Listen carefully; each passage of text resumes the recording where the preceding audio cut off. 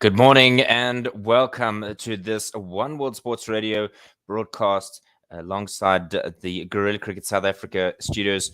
My name is David Mitchell. Alongside me for this first session is Kat Jones. This is South Africa women taking on New Zealand women at the ICC Cricket World Cup. South Africa 3 from 3. New Zealand have struggled against non-Asian opposition rather, and a must-win game for the home side.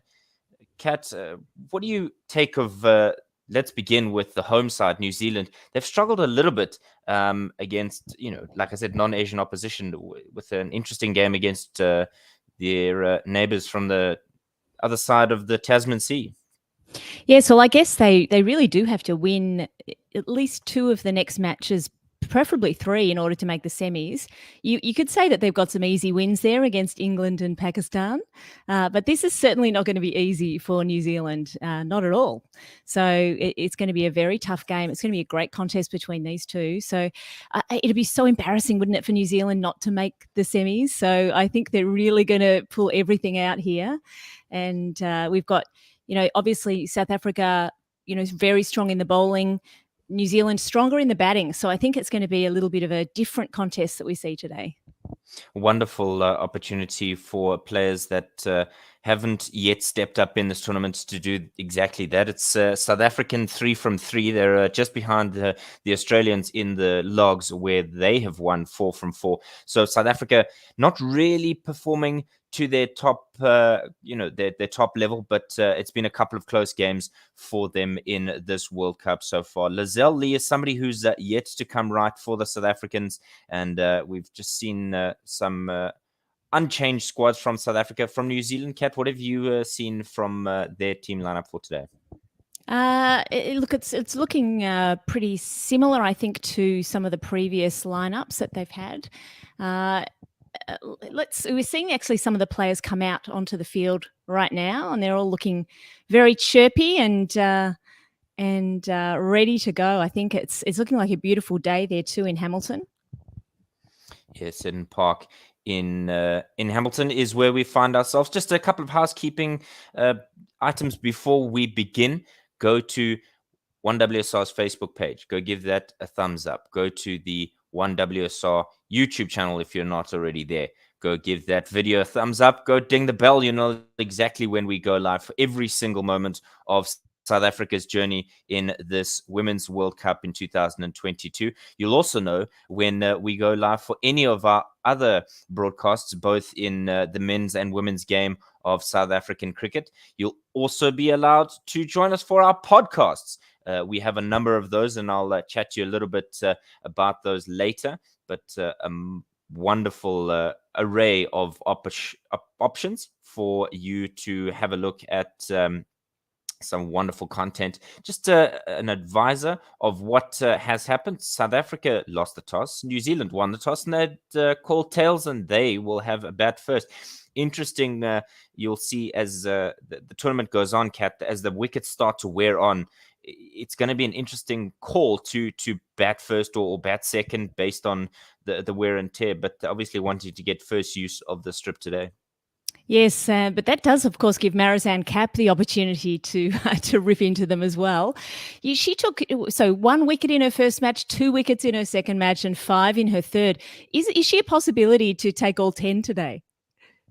Yeah, certainly. It's a warpath that Marizanne Kapp is on. She's got Shabnam Ismail, who was slightly cautious in her going off in the previous game. She was fielding down on the boundary and may have twinged something, but she's back into it once again. Susie Bates, an experienced campaigner. She's at the top of the order for New Zealand once again. She's averaging 34 and her best of 79 not out, and how well New Zealand would want that. At the other end, it's her skipper, Sophie Devine.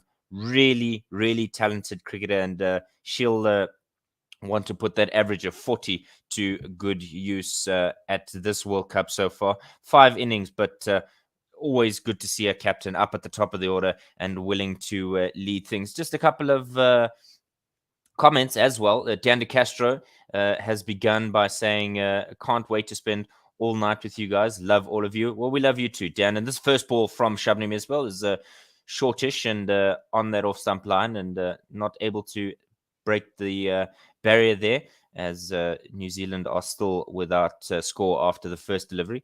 And Ravi Nair says, go Mom Pros. That just sounds wrong, doesn't it? I agree. I mean, Momentum Proteas rolls off the tongue far better. It's a marvelous day at Seddon Park in Hamilton. They've been blessed with good weather, have the New Zealanders during this really tournament. great. Ismail in again, 2 slips in place, and this one's onto the pads of Bates, who just works this to mid-on, and they take through a quick single. So first runs on the board in this encounter. How important is it to get off to a good start with the bat when you've won the toss in your own conditions? Double, triple, quadruple pressure. Yeah, absolutely. But as we've seen, there's been some really good form from these two openers as well. I'm just going through the previous matches. We had Susie Bates versus Australia, made 16. She only made 5 versus India, but against Bangladesh, 79 not out. So certainly some good form there from Susie Bates. And against the West Indies, made 3. Yeah, it's been a mixed fortune, but good to see that they're able to come back from that. That one is just left alone outside the off stump. Shabnam Ismail is by far the quickest bowler in this tournament, and her partner at the other end, Marzan Cup, bowling the quickest ball of the tournament so far as well. Ahmad Shah Paktin is one of our umpires, and his partner at the other end is, well, we just let the graphic come up. Just a wry smile from her. She's excited to be here. And it's Sue Redfern, who is his partner at square leg. Shabnam Ismail, and again, and this is driven square of the wicket, but just cut off there. Divine's not able to break the goose egg just yet. But Shabnam Ismail and Marzan Cup, very few seam bowling partnerships in women's cricket as effective. Yeah, they're unbelievably fast. So, and we've seen a lot of them in the Women's Big Bash in Australia, and it's been wonderful to watch some of these South African women join into the WBBL. Absolutely. Ismail, and again, this is fuller delivery and on that off-stump line, and Susie Bates just, rather Sophie Devine, just on the front foot there to defend that one. The problem with Marizan Cup is if she gets her tail up, she is terrifying to actually watch. She can get up there with the best of them in terms of her war face. So certainly if she gets off to a good start as she did in the previous game, New Zealand could be under some serious pressure. Last ball of the first, and this is defended off the back foot by Sophie Devine. Right, 1 gone, 1 on the scorecard, and this game is underway. I think what you were saying about Marizan Cup being too difficult to watch, if you're a commentator, does that mean you'll be closing your eyes and I'm going to have to pay particular attention when she's bowling? That's what it sounds like to me. She's vicious. Vicious is the word. Vitriolic is possibly another, but she's really good to see. Some landmarks today.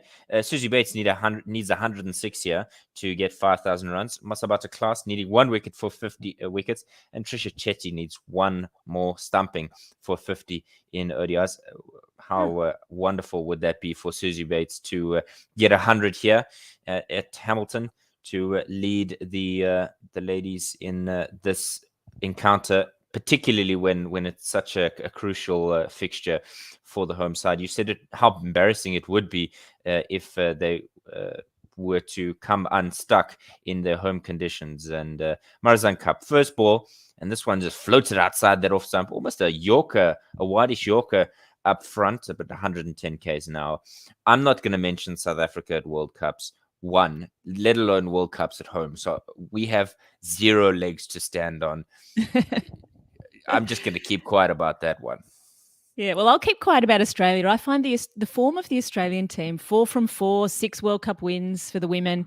It's all just a bit tedious and boring, isn't it? Cup in again to Bates, and she just defends us off the back foot, trying to maybe punch it out to that cover region. I'm not gonna. No. Why do you have to throw salt and wounds? You were so sympathetic to us when I said it was 3 a.m. here, but now you're just gonna kick a man while he's down, perpetually down. No, I see how it is. No, it's fine. I get it. Dan De Castro saying he loves that we brought Kat in for this encounter. This one's foolish and driven, and that's going to beat the field. There's going to be a lot of work here to cut that off, but bit of wheel spin there for Mignon de Pree on the advertising, but she cuts that off, and they'll get 2 for it.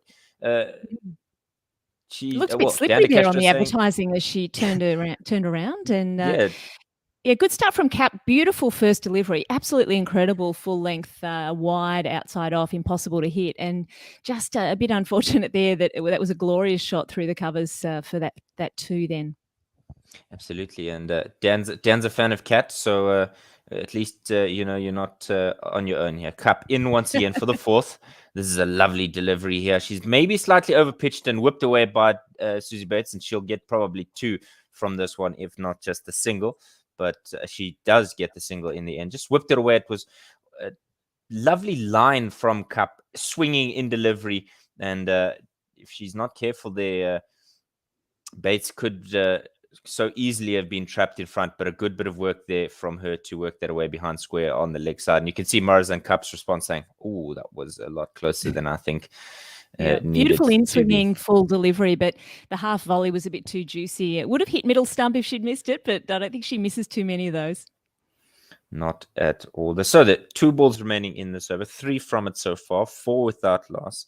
And Cup's just changed her field. She's brought what I presume is Mignon de Pree close in, if not Sine Lewis. I'm just trying to see who that may be. But this is a better delivery from her in terms of line. The length was all everything that was required from her. But she does give her everything, does Marizanne Cup. You never have to doubt whether or not she's going to give you all the energy and all the gees, as we would say in South Africa, in terms of how she goes out there. She's a competitor that just leaves everything out on the park.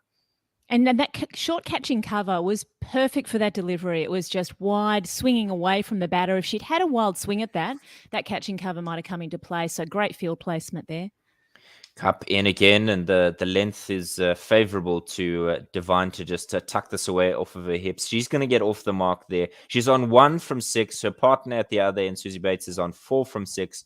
New Zealand after 2 are 5 without loss, and an easy start for both sides. Just bringing up the figures of Ismail in her bowling in the most recent matches versus England, none for 23, versus Pakistan, 3 for 41, and Bangladesh, it was 1 for 33. So she's had some luck there, and she's due for another few wickets, I think, in this match. Are you secretly just hoping that New Zealand capitulate fairly early here? Is that just like a just because you have your favorites here? This one is on off stump and just punched out into the covers, but Sophie will not get a run for it. Well, it's interesting who's actually listening to this, because I'm pretty impartial. I love both of these sides. I think the way that competition is panning out has been really great, because sometimes you do just get a couple or even 4 teams at the top who are dominating. But in this comp, we've still got those 2 or 3 more spots wide open. Similar delivery, just driven square of the wicket on the offside this time, but still no run. So Divine continues to search for that next run.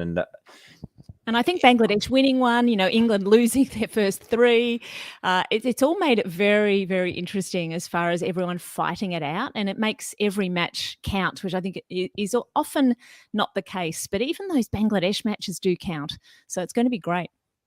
Certainly. Ismail in again for the 3rd delivery. And this one slashed away down to that fine 3rd man region. Masabata class doing the fielding, and Divine's able to get a run there. So just a 1 from the over so far. Yeah, I agree. It's one where you think there are favorites and there are underdogs, but certainly not the case in this World Cup. And that's what makes for entertaining cricket, because there's nothing worse than watching a side just completely bully every other side in the competition, and the result is a foregone conclusion. Yeah, so I secretly would really love Australia to lose one here, somewhere in the mix. Oh, that's dangerous. Them's fighting words. This one is driven, and she's got her, beaten her all ends up. Susie Bates is gone.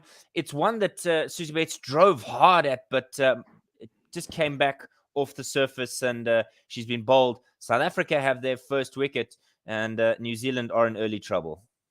Wonderful delivery. It's hit middle and off. It's absolutely beautiful. Ripped through her, actually beat her for pace, as well as bamboozling her perhaps with some of the line that she's been bowling, and just absolutely glorious. What an early breakthrough. Yeah, you spoke about Shabnam Ismail coming right here, but yeah, I don't think the New Zealanders would have wanted that. Susie Bates, she's gone for 4 from 7, and New Zealand, as I said, 6 for 1. So Sophie Devine really now having to drive the ship. But Amelia Kerr, she's been a revelation since she came into international cricket, and her batting has just gotten that much better. Yeah, she's really fabulous. And we have her coming in at 3 a little bit earlier than she would have expected.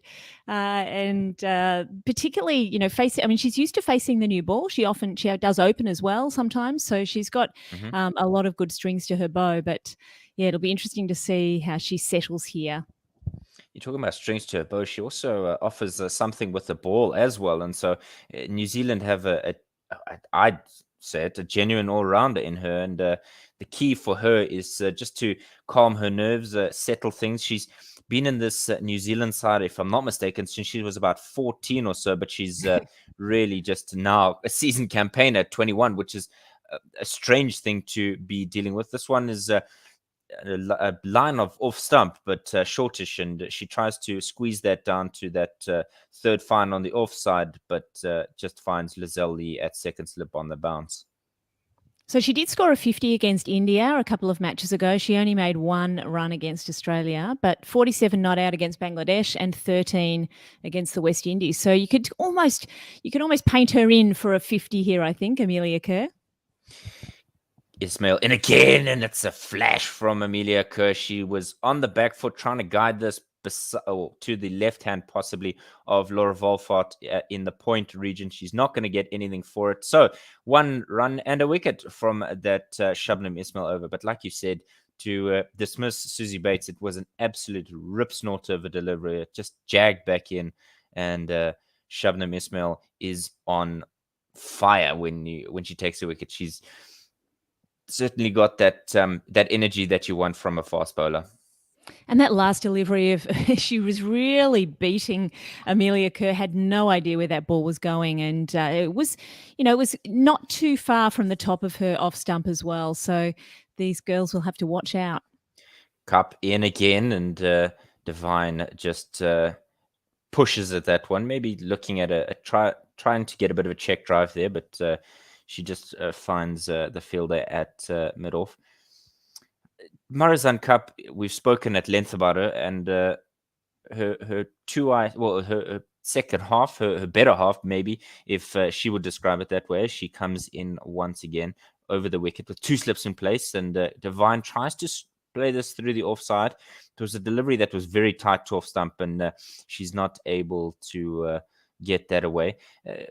Her better half, possibly, Danae van Niekerk, not in this tournament, but South Africa seemingly not really noticing a difference.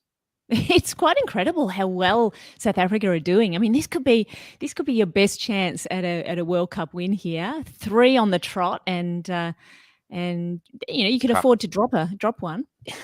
Cup in again, and this one just nips back in off the surface and taken by Chetty behind the stumps. Yeah, it's a strange thing, but if it works, it works. Now, Danae van Niekerk at home might be thinking, "Oh, I'm in trouble here." No, she'll make her way back into the side, surely.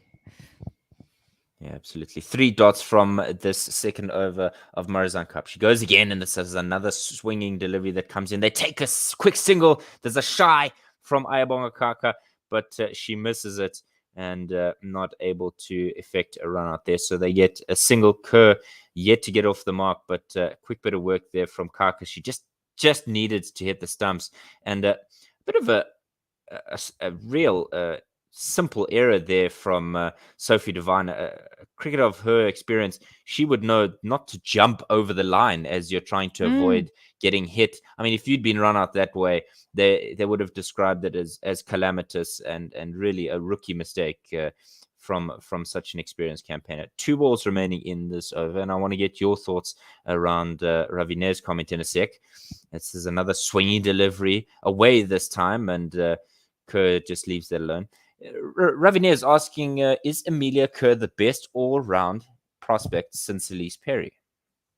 Oh, that's a very interesting comment. I mean, when you look at her figures too, she's bowling when she bats well, she bowls well actually. So that match against India, 3 for 56. Look, it is possible. She's young, she'll improve further. Cap in to Kerr, who just defends this on the front foot. Just one from the over. And New Zealand now, after 4, 7 for 1. And New Zealand really getting prevented from scoring here by these wonderful South African fast bowlers. They're impossible to score from. I think they're doing well to get the singles from time to time. They've only managed to get 2. They haven't managed to penetrate the ring field. So very good bowling straight up. Do you think that it's just a matter of these 2 New Zealand batters just saying, let's see out these 2 South African bowlers? We've spoken at length about how well they've bowled, but is it a matter of just, okay, we'll see them out and we'll wait for the alternatives as Ismail comes in again? It's slightly overpitched this time, and Devine is certain that she wants to set off for a quick one as she pushes this out to Chloe Tran and gets a single for it, and a thumbs up to her partner Amelia Kerr for being awake. And Amelia Kerr is so fast between the wickets. These two run extremely well together. So they are trying to take the quick singles, but they're certainly being very cautious and careful of anything that's swinging in and bowled on the stumps, which both of these bowlers are very good at.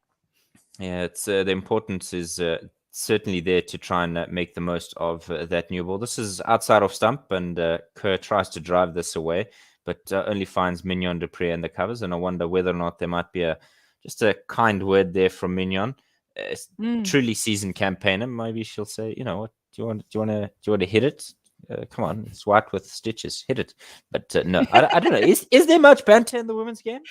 The women are pretty cool, but there is a fair bit of banter from someone like Alyssa Healy. I'm not sure how much the South African bowlers talk out there. Ismail through to Kerr, just leaves this one alone outside that off stump. Comfortable, just shouldering arms. Yeah, Ismail does seem to talk to the batters from time to time now that you mention it. I'm just wondering about Sophie Devine running those last 2 quick singles. I mean, she's fast. She's not as fast as Amelia Kerr, and she's not sliding her bat. So I just want to just park that for a minute. I would like to see her a little bit more intention there when she's reaching the crease. Particularly when you're the skipper in the side. This one is forcing Amelia Kerr to check her for defense there on that front foot. It's just a ball that nips in slightly off the wicket, and Kerr nods and says, yes, that's exactly what's happened. And so, yeah, I mean, it's a basic error to not slide your bat. It's something that every cricketer is told almost immediately once you decide to bat. Slide your bat, slide your bat, slide your bat. And hopefully she's not caught unawares in the sharp fielding from the South Africans. Ismail in again, and this one is very similar, very consistent and disciplined from the South Africans in their lines this morning. They haven't been all that wayward, 1 or 2 deliveries, but just one from the service so far. And Ismail's got 1 ball remaining in her third. Yeah, sometimes when a batter as experienced as Devine isn't sliding the bat, and we've only seen two examples of this, so I can't really. It sometimes means they've got a little bit of a niggle, actually, in their arm or somewhere. Certainly. Ismail in again, and Devine is going to take strike for the next over. Kerr just defending that one, and it's 5 gone, 8 for 1 after an interesting start here. It's been a measured start, like you said. It's been a cautious start from the New Zealand batters, but you might suggest that once over 9-10 is underway, then we might see a shift in how this game plays in terms of the scoring rates. That's true. Getting the shine off this new ball is quite important. We've got, it's actually Amelia Kerr who's got a support sleeve on her right arm, but I did notice that Devine took her gloves off at the non-striker's end. This first one from Cup means that Devine again runs over the line and doesn't slide her bat, and Kat shakes her head in disappointment because of 3 from 3. the New Zealand captain just casually cantering over the line. And Oh boy, you've called it, and if it does happen, we'll say I told you so. If we've I'll let spotted you have the it, told how you much so. do you want to bet the South African women have also spotted it? Oh, certainly, certainly. Again comes Cup and defended on the front foot by Kerr. She's now faced 10 deliveries without scoring. You best know that it's playing in her mind that she needs to get off of the miserable score of 0. She doesn't want to come out and have spent some time here and have nothing to show for it. 2 pitched up deliveries, and the first one was just punched up the wicket for a quick single. And the third one now is a similar type delivery, just defended on the front foot. So, interesting start to the over.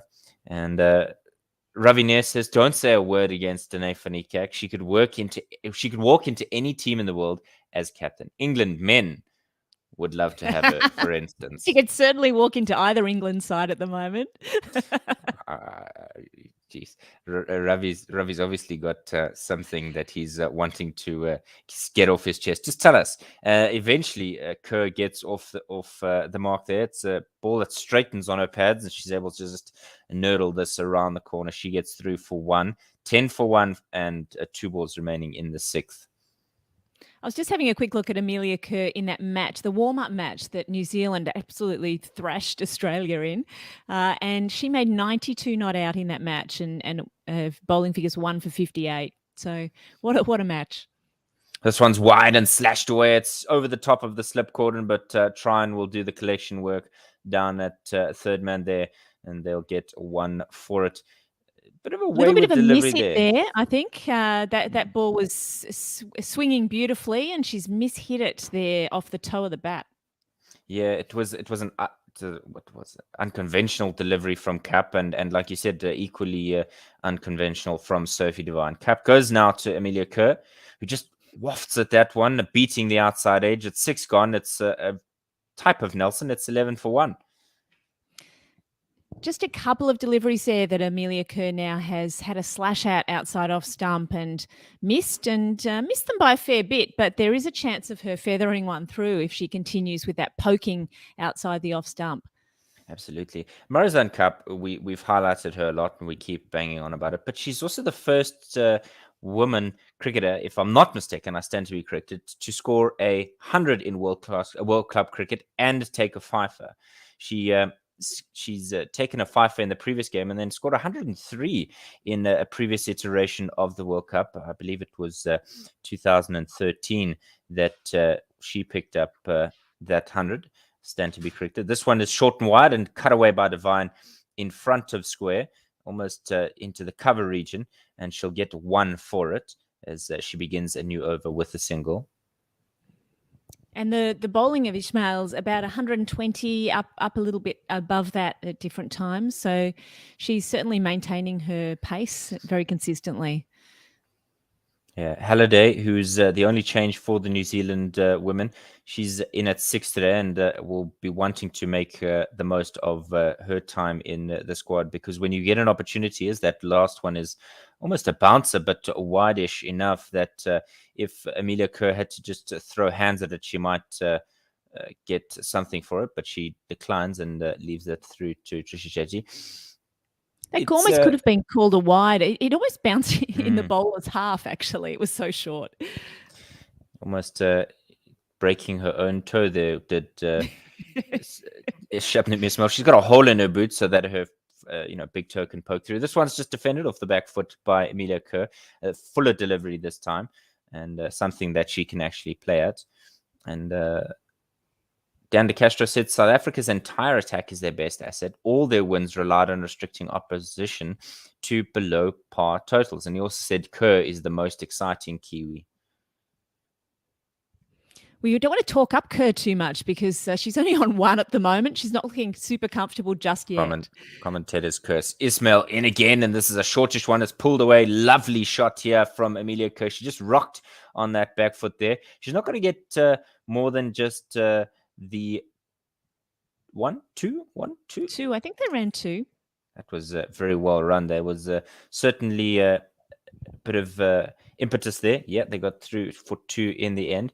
So a good bit of running from these two. You said Amelia Kerr is lightning quick between the wickets, and she's executing it there. And 2 grounding balls. her bat beautifully, I've noticed. It's the coach in you saying, come on.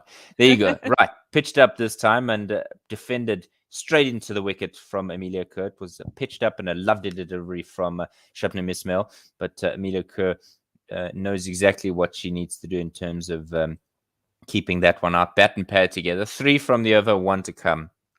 Ravine again. He's a busy man. And I'll give him the comment after your thought.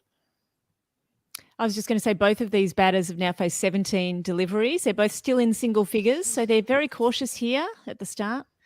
Almost a test-like innings. This is, again, a delivery on off stump. Kerr tries to drive the square of the wicket. She's not going to beat Laura Volfart at that point fielding position. It's 7 gone, 14 for 1. Ravi's saying Sarah Taylor makes you want to watch the game just for a wicketkeeper. Danae Fanikak makes you want to watch the game for her captaincy. She's mesmerizing and scary. I can't fault that comment. Perfect comments there. And we are getting a lot of comments from people who are living in the time zone where they wouldn't be asleep. So I imagine that we've got some Australians listening in, some New Zealanders possibly. So welcome to all of you, and join us on Twitter. We shall read out your comments. Absolutely. At Guerilla SA, Guerilla SA. We'd love to hear your thoughts. And Divine will face up to Marizan Cup, who just drops a bat on that one. Divine, she was a little bit late on that shot. She could so nearly have followed Susie Bates into the shed if she wasn't careful there. But she's able to keep that one out. And just no run there. Amelia Kerr, 467 runs in one-day internationals in 2022. Granted, it is St. Patrick's Day, so we're still early in this year, but she's really gotten off to a good start. This is full and wide and slashed away by Sophie Devine. She's not going to miss out on an opportunity like that. It's raced away to the boundary. What a shot. Yeah, absolutely beautiful cut shot all the way for 4. Yeah, just getting on that front foot, lacing it past a despairing dive from Laura Volfart. And good to see a boundary early on here for the New Zealanders. Like you've said, it's been a cautious and measured start from them. And good to shift possibly the momentum of this game. Cup in again, and it's an in-swinging delivery. And Divine is just going to defend that one. Just looking at the wicket, she's maybe having a word with herself there. Don't throw this away. You've gotten a good opportunity. And finally, there's double figures from that last delivery as Divine goes to 11 from 20. And she's got 3 more in this over to face from Cup. Right, she goes again. Cup right on over the wicket and just pushed out on the bounce to Lizelle Lee in the gully, dispensing with that slipper. There was 2 very wide slips for this South African lineup, but they dispensed with one of them. Snay Loose maintaining her position at almost a 3rd slip region with Lee going to gully. Now Cup, she goes again and right arm over the wicket and into the pads of Sophie Devine. Just tucks this onto the onside. Not able to beat Ayabonga Kaka.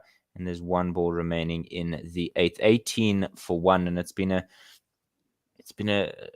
enterprising start to the game. Not because of the pace at which it was, the scoring rate was occurring, but certainly the ebb and flow, because the moment you think the South Africans are on top, there's just a small break of the shackles and a bouncer from Marizan Cup to conclude the over. And it's not to conclude the over because the umpire signals it's wide. Yes, just confirming. I think the previous one should have been signalled wide, so I'm glad they've signalled this one. Yeah. Anyway, that will be Divine remaining on strike for this last ball, and I think she should want to keep the strike. She's got a century in her sights today, Divine. Absolutely. Cup to finish the 4th, hopefully. Oh, that's a lovely bouncer there as Divine just sways out the way. And that goes through to Trisha Chetty, who applauds loudly. 8 gone, 19 for 1. Kerr on 3 from 18. Divine on 11 from 23. And that delivery looked like a rip snorter. She didn't look too comfortable, the Yes. Divine. Cap has such a beautiful bouncer. I reckon it's the best bouncer in the women's game by far. She's just got such an ability to surprise the batter. Divine was not expecting that next ball to be short, and I think that was a fantastic choice too from Cap. Just wonderful, wonderful variation in the way she's bowling, and I think it looks like we're going to have a change up in the bowling. Yeah, Ayabonga Kaka replacing Shabnam Ismail, and somebody in the crowd said, "Has it occurred to some that these batters are great?" I don't know. I couldn't quite see. There was a terrible bit of wordplay, and we're giving that. We're rejecting that wordplay right here and now. Oh dear, not happy with the puns is Cat Jones. Then I'll just ignore any pun. The source of all my humor puns will remain silent. Ayabonga Kaka, first ball up, and it's just been driven into the covers, and no run there for Amelia Kerr. So no, I do love puns. I think that was a poor one. So I'm happy to accept your puns. I promise I won't evaluate them. Okay, so you won't be too critical of puns. Okay, I got it. Definitely I got it. Not. I just got to step up my game. I understand. Sometimes you just have to be world class. This is not Masabata class. This is driven out into the covers and wonderfully cut off again by Sine Loose this time.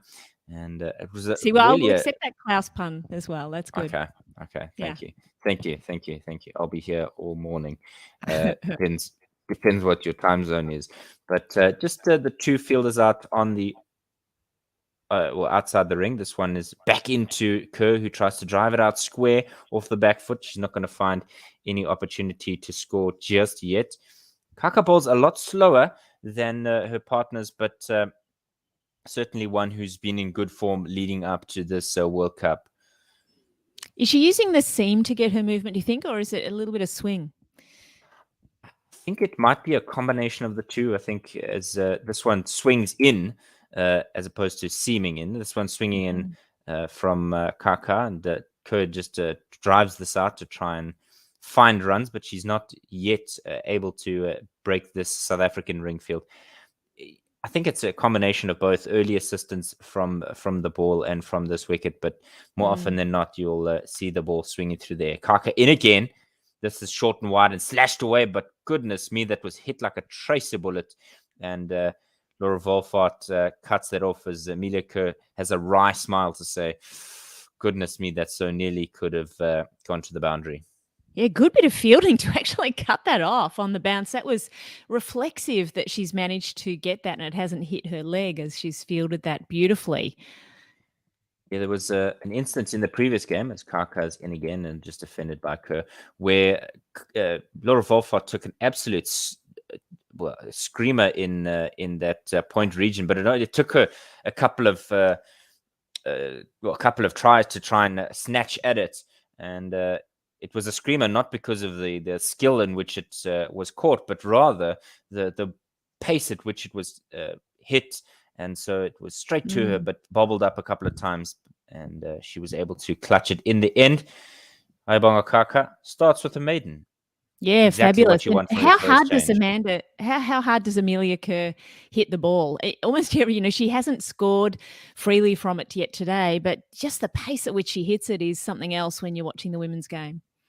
Yeah, it can all too often be an asset for you and also your undoing, because sometimes if you throw your hands a little bit too hard, it can really just go straight to the fielder that you're looking for. Speaking of world class, it's Masabata class. She's in again. It's foolish and wide and slashed away. So I've completely cursed her as this one races away to the cover boundary. It's a lovely shot from Divine, just freeing her arms there. Yes, I think Divine's looking in very dangerous form at the moment. We saw her get 161 not out against Australia in the warm-up match and also 108, so another century versus the West Indies. And then she's had some lower scores, 14, 35, 6. She's got her eye on something big. She likes to go big and go big often. So this could be dangerous if she gets into a good touch here. Yeah, certainly. If she gets away, it could be serious problems for South Africa. Again, it's foolish and wide, and she tries to drive this, but only finds Chloe Tran at that mid-off position. And for this bowler class, we've got a wide slip. Is it a second slip in place here for her? So that's an interesting position too. Means she's going to be bowling a little wider outside off, I think. And we've seen that evident in those first deliveries. So maybe she won't be too upset with that first one going to the boundary from a drive by Sophie Devine. She's in again, and this was exactly what the doctor would have ordered for South Africa. It's an outside edge and going down to that third man region, but crucially, it's that outside edge, and you've called it. But Masabata Class just wincing a little bit as she rolls her shoulder there, maybe feeling a little bit of a niggle. You've called a niggle, but maybe it was on Class rather than Sophie Devine.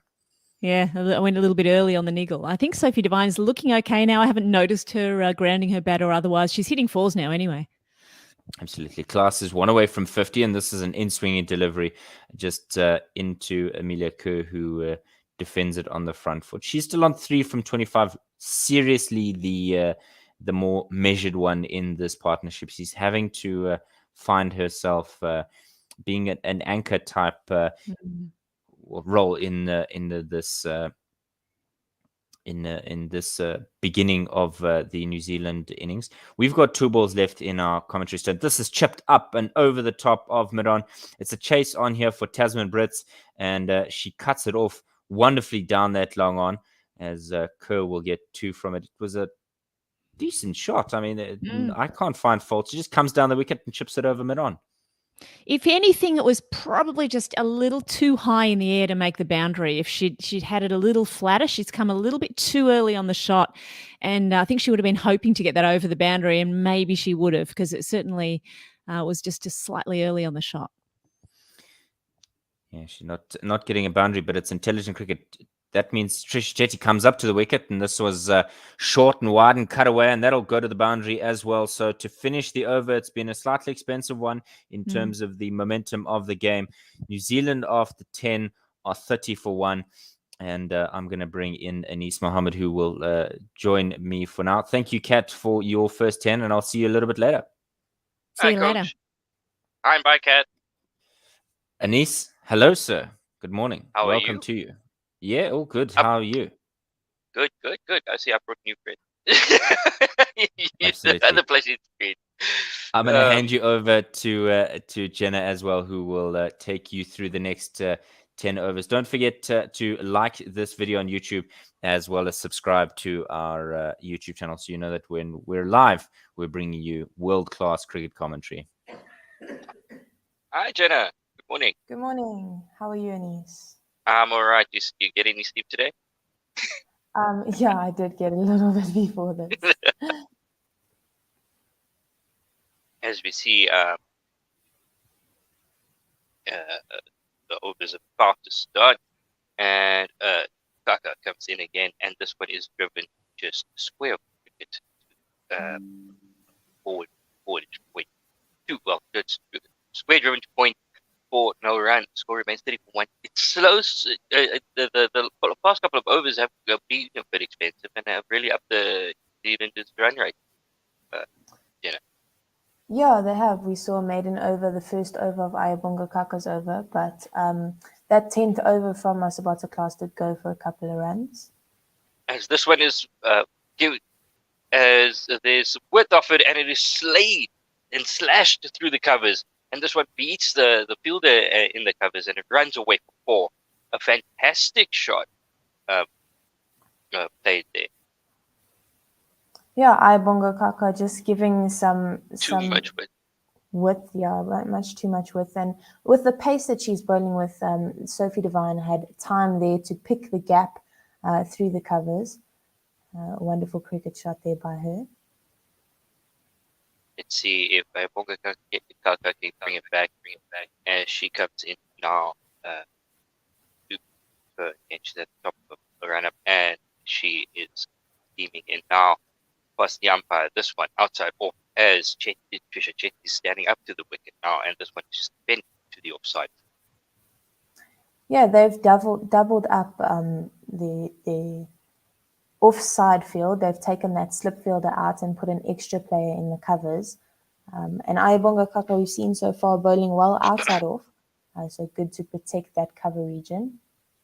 as she gives some width again, and Divine tries to play a cut, but it's a bit too close, so Bonnie just beats it and straight through Chetty for no run.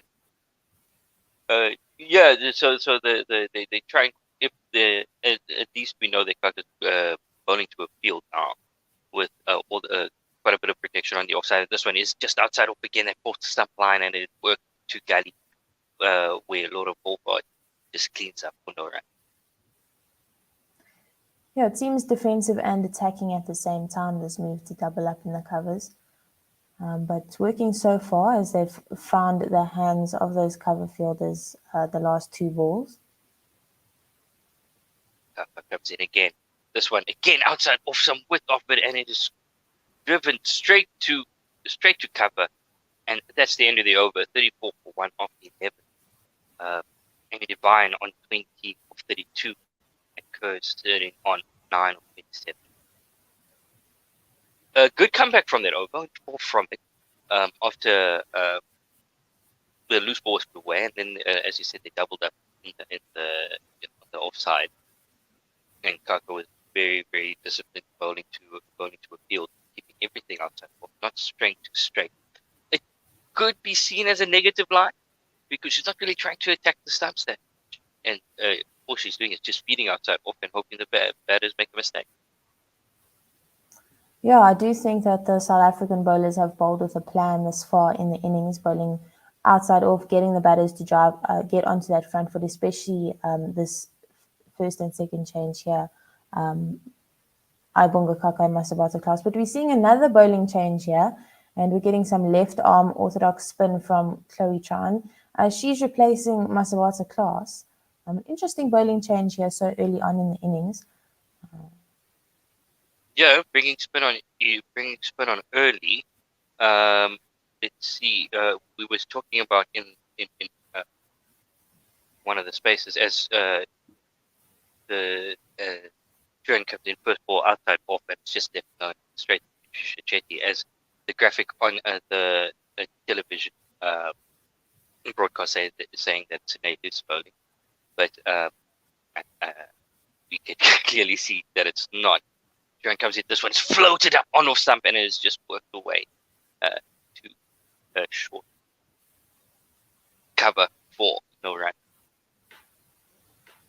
Yeah, the South African bowlers, definitely bowling with a plan here, making sure that they're bowling outside off, dragging those batters onto that front foot. And we saw that work, making sure that Morazan Cup got the first wicket there of the game. As Turan drops this one a little bit shorter and offers some width, and it's not put away. It's hit straight to the field there in the cover. As another one is dropped short, and this one does beat the field, and it is stroked past extra cover for 4. A beautiful shot off the back foot. Turan just dropping a little bit too short there, and the batter was able to just rock onto a back foot and just smack that through cover. Yeah, Amelia Kerr, we know she is so patient, and she's going to be waiting for the South African bowlers to make that simple mistake. She's going to pounce on that and make sure she gets as many as she can of the bad balls by the South African bowlers. And this one translates to straighten his work to the vacant leg side where there is a bunch of open real estate, and they just take a single down to the back square. The score moves on to 39 for 1 off 11.5 with 1 ball coming this over. Yeah, we'll see Sophie Devine taking her first ball of spin here, the last ball of the over. It'll be interesting to see how she goes about playing against the left arm spinner here.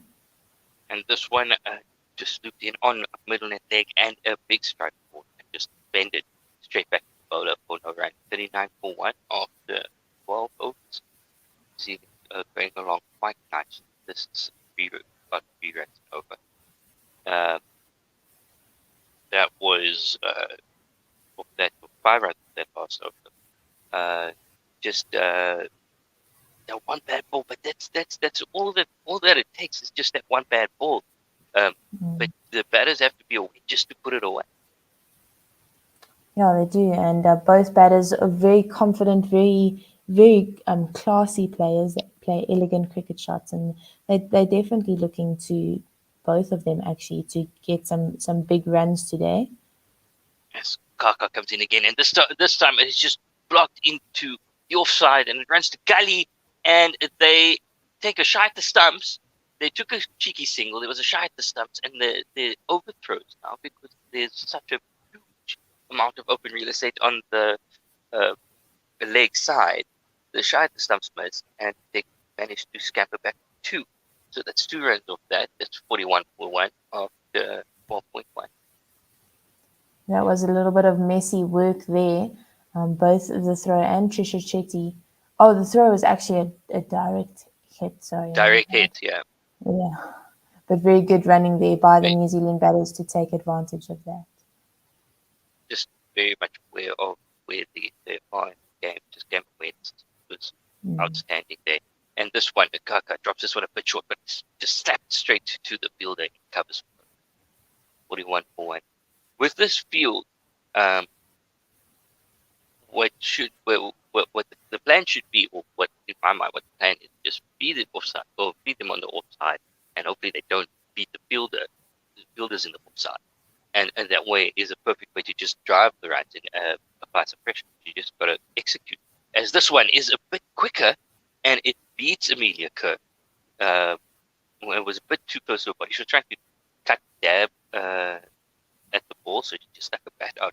So it was a nothing shot, but it beat everything and just straight to Trisha. Yeah, I think with the field that is placed at the moment, I think the single option is to guide down to third man. But on that occasion, I think the ball just too full there. Amelia Kerr not picking the length as well as she should be. And this one is on off stump, that attempting to play the guide, as you said, but this one just trickles a bit to square, and Trisha Chetty runs around to clean up. There was a bit of an edge, and it came off Trisha Chetty's gloves actually, and it trickles off of the square for no run as Kaka comes in for the fifth ball of the over. As this one's a bit straight in and worked on the leg side, but straight to the mid wicket for no run. Oh, excellent bowling here from Ayabonga Kaka. She's swinging the ball in. She's making sure that guide to third man is a very risky, high risk shot. Obviously with the inside edge coming into play. Oh, and this one does get the outside edge. Kaka bowling that fifth stump line, and it gets a healthy outside edge, which beats Chetty, and it runs down to it runs very straight behind the keeper, who would have been a long stop for 4. So a good over scored by the last ball, 6 off it, and the score is now 45 for 1 after 30. Yeah, a good over there by Ayabonga Kaka, but a bit unlucky there on the last ball. Definitely asking the correct questions here of the New Zealand pair. Making the New Zealanders play almost everything, making sure that they have to concentrate for every delivery. I think just the ladies just need to cut down on the freebies, as this one from Trion is dropped short again and is cut through the covers again. This one in front of point, and it is slapped, beats the fielders in the covers, and it races away to the boundary for 4. This is not the start that ladies would want for this over. No, not at all. And just showing her excellent form here is Sophie Devine. A very classy cricket shot there, jumping back onto the back foot, taking full advantage there of the missed length by Chloe Tryon. Comes in for her second ball, and this one is looped up a bit more, and she swept well, but straight to the field. Well, Shabim Ishmael comes around and cleans up, and they come back with 2. So the score moves on to 51 for 1 after 13. Good work there by Shibnam Ishmael on the boundary, covering quite a lot of ground.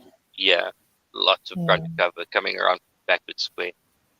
Deep backward square as Joan comes in. This one also a bit straighter, and Divine tries to work this on the leg side, but it's a different thing. It was going down leg, so no appeal. but it just bobbles off into the offside for no run. They've now dropped a sweeper back on the offside, and this one is a slap straight to that fielder on the boundary that was sweeping on the deep cover boundary, and they only get one. The score 250 for one. Yeah, a good option there to drop that cover fielder, as we've seen the New Zealand batters just pierce that offside field a couple of times now. So a good decision to drop that fielder down to the boundary. This one is a bit short of a length as well, and Kerr rocks onto a back foot and slaps this to that sweeper on the offside, on the deep cover boundary, and they take another single 53 for one as Bjorn comes in for the final ball of the over. And this one is on off stump, not much turn, and it is just punched away 2 points for no run. 53 for one off 14. Kerr on 21, Divine on 27, and the partnership is now 47, and that was 8 runs off that over from Trion. I wonder if the wheels are turning now for St. Davis, whether she's going to make the bowling change or not, or give Trion another go, another over. Yeah, the New Zealand batters looking really comfortable against the ball, turning away from them. I think this would be a time when South Africa would be saying, are we missing somebody who's bringing the ball back into the right-hander?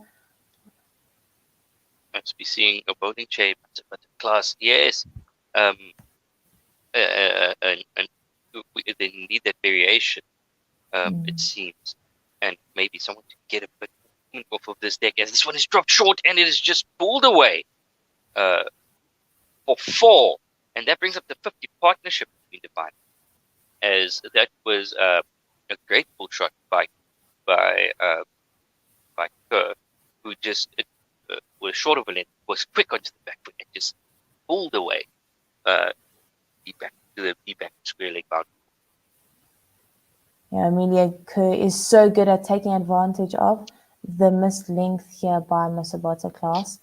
It was straight, and she did very well to make sure that she beat the fielder there. Yeah, not a good start here from Masabata class, a bit of a nothing delivery. She's going to be looking to push a lot more forward and further outside off. As this one is on that off stump, and it is worked straight to point for no run. Also, importantly for New Zealand, that's 4 of the first ball of the over. They can now, the pressure is now on the bowling team to bring everything back, as we see partnership is now 51. Both batters contributed to 25, and I think there was one extra, which was a wide, as Klaas comes in for the third ball of the over. Past the upper down. This one is full on the middle and off, and it is driven but stopped by short cover for Moran. Yeah, just speaking about that first ball off the boundary, we call that the first and last ball policy. You make sure that you're attacking the first ball of the over, just putting the bowler under pressure for the rest of the over. And then that last ball saying, okay, are you going to come back for another one? As Klaas comes in for the fourth ball of the over, and this one beats Kerr on the off stump, and it's straight through the check. As we saw in the game versus England, the last ball of the over, that have for the duration of the over, they have bit on and bit off up, and then for the last ball, they drop bit on back long on, because what were we saying? It's better to give away a single than to give away 4. As Klaas comes in for the fourth ball of the over, and this one she strains it to the pads, and it's worked neatly into the leg side, where it is cleaned up by Sinadus for 1 run. The score was 9-1 on 14.5. We were just speaking about having a bowler bringing it back into the right-hander, and so far Klaas has managed to seam the ball in, which has been a good sign. She's just missing her line a little bit, especially there on that last ball, just getting too straight there. As Klaas comes in, final ball of the over to Kerr, as this was strays down the leg side, and it's going to probably be called a wide. Trisha Chetty does the old wicketkeeper trope of taking it down the leg side and flicking off the bail. But it stays wide. You're right, just not getting a line right. If she's bringing it back in, she's going to want to start outside off. She doesn't want to stray too much onto the middle and leg because of the field that is set, the offside field. So Matsabata class coming in. Final ball of the second over.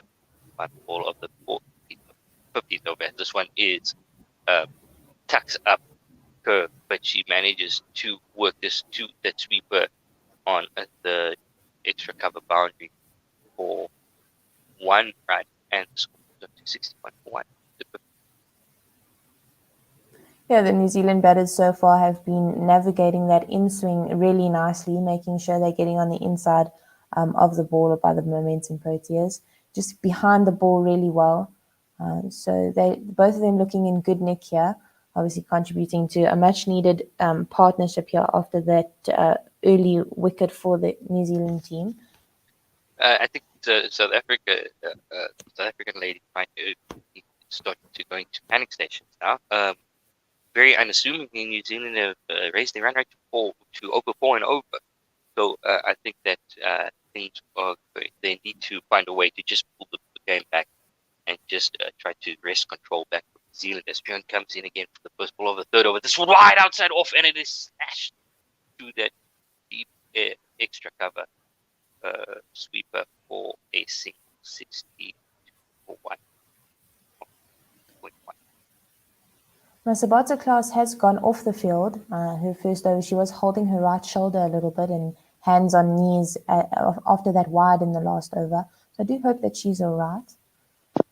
That is going to be a worry for the Proteas as Jane comes in, and this one outside off, it just beats everything and straight to Trisha Chetty for no run, and comes in for the third ball of the over. This one is scooped up onto off stump, played straight back to Trion for no run.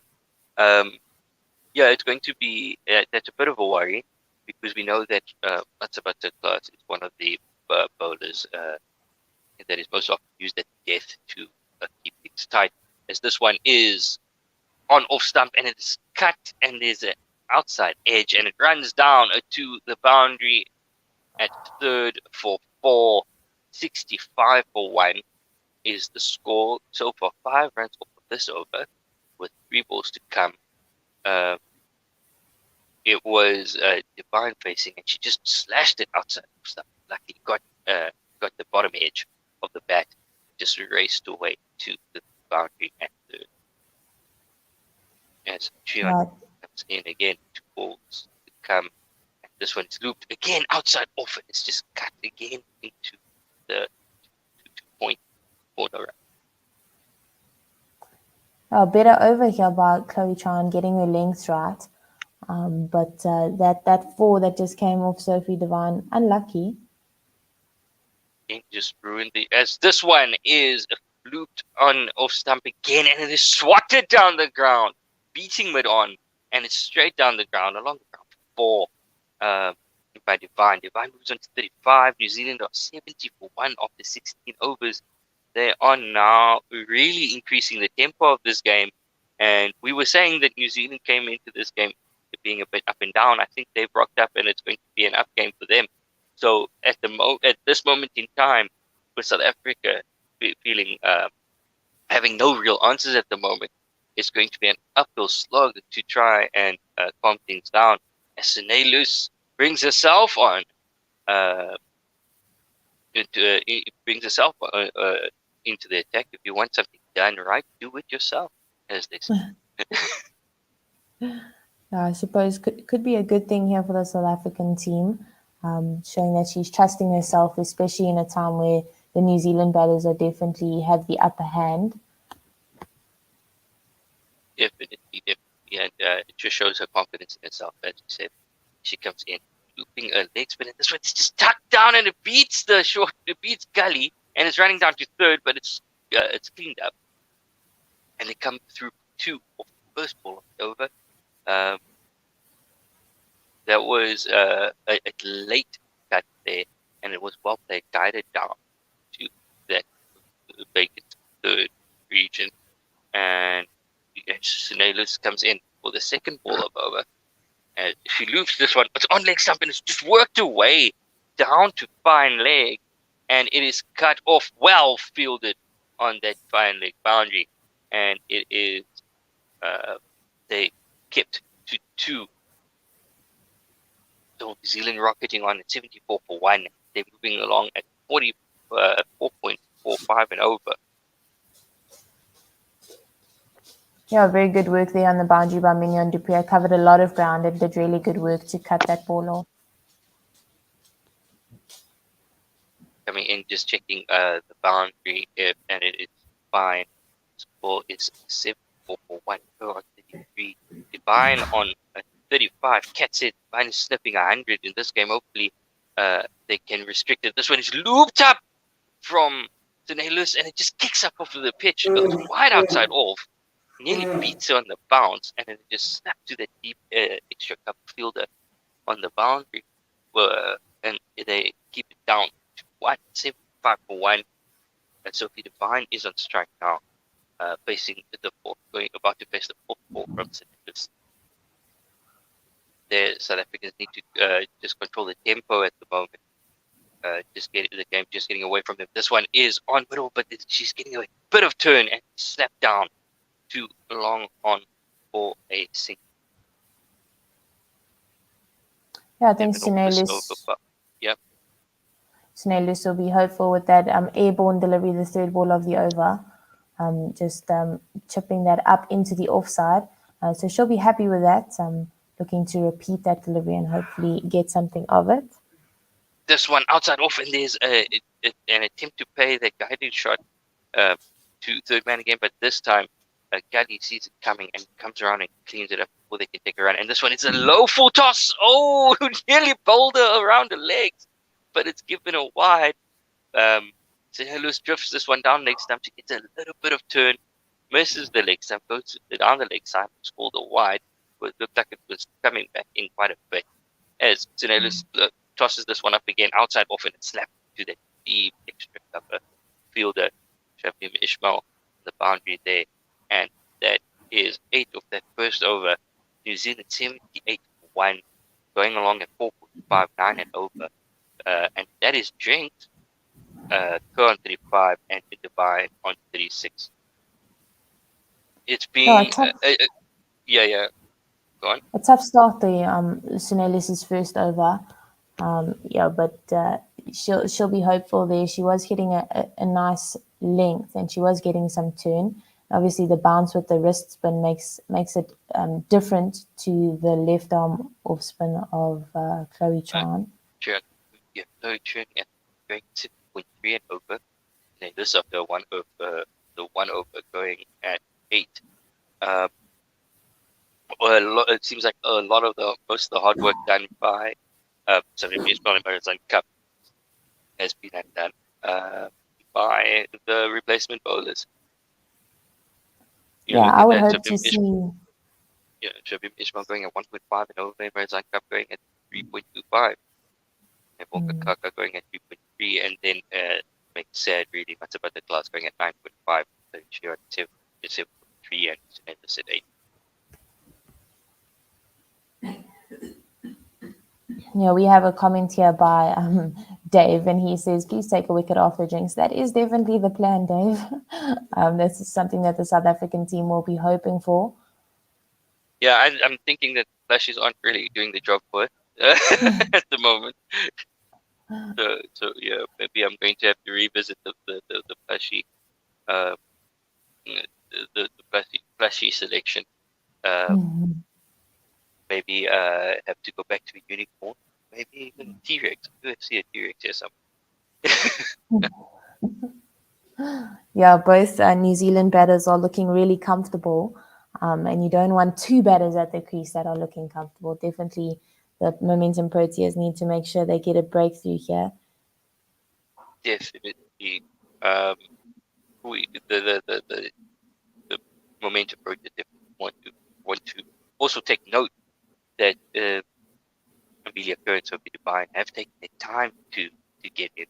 Really understand the way the wicket is playing. If you look at the first 5 overs, they were going 2 and over, and then they accelerated after 10, they were going at 3, and now after 15, they're going at 4.5. Yeah, no, they've batted really well. They've taken their time, assessed the conditions really nicely, and then taken full advantage from there. Something, yeah, as you said, that the South African batters can look at and take notes on. We've seen that so far when the first wicket falls early on in the Momentum Proteas innings, that they kind of get a little bit flustered. Laura Wolfart starts to try and do some interesting things. She has managed to stick around so far, but definitely the last match against England was not too convincing, obviously being dropped 3 times, you could call it. Werner on Twitter says the Momentum Proteas have made this way too easy for a bunch of poor deliveries after having their 91 of the 9 overs. Since then, they have made 59 and 7 and over 8 and over. They need to gather themselves during the strings break. They have Werner.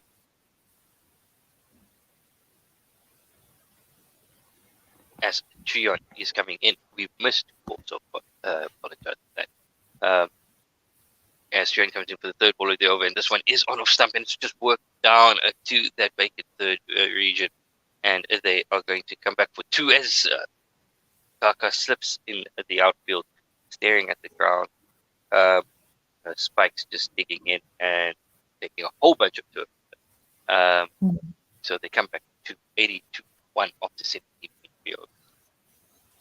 Yeah, 4 from the over. So far, yeah. Definitely calling for a bowling change here. Bring one of your strike bowlers back and see if we can make something of it here. Yes, Trion. Right. Again. Bowling to Kerr, who's on 38-53.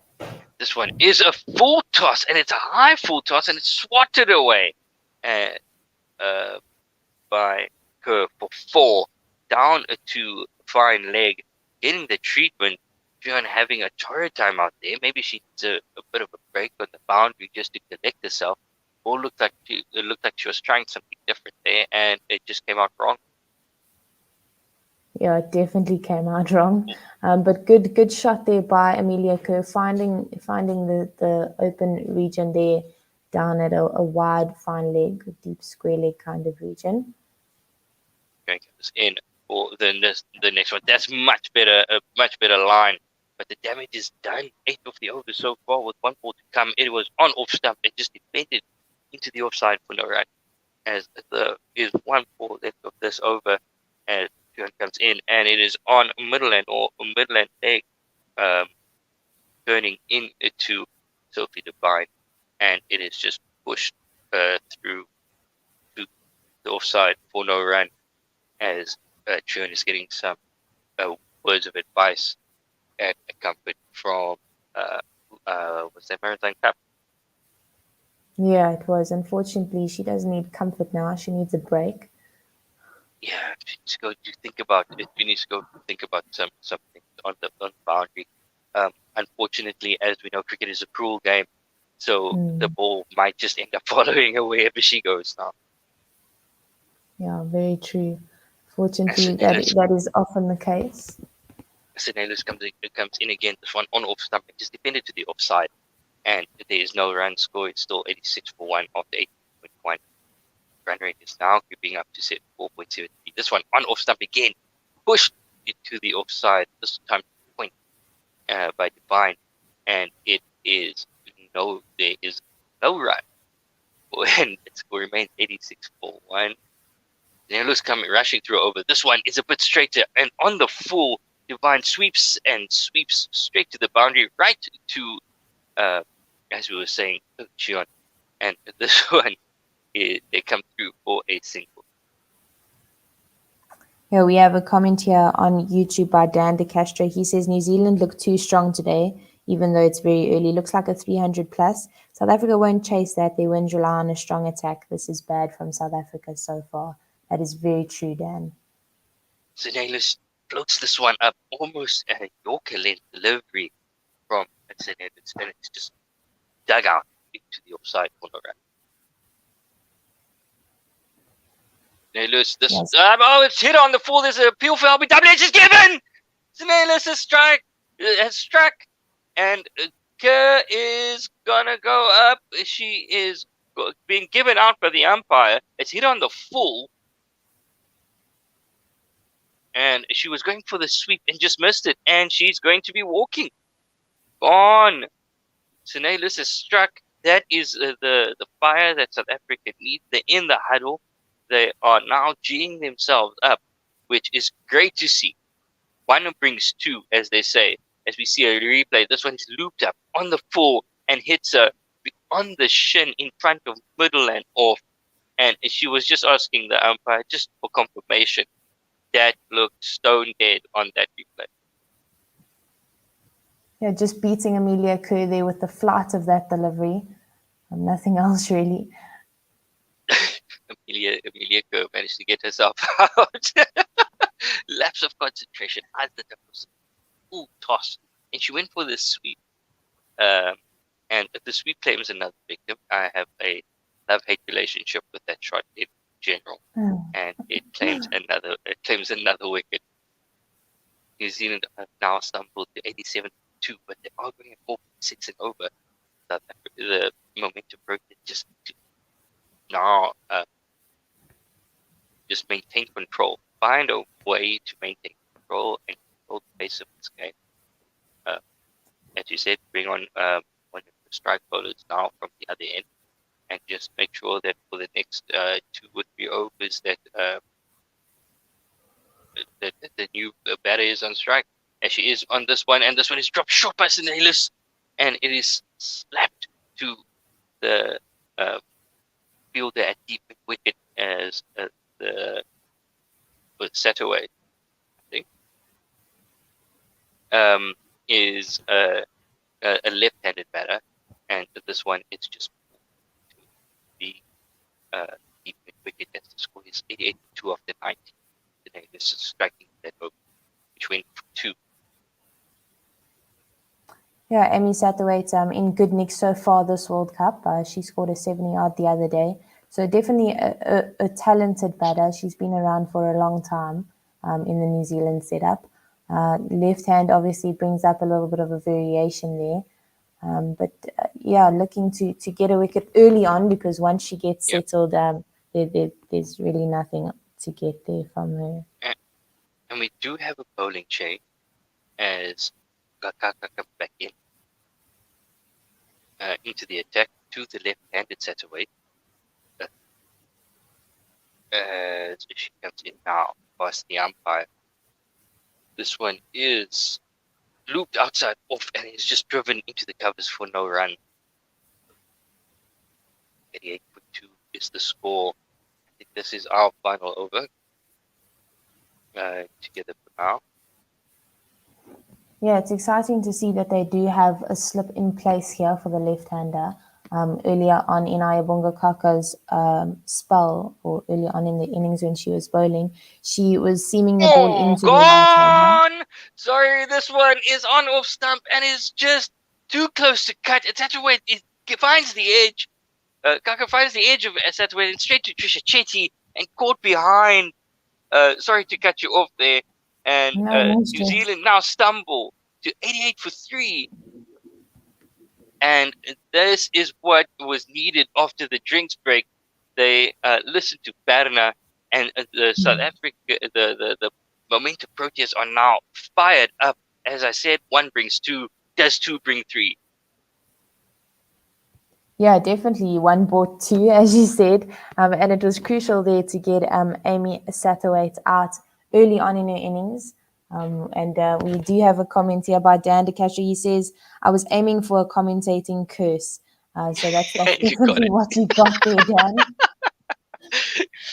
As Betty Green comes to the wicket to join Devine, who's watching all this happening from the non-strikers end. As you were saying, the slip coming in, very good ploy for the new batter. While the new batter is there, she's still fresh and hasn't faced many deliveries. what this is so far as we've seen, if you are not patient on this wicket, you're going to have a really tough time getting going. Too close to the ball was too close to cut, and she just outside off. She just dabbled at it and found the outside. Maggie Green in a young career, four games, 39 runs, average of 13. This one outside off, seeming away from Kaka, and it is rather wide outside off, and it just goes straight to the keeper for no run. I think bowling to a new batter, you want to be as tight as possible. That one just a little bit too wide. You want them to get onto the front foot early on in the innings, especially with this wicket, as we were saying. If you don't take your time, you're definitely in trouble as the batting team. As Kaka comes in again at this one on off stump and just a poor defensive 100 kilometers an hour, and it is just played to the offside foot for a run. That poses the potential problem. If a team seems to be dominating, you get a wicket, and things would seem to just grind to a screeching halt.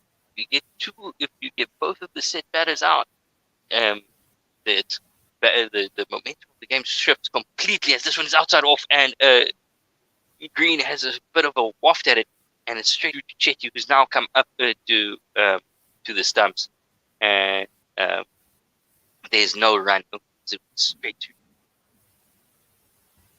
Yeah, she's been good so far. This game, Trisha Chetty, standing up to the seamers, both to Masabota Class and Ayabonga Kaka. Good against the spin as well. She's got good hands.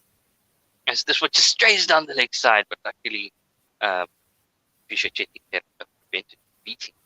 So, but it is called a wide. The score is 90 for 3 after 19.4. Full step was Jenna.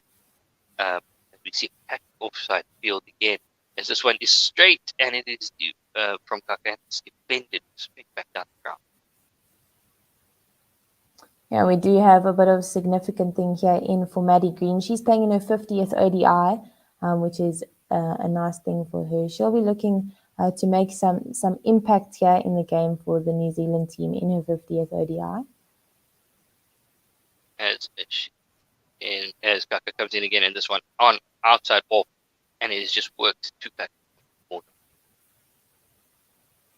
Scored at the end of the 20th, it's 93. The run rate is 4.5. Green on 38. Oh, sorry, Divine on 38. Green on 0 after 4 balls. Bonga Kaka going for just 2 wide in that over, but luckily getting the wicket. Most importantly, getting the wicket. As Dave returns. Yeah, absolutely. I didn't want to cut you off before the end of your over here. Well, am I slightly behind? I think possibly. You're just a little behind. Okay. Wonderful. So thank you to Anise and Jenna. They'll be back a little bit later. And let me bring Kat to join me once again. Thank you to both of you. Hi there again. Back, yeah, hello. We've waited so long for those wickets, but they came all at once. Yes, that's right. Yeah, so we've got Amelia Kerr bowled by Luce and another wicket there as well. 2 quick wickets is exactly what South Africa needed. So let's see what Ismail can do. Yeah, Maddie Green in her 50th. It's always a challenge, when you come to the wicket with your team in trouble on a milestone game. There's almost that immediate pressure to perform and to come right and to pull your team back here from a little bit of a struggle. There was a good partnership there by Sophie Devine and Amelia Kerr before Sine Lewis dismissed Kerr leg before, trapped in front, and then it was Trisha Chetty who took the catch off of Ayabonga Kaka's bowling to get the 3rd wicket. Now, Shabnam Ismail, she is thinking about starting her 5th. She doesn't yet. She's gone for 6 and picked up that 1 wicket in her 4 overs, and score predictors already saying 232. This one is a delivery that was about 5th stump outside the off stump, and no run there from Sophie Devine. Yeah, so Maddie Green is hoping that she can go on with it today. I'm just having a look up of her previous scores, 3 and 27. Yeah, struggling a 9 little versus bit. West Indies. Yeah, struggling a little bit in this World Cup, but you don't get to 50 one-day games without being some value to the side. She smashes this one into the ground, does Sophie Devine. It was short and wide, but didn't quite time it, and it kind of plugged in the wicket. It's been a very soft outfield there at Seddon Park in Hamilton in Waikato. It's been one that has had a couple of plays slipping. We saw Mignon de Pree in our first stint, and then in the previous stint of Anise and Jenna Aibangakaka slipping and collecting what looked like a veritable grass cake. This is, again, a shortish and wide delivery.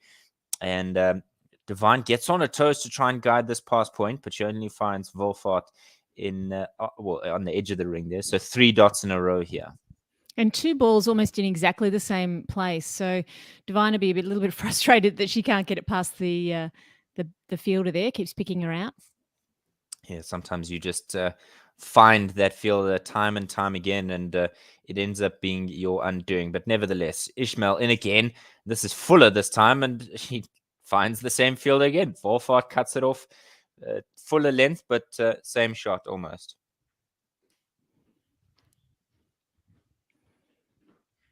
Right.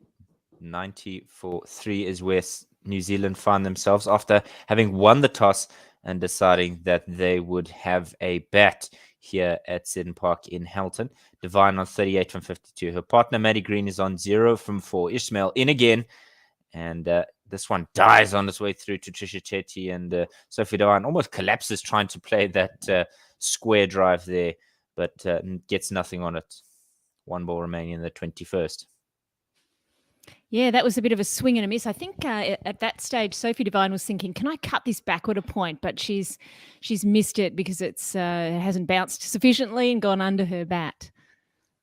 And we're just seeing a bit of maintenance by Shabnam Ismail to her toes. She's cut a hole in her sock, as well as a hole in her front boot. That front foot that lands with such force, it actually can be quite detrimental to fast bowlers' toes. She comes in again to finish her 5th, and she's trapped Sophie Devine in front, but that'll probably miss leg stump as that concludes the 21st over.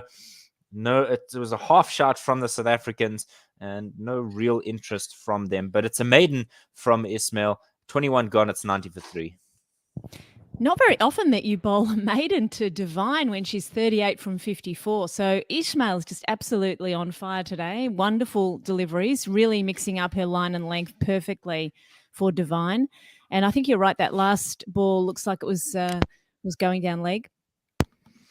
Yeah, just a half shot from everybody in green and gold, but the umpires weren't too bothered with that one. Maddie Green yet to get off the mark, and we've seen Kat, that it's been a challenge for the batters to get off to a flying start. You have to be measured in your approach, but once you get going, there's certainly some runs on offer.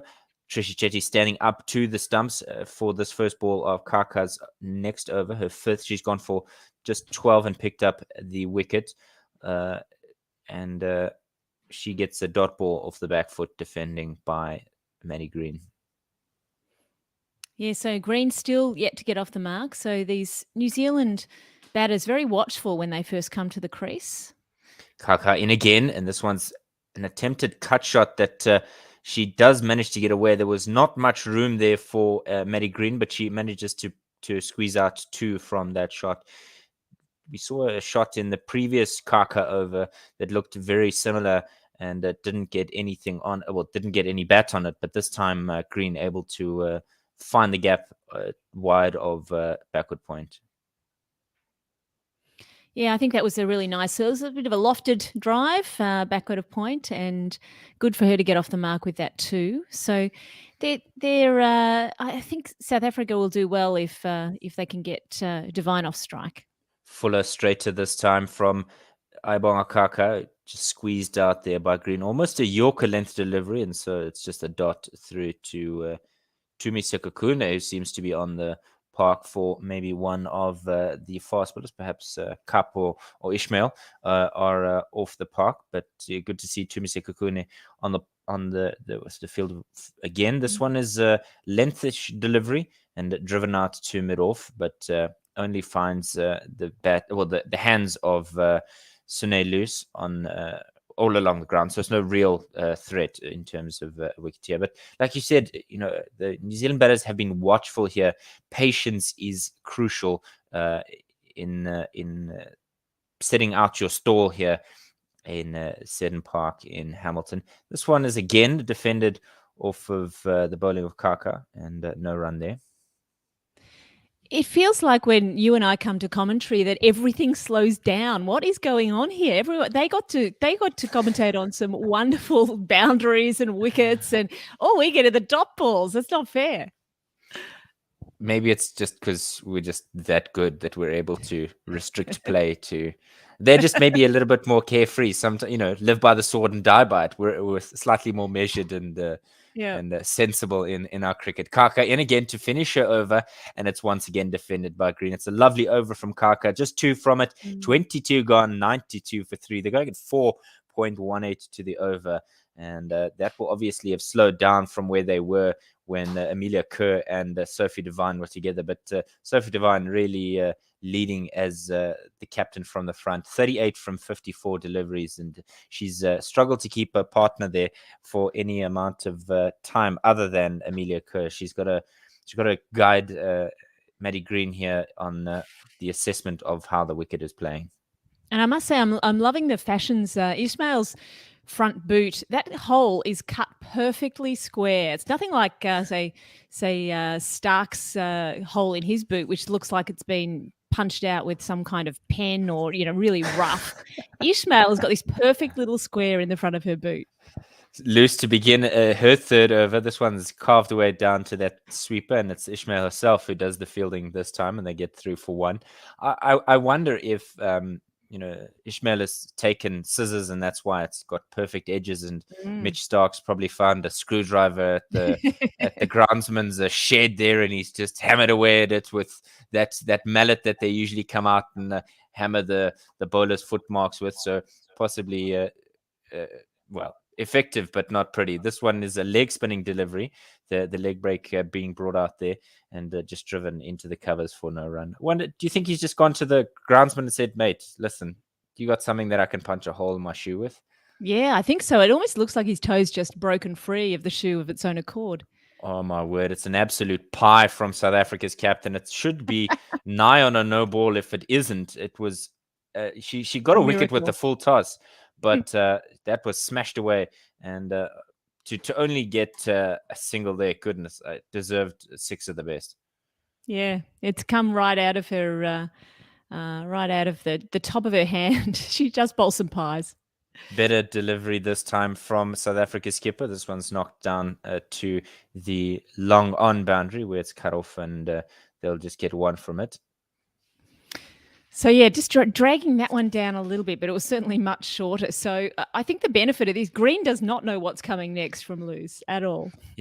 Yeah, that's how you buy wickets sometimes. This one foolish and on leg stump and just driven back to loose without a run. One ball remaining in it. Getting up over Green's eye line there, which is difficult to play. It's quite bright in the outfield here. You've got to almost get your pilot's license in order to get it above Green here. She's certainly got some good height on her. This last one is just driven back to loose. So 23 gone, 95 for 3. And Raviner's asking, are you saying that Alyssa Healy is a terrible wife who can't cut her husband's shoe neatly? I don't know what the family dynamics are there. I can almost guarantee that Healy would not be cutting the holes in Stark's shoes. She may be requesting Stark cut the holes in her shoes if she needed it, but I don't think it goes the other way. Dan de Castro saying that her innings is crucial. New Zealand really need this win. Obviously talking about Sophie Devine, though the West Indies and England will still likely not peg New Zealand out of a top 4 position. Well, the World Cup, as Kat has said earlier, is anyone's game. It's no guarantee for a certain team to get through to that top 4 positioning to advance to the next round. Trying to begin a new over of her left arm spin, and Devine just knocks this on its head, bops it on its head, back to Tryon for no run. Yeah, and I do like the way South Africa have mixed up the bowling and used quite a lot of bowlers so far. It's great they've got so much depth. 3 on the leg side. This one smashed back at Chloe Tran. She's not able to get a hand to it. Takes a ricochet off the non-striker's end stumps, and they'll scamper through for a single there. A bit of a stolen single, but nevertheless, they'll take runs where they can get them. And I did see there was another side, and I can't remember which one it was, that used 9 different bowlers in this World Cup. It could well have been. I wonder if it was New Zealand against one of the other teams. You got a feel for the person who didn't get a ball that day. Try left arm around the wicket. This one's a full toss, but smash back at her, and she's able to stick out a boot and cut that one off. That could be an ankle breaker if you're not careful. I mean, can you imagine? She's You're the only hobbling a one little bit besides the there. wicket keeper. Ouch. Besides the wicket keeper, and they say, "Sorry, you're not going to have a bowl today." Yeah, a little bit of a shame. I guess maybe that person shook their head and said, "Nah, don't throw it to me. I haven't been bowling in the nets." Left arm around again. This is short and it doesn't get as much bounce, but is able to beat Lizelle Lee at a catching cover region. Tasman Brits does the cleanup work on the cover boundary, and they'll get through for 197 for 3. 2 balls remaining in this 5th over of try, 23.4. And Divine is now into the 40. She nears a milestone. This one is a sweep shot from Divine. It's been a lovely use of her wrists there to guide this one down to deep backward square, and they'll get through for 1. She goes to 42. 98 for 3. 1 ball remaining in this try and over, and it is an opportunity for these two just knock the spinners around 1 and 2 here and there. This one is driven off the back foot, square the wicket, and the Brits will do the fielding down at the cover boundary. So 24 gone, 99 for 3. And now the rebuild, in some senses, in inverted commas, begins for New Zealand. Yeah, it's amazing. I've just been noticing how young these New Zealand batters look. I mean, we know Amelia Kerr is 21. She looks extremely young under the helmet, and so does Maddie Green. She's actually not that young, but she does look it, baby faced. Got the fountain of youth. It's a lot of sunblock and water. Maybe is the secret to her success. Yeah, and all of us in the Southern Hemisphere need a lot of sunblock. We've got to be very careful about that. So her figures so far, Maddie Green hasn't done much so far. 3 just scored 3 against Australia, 27 versus India. I don't think she batted versus Bangladesh, and 9 against the West Indies. First one from Lewis's 4th over. She's conceded 13 and just picked up that 1 wicket. It's just a down the wicket came Green to try and guide this behind square, but not able to beat the field there. She comes down again and just bunts this to mid-off who's able to snuff out any idea of a run. And Werner Rasmus is asking a question of you, Kat, and he says, you say that she looks very green? Indeed, and I approve of that pun. That gets a tick of approval. So you get the thumbs up from Kat. This one is short and wide and cut away, but not much pace on it. And so Ishmael just jogs in to collect that one, and they'll get 1 for it. Divine on 42. She's not green at all, is she? she's played a lot of matches. No. Season campaigner with 50 under her belt today. And that brings up New Zealand's 100 in the 25th over. We'll have a look at the end of this over, what the score is, and maybe think of doubling it. But that was dragged down. It was almost bowled on the toe of Sine Lewis, but this is smashed away to that cow corner boundary. And I think certainly the umpires will have a look here. Tasman Brits sliding like a footballer to try and cut that off with her feet rather than tip it back with her hands. And I have my suspicions that this will be 4 runs. Yeah, there were 2 fielders coming around, almost colliding, and I think that probably meant that the dive wasn't on for Brits as she came into the boundary. There was another fielder there, and it has been signalled for. Yeah, it was a terrible delivery from South Africa's captain. You said it. She sometimes does. She is guilty of bowling a power too, and this time hanging on to it a lot longer than was required. She goes again, now, and this is a leg side delivery that could so easily have been a wide, and Divine has paddled this fine. It looks like it'll run away to the boundary. It's a valiant attempt from Chloe trying to cut this off. She's not going to get there in the end, and it looks like New Zealand's captain will collect 50. She does indeed. It's a signaled for, and she's batted superbly well today. You might say her batting has been divine. Yes, we will say that. She has batted beautifully. And I think just watching that last delivery from Luz, if there was a different captain, the captain might be saying, I think 4 overs is enough for you today. Yeah, it's been a bit loose from Sine Luz, yeah. Although she hasn't got the worst economy, that would go to class. No, not at all. This one is just defended on the front foot. So halfway mark, 108 for 3. What do you think, Kat? Sufficient for where they are? Is everybody happy all around? Yeah, I think it's probably par. I think New Zealand would like to be a little bit further ahead, or maybe at this score with only 1 or 2 wickets down, not 3 wickets down. They bat reasonably deep. They all bat and they all bowl. So I think as long as Green, the experienced Green and Divine can stay there, they're looking at about 260, something like that. It's but another few wickets and they might be struggling. They might not be struggling to get to 200 because the run rate at the moment is just 4, I think, just around 4, 4.3. Yeah, 4.3, yeah. Trying to begin a new over. She's coming left arm round the wicket, and it's a good line and length for her. And Green, try to give herself some room, just stepped to the leg side to try and find some space on the offside. Doesn't find it, and Trisha Chetty takes this perhaps just a kitten's whisker away from that off stump. It's a lovely delivery to begin from the left arm of Tran. She does it again this time, but straighter, and Green is forced to just drive this back to Chloe Tran. She almost looked like a goalkeeper, did Chloe Tran, in trying to stop that delivery in her previous over that hit her ankle. It was a good just stick the boot out there. This is much of the same in terms of delivery, line and length, and just tried to guide that away. Did Green, nothing from it. And we've seen that none of these New Zealand batters, with the exception of Divine, have really found easy batting today. Amelia Kerr did wind up and open up her shoulders a little.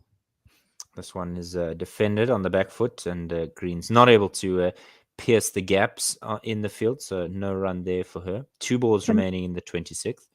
And Maddie Green's now faced 26 deliveries for her 6 runs. So let's hope she can do an Amelia Kerr and sort of get the run rate ticking over a little bit quicker, because this is 4 dots. Yeah, certainly is something that she wouldn't want. And there's the 5th one, as this one's guided to backward point on the bounce for no run. And you talked about the value of being able to bowl a maiden. We saw Shabnam Ismail bowling a maiden earlier in her second spell. And we might not get that. We don't. It's driven out to that sweeper on the offside. So it's 1 to finish the over. It's a bit of a spoil there for that wonderful over from Tran. But nevertheless, she concedes 1 from it. 26 gone, 109 for 3. Vivek has said Sophie Devine's going to score 100 plus. So certainly maybe favouring the ladies from the land of the long white cloud. Dana Castro is saying... he knows he's talking too much. He knows. He'll relax. Thank you for being with us, Dan. Do you know what I think about Chloe Tran? I think she deliberately conceded that 1 run to keep Maddie Green on strike. What do you reckon? Yes, to keep Divine away from strike. No, absolutely.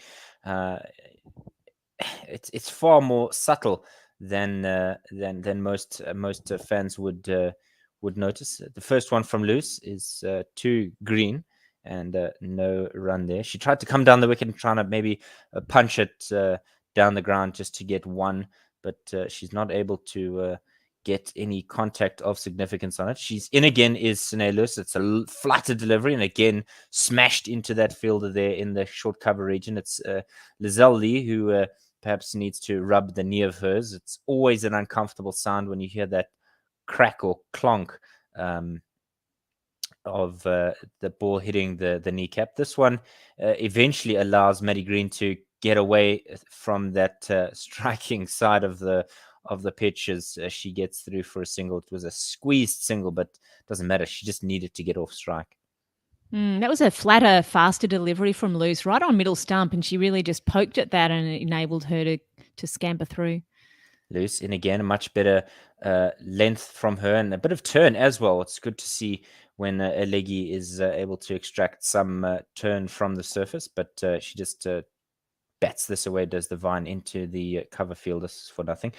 Another flighted delivery, a veritable pie, but there's cover for Luce as Divine sweeps this quite hard and only gets one for it. It's a bit of frustrating thing as the score goes to Nelson when a player at this level isn't able to get a little bit more from it. Last ball now, and this one is a much better line and length from South Africa's captain. Turn and bounce, and no run on offer there for Divine. Divine's on 51 from 64, Green on 8 from 30, and after 27, New Zealand on Nelson for 3. When there's full tosses like that, you want more from it. It almost begs to be hit maybe a little bit more fiercely, but a couple of the times in this innings rather, we've seen a full toss just go for a single.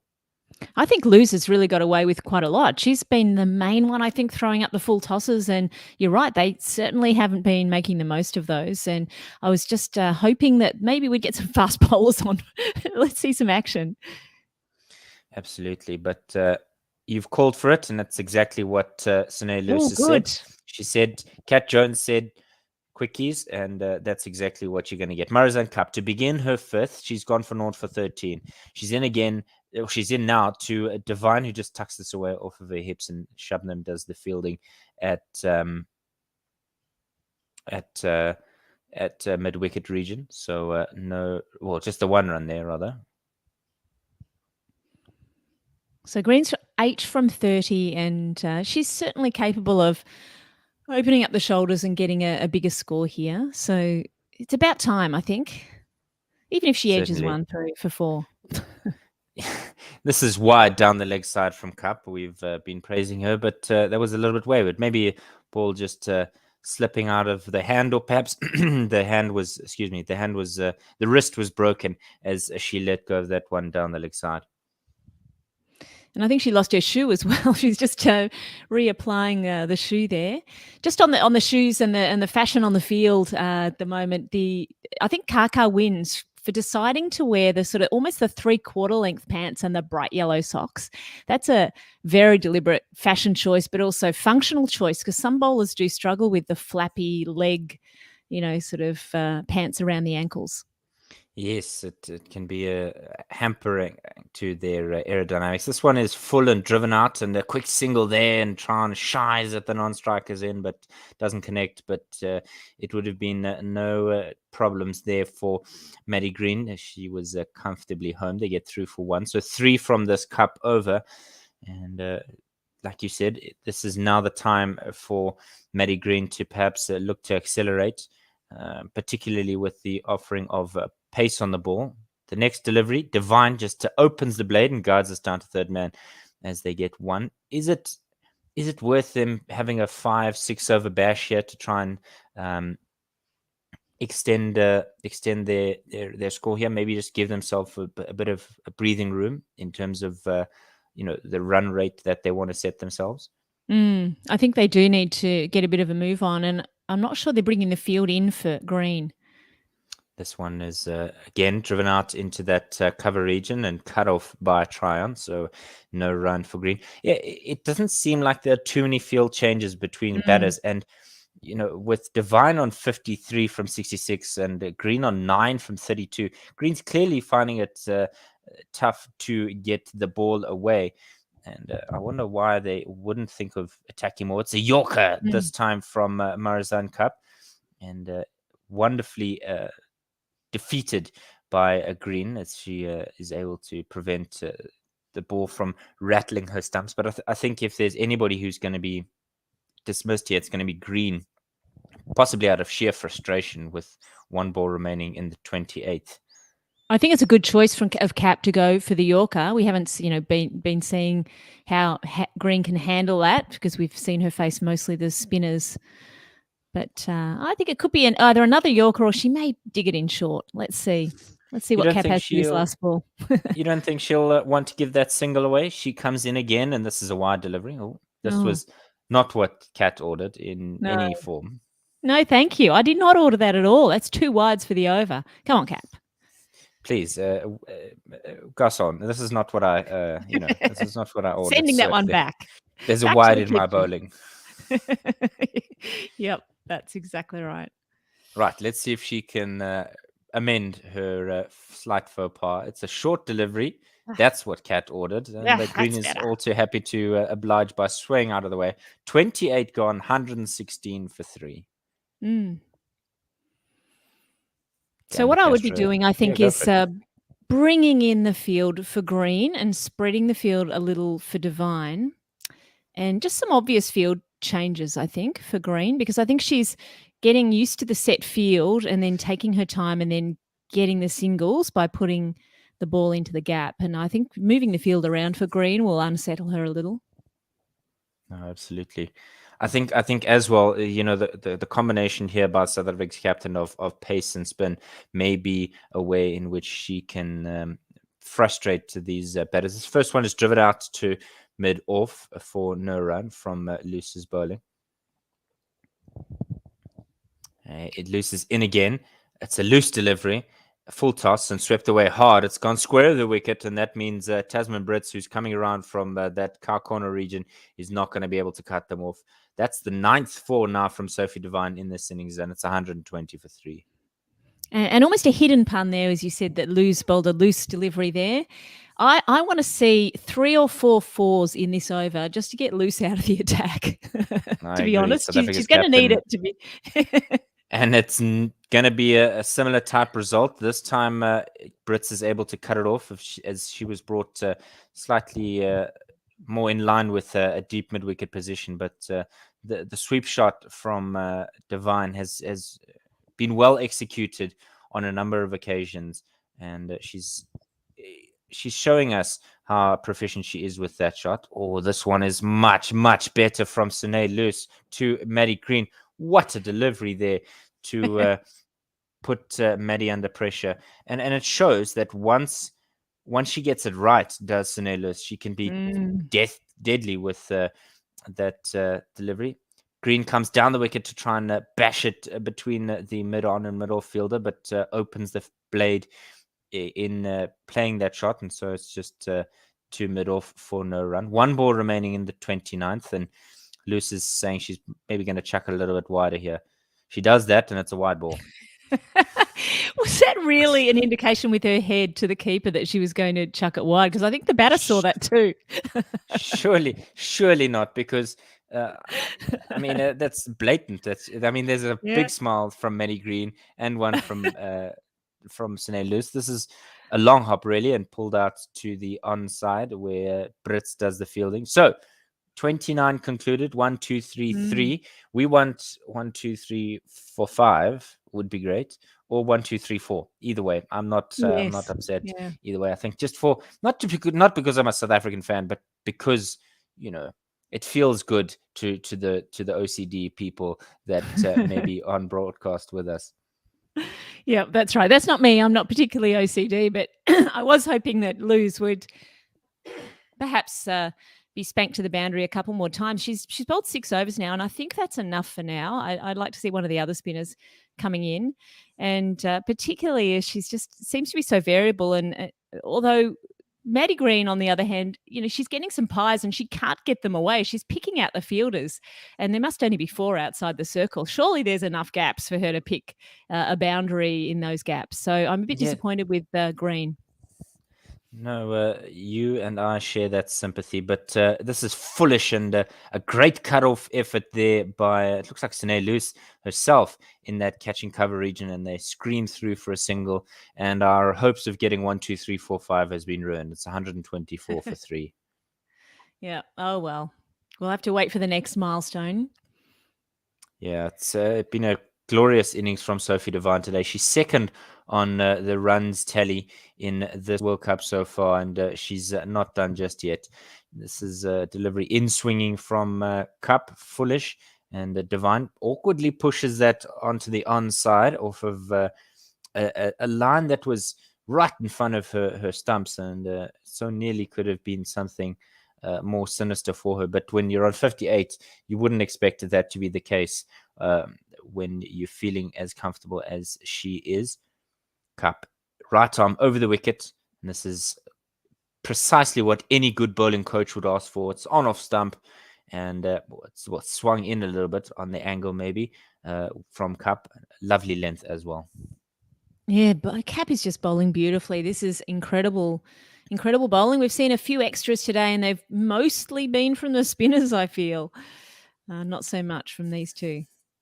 We said that, but last over there was 2 wides from Cap. This is short wide, slapped away off the bat of Divine, and great bit of fielding from Brits means they keep it down to 1. She really threw the kitchen sink at that one, did Sophie Devine, but it was sharp work on the boundary there from Brits to be aware of what was going on and cut it off. She's had a difficult time with the bat, has Tasman Brits in this South African side.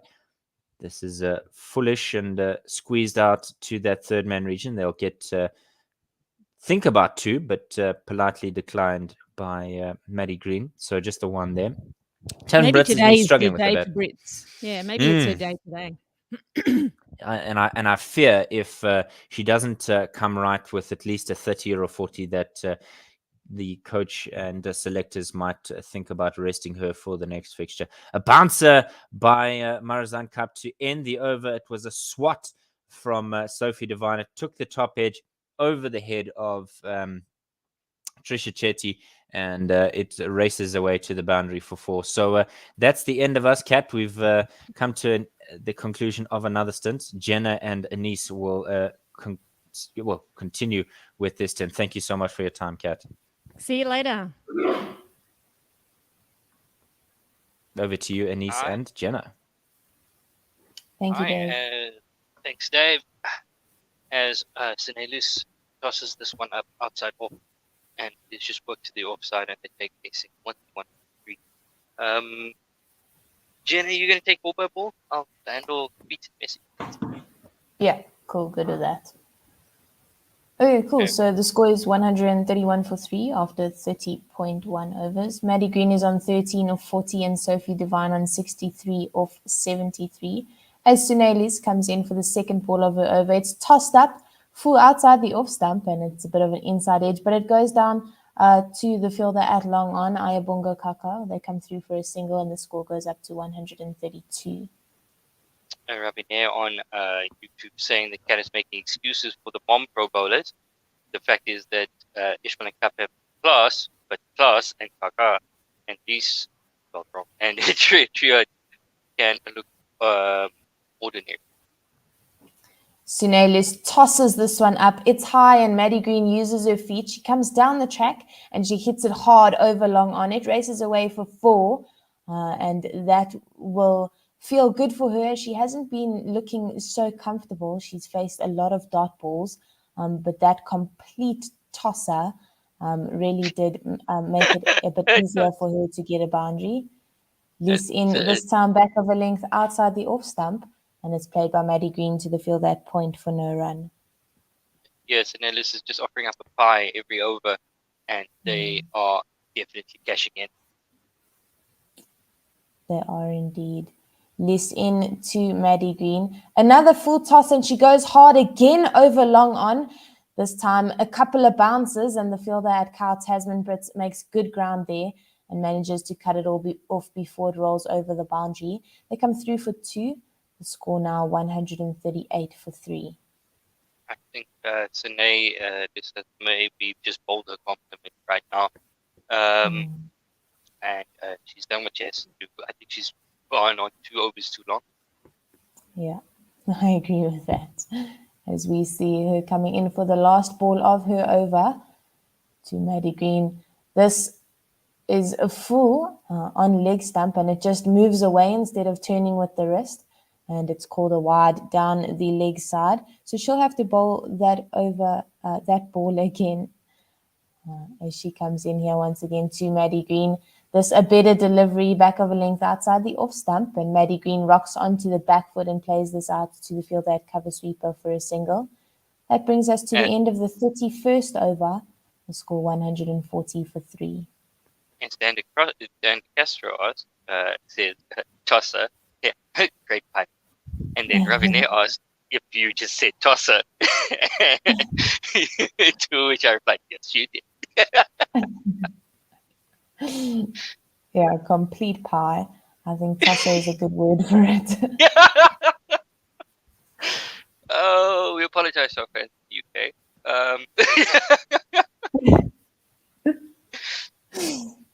Hmm.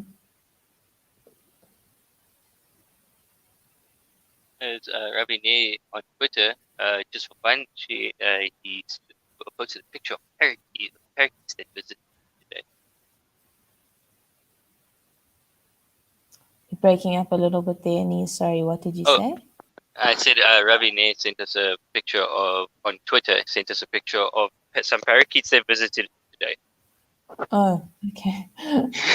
Cool. As we see Chloe Chan, the first ball of her over to Maddie Green is worked out to the offside. They come through for a single. And we see a 50-run partnership here by Maddie Green and Sophie Devine, 53 balls. This ball here by Chloe Chan is a bit short on middle stump, and Sophie Devine just pulls that off the back foot to the fielder at long on. They come through for a single, and the score goes up to 142. Second 50-run partnership of the innings. Just shows that patience, as I said in our previous, patience pays off. It definitely does. Next ball of the over. It's short on off stump and it's pulled away by Maddie Green to the fielder at cow corner. Shibnam Ismail does good work there on the boundary. Only get a single off that delivery. Score 143. If you look at Maggie Green, scored off her first 30 balls, only scored 9 runs, and off the next 16, she's really up the tempo. So Yes. when you come in, it's very imperative that you just stick around and bat for a bit of time. Yeah, 100% agree. Fourth ball of the over was just worked out into the offside, as was the fifth.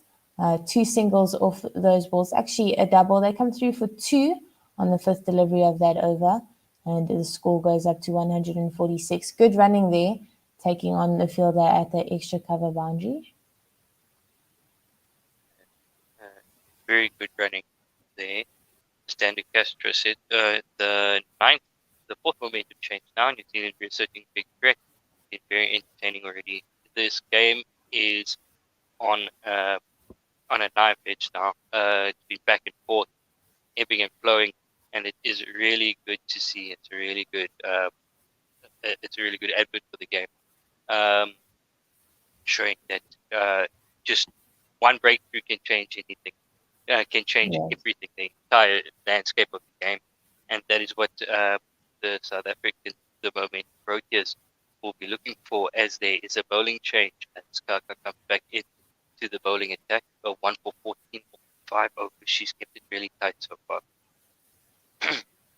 Yeah, she has. I do think that the Momentum Proteas have been bowling a bit too wide. I think that's what helped that partnership of Amelia Kerr and Sophie Devine.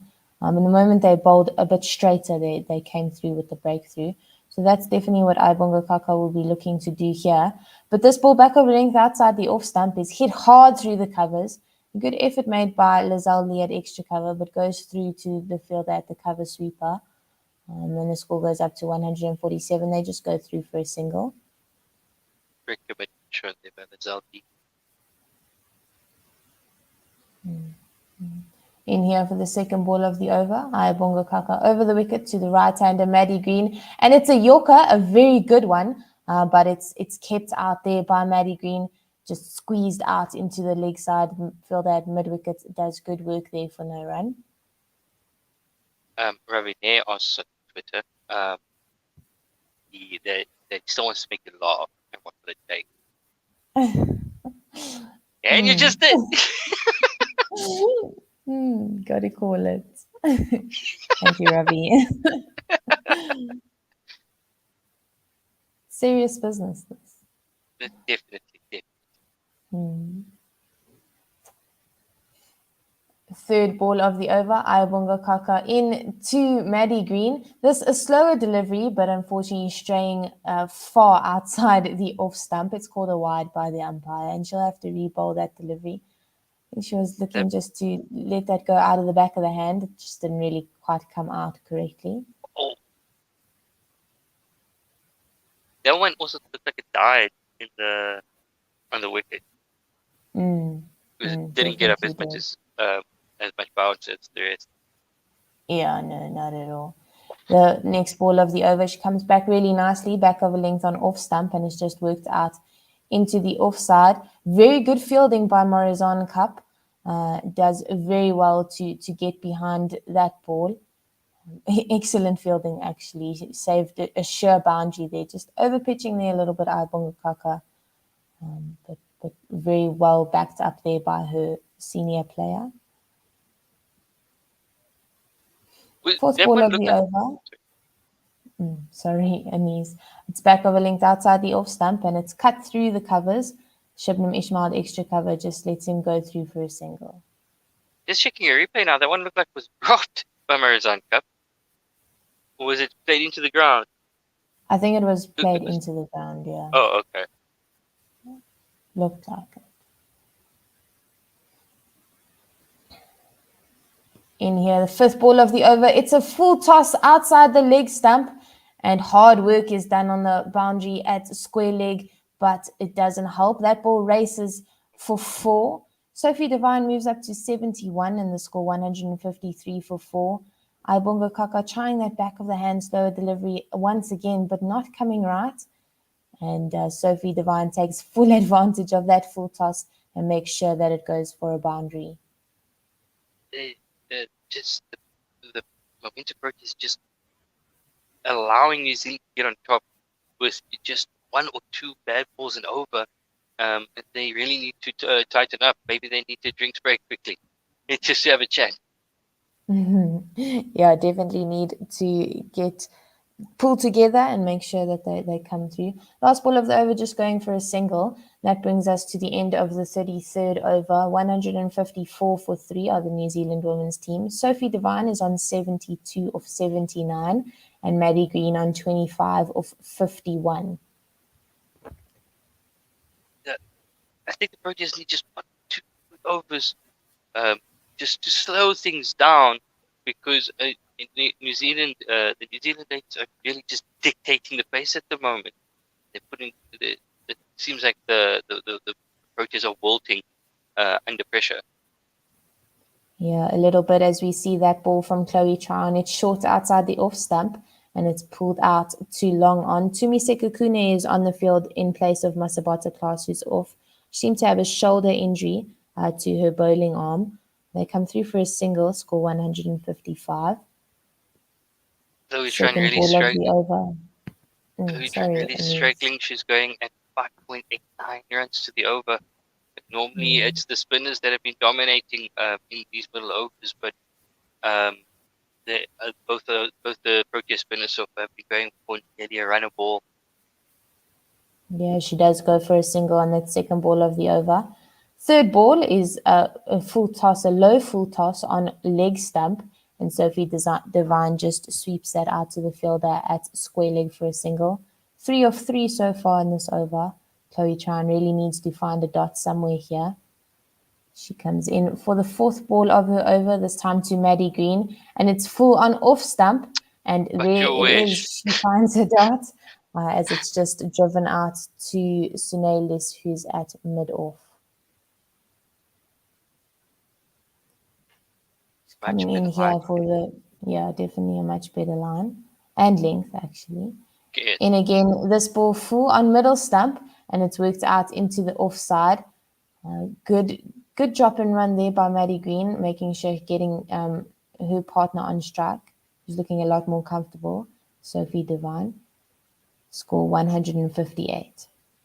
Last ball of the over, Chloe Chan left arm around, it's back over length outside the off stump, and it's rocked onto the back foot. Sophie Devine just hits that out to the fielder at cover sweeper. Very good running between the wickets, as Tasman Brits there on that cover boundary has to make some good ground there to get that ball. They come through for 2, And that brings us to the end of the 34th over. The score 160 for 3. Maddie Green is on 27 of 54 and Sophie Devine on 74. But 16 overs there. Ishmael's got 5 left. Marizanne Cup has 4. That's 9. Ayabonga Kaka has 4 left. And Trina's got 2. So I think those are going to rotating those 4 will be the bowlers that will carry the Proteas through to the end of the inning as the drinks are cooled. Yeah, Gives I us think time you're to right catch up. there. Yeah. Even though Chloe Chan is not bowling particularly well, she does have to continue. Obviously, with Masabata being off the field, the spinners have to pick up the slack a little bit there for her. Ravine again. Okay, serious cricket question. What inspired Jenna's hairdo? Does it make her quicker between the wickets? Ravi asking some very serious questions here. No, Would I it just make a prefer... difference what your hairdo is since you're wearing a helmet?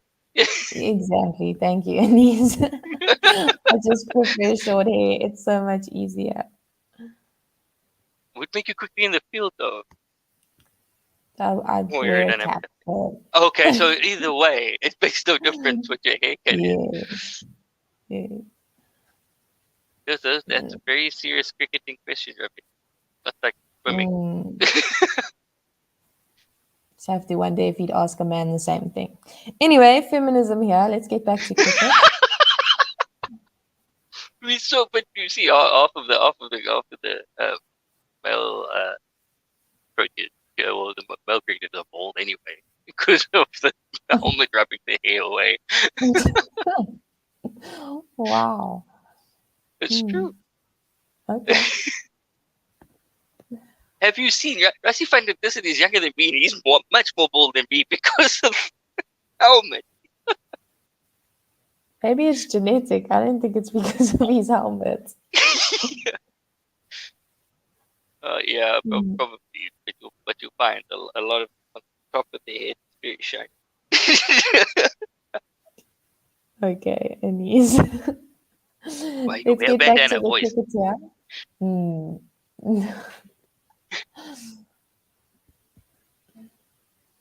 The score is 163. New Zealand are well poised for 16 overs left to go.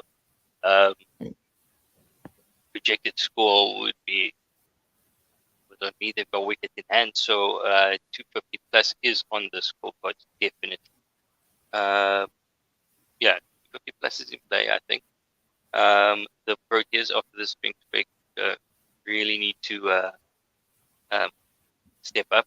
They need to take the game by the scruff of the neck. It doesn't necessarily mean by taking wickets. They just got to hold momentum, try not to just execute the plan by not giving away too much with the bad ball.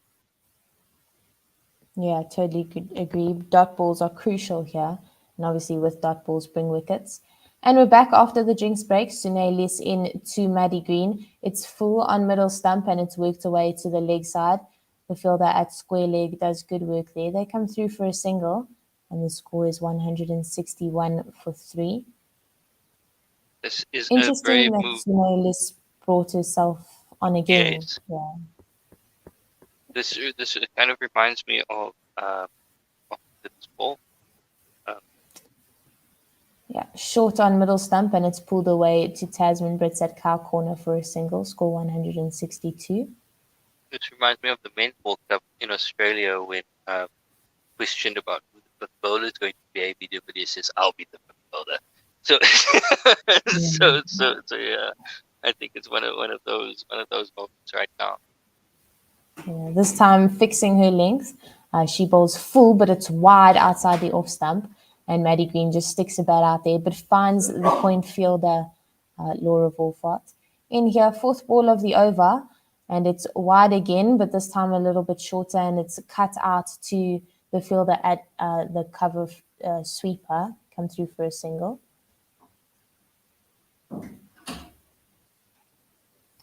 Good use of the feet there by Maddie Green, but she has to backtrack and play that off the back foot again. This ball, full outside leg stump, and it's swept away very well by Sophie Devine. It goes for 4, beats the fielder at deep square leg.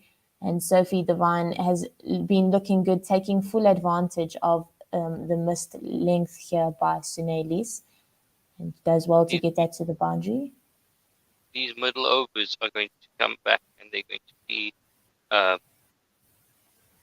going to be crucial in the way this game goes. If the New Zealand spinners have a much better time of it than what's currently happening with the South African spinners, it's going to be a really huge mountain for the momentum Proteas to climb when chasing under lights here. Yeah, I definitely agree with that. As the last ball of the over is full outside the off stump, and Sophie Devine goes on the sweep again, but misses it completely, much too wide to sweep that ball. And that brings us to the end of the over. Definitely not the correct ball to be sweeping on. 167 for 3, going at 4.77 as Sophie Trent comes on again. I wonder if this is going to be the last over of spin that we're going to see. Yeah, perhaps, although it is her 9th over. So maybe not. Maybe just pushing through and finishing her spell is the way that Sunelis is going to go. Maddie Green on strike here. Left arm around is Chloe Trine to the right-hander. It's back over length outside the off stump and just played off the back foot out to the fielder at the cover sweeper for a single. Yeah, I think Chloe Trine should bowl through. Sunelis has covered the rest of the classes quota of overs that she should have taken. So yeah, she's bowled 8 now for a runner ball, Sunelis says. As Sophie Devine plays this out into the cover region, they come through for a single. There is a throw at the stumps, and Trisha Chetty does good work there to take the bails off. The umpires have sent this upstairs to the third umpire just to check on the run out. Bit of a risky single there as it went straight to Oh, is she short? Whoa, she's short! And this is the breakthrough that the momentum is she short? Oh, she's gone! Oh, out of nowhere against the run of play. Oh no. New Zealand will be kicking themselves. Yeah, and it's Devine. Is definitely not someone you want to take on, especially in the inner ring. Oh, it is Maggie Green that's gone. Oh, against the run of play. 168 for 4. And Laura Volvart and Trisha Chetty actioning the run out there. And this is what South Africa, what the Momentum Proteas needed after the drinks break. Again, just putting a halt on proceedings while Halliday, Brooke Halliday comes in at number 6. It's going to be interesting now if how long it's going to take for her to get the pace of the wicket, and if she will get that bar. I think the pressure needs to be now applied. Again, you don't want to waste your strike bowlers with 15 overs left to go. 14 yeah, I agree with that. Brooke Halliday, a very capable batter. We know she has a high score of 74. She scored a couple of 60s. She scored a 60 on debut. And we know that she's very capable with the bat. She is the change player from the previous New Zealand team. So she's new into this starting 11 here against the Momentum Proteas. So it's going to be exciting to see what she brings to the table here. She's left-handed, so she has an average of 23. So definitely a change up here for the New Zealand team, which should prove to be quite exciting. However, as a South African fan, Anise, we know that 1 brings 2, and hopefully that the South Africans can break through again here. One does bring 2, and what's more important is, or what might be more important, instead of just getting the wicket, is now just trying to get through these overs as quickly as possible, with for as little runs given away as possible, to just apply some pressure on New Zealand, which might bring that second or even a third wicket. Yeah, for sure. As she faces her first two deliveries, both played out into the offside. The first off the front foot and the second on the back foot for no run. Not off the mark yet is Brooke Halliday. Chloe Tryon left arm over the wicket, this time full on off stump, and it's driven well through the covers. Shibnam Ismail and Tumi Sekukune give chase to that. Excellent running here by the New Zealand team. They come through for 3. That is wonderful, wonderful running there by the two New Zealand batters. Just running the first 2 hard and coming through nicely for the third one. Fantastic timing.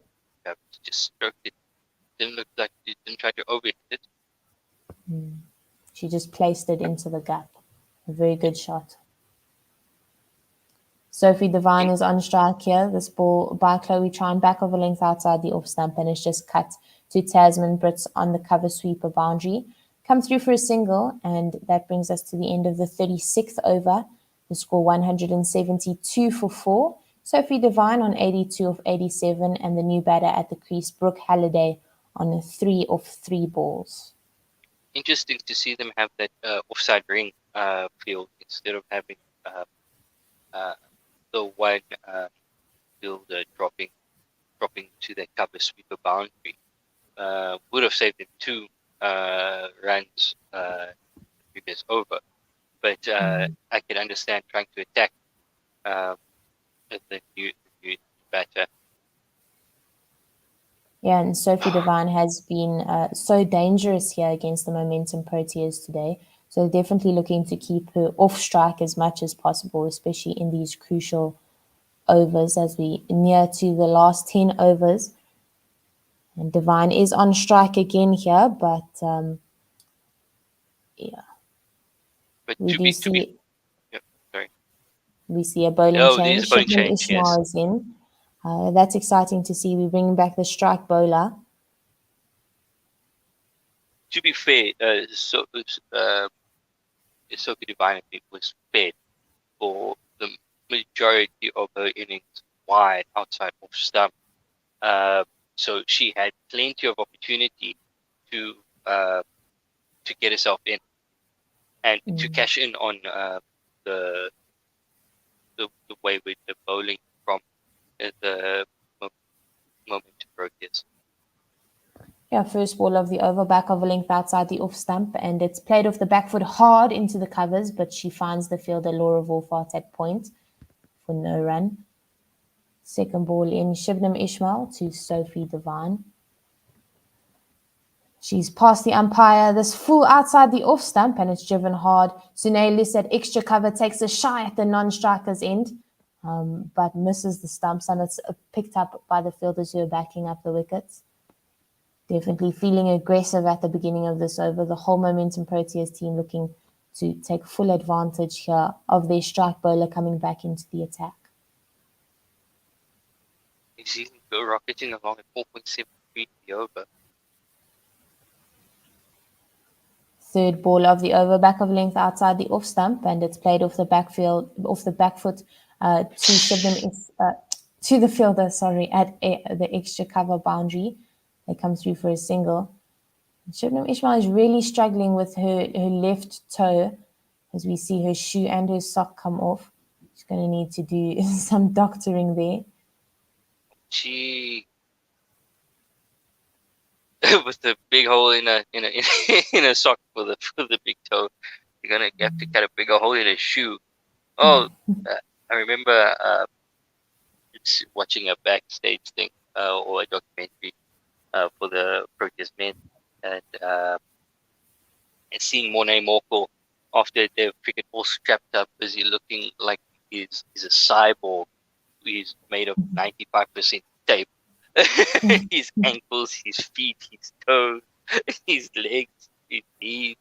So yeah, it is a very high impact game. Oh, it just needed some magic spray on the toe, I guess. Yeah, and a new pair of socks. A new pair of socks. Yeah, bowling is definitely a very unnatural movement, and fast bowling puts a lot of strain on the body, and especially on that front foot. And I think it's difficult for fast bowlers to control that. Just a quick message from René. Again, seriously though, Klaas and Kaka, Trion and Liz are not bad. They don't give the mom pros the control that they want. That was Yeah, very oh, true. All momentum those Proteas. Oh my gosh, mom pros. I get it now. nice one. I was this years old when I figured that one out. And we're back after that short little break. Shibnam Ismail, this time into Brooke Halliday. And it's a full outside the off stump, beats the outside edge of the left-hander and goes through to the keeper, Trisha Chetty. Oh, that was Very good sign here, beating the bat of the left-hander is Shibnam Ismail. yeah, they just playing away from a body, fishing outside off stump. She's going to have to tighten it up for these first couple of balls. Yeah, really not getting her feet or her head anywhere near that delivery. As Shibnam Ismail goes short on this occasion, and there's a bit of a top edge, but it lands in no man's land on the leg side. And Mignon Dupree gives chase to the square leg region as the batters come through for two. A little bit disappointed, I think, Brooke Halliday, that she didn't get a full face of the bat on that ball. Yeah. Got a bit of a top edge and splice there. Or shooting straight up and then some backspin on it as it landed, it just died. Yeah, good delivery though by Shibnam Ismail to come back after beating the outside edge of the left-hander. And she goes short again, this time getting a more bat on it does Brooke Halliday, and it races away for four past the fielder at a square fine leg, Tumi Sekukune. And that's not really the ideal ball that Shibnam Ismail wants to bowl, especially not twice in a row. We're seeing that the previous bouncer has pushed her back, did push Halliday back, with batting well within a crease. Realizing that probably the last ball of that over, since the second last one got into so much trouble, was going to be short. She had no problem batting deep within it. It's just changing the length motivation and giving a couple of seconds just to get on top of that last ball, which was also dropped short. Fantastic shot. To be the deep back at square boundary. Yeah, very good awareness there by Brooke Halliday. And that brings us to the end of the 37th over, does that boundary. 179 for 4. Marizon Cup is back into the attack. First ball of her over to Sophie Devine. Back of a length outside the off stump and just defended to the point fielder Laura Wolfart for no run. I know it was a bit innocuous. There wasn't any run, but you see the bowlers are going to be licking their lips, just looking at how much movement Marizon Cup is getting. Cup in here to Sophie Devine, back of a length outside the off stump, and it seams in, and it wraps Sophie Devine on the pads. Marizon Cup goes up and asks the umpire, how is that? But the umpire is unswayed as she walks back to her mark, not deciding to send that one up to the third umpire for a review. But a good delivery there from Marizon Cup. They come through for a single, and the score goes up to 180 for 4. And New Zealand rocketing along at 4.82 and over, giving themselves a great platform to launch in the last 10. So we are on. So they can see a big score on the horizon. And the South African team. Sorry, Anis. The South African team have decided to go up for that. It is looking a little bit high. Oh, that's high. Yeah. And maybe a missing leg. Yeah, definitely. And on Ultra Edge, there is no bat involved. It's hitting the back leg on the thigh pad, above the pad. And the original decision was not out. Yeah, but it's missing the wickets too high and just going over the leg stump. Yeah, and the umpire will be very happy with their decision. Yeah, and they do lose their review. Interesting review there from Marizon. Yeah, it was very high. Don't know if Marizon Cup took it as Bernard Philander and just deserved to get the review. Maybe.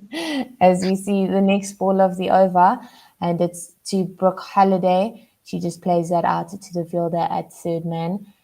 A good single option there from her as she gets her captain back on strike, who's on 83 of 92. She's looked good so far, opened the batting and is still there. Bit of a slip out in the deep there by Mignon Dupree, but she recovers nicely. And she is an athlete. I'm sure she's okay. A big smile on her face there. Marizon Cup in here to Sophie Devine. It's back of a length on off stump and it's just defended straight back to the bowler for no run. The score 181 for 4. Just the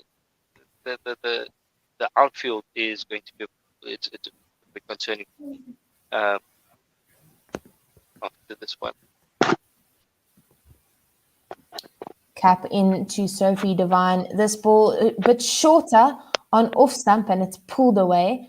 But there is a fielder in the square leg region, Shabnam Ismail. They just come through for a single, putting Brooke Halliday back on strike. Score 182. Just it's a bit concerning seeing the number of ladies that have slipped in the outfield today. Yeah, it is. I think as the day goes on, more and more moisture on the grass, and that's just a little bit dangerous there out in the deep. But with the modern invention of cricket sparks, that definitely helps. Halliday just plays that out to the offside. Good running there, a bit of lazy fielding. Oh, lazy fielding, yeah. Oh, come on, guys. I mean, ladies, come on. A good cutter, an off cutter there by Marizon Cup. A good shot in the end by Brooke Halliday. She just timed that out. Very lazy fielding in the covers. Lizelle just leaves that, and Shabnam Ismail has to run in hard to get it. Very lazy by the South Africans. I think the captains start yelling to G up the players now. Definitely. Marizon Cup should also be having a bit of a yelling session. I'm amazed that the ladies don't throw as many tantrums as the men. If there's a little bit of all confusion. Things are equal. Oh yeah. They miscount the.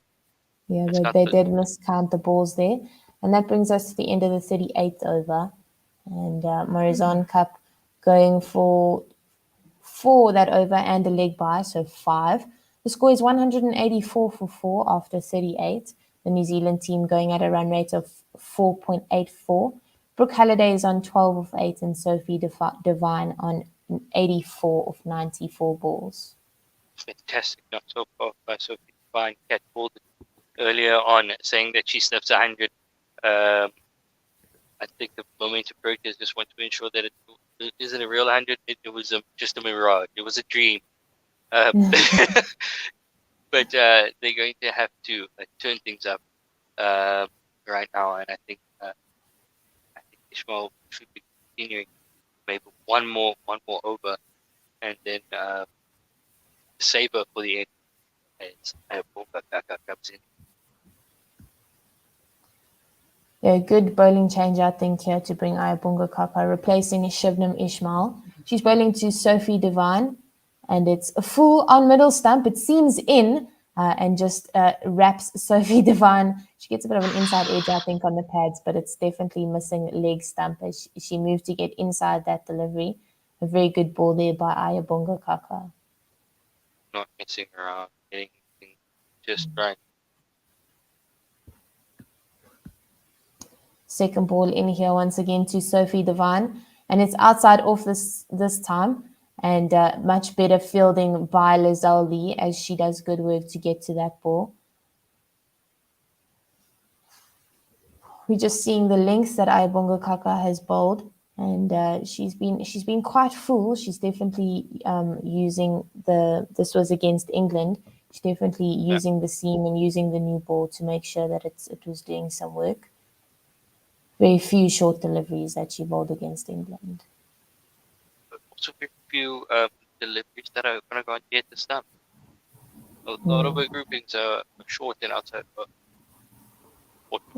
Just short for good length and a bit short or outside, way outside, giving that is ample time to just work it to the offside. Yeah. Third ball of the over to Brooke Halliday is just full outside the off stump and it's driven out for no run into the covers. This time, the fourth ball is a back of a length on leg stump and it's whipped off the pads by Brooke Halliday. Goes out to the fielder at a square fine leg to Misuku Kune. And they come through for a single. Well played there by Brooke Halliday.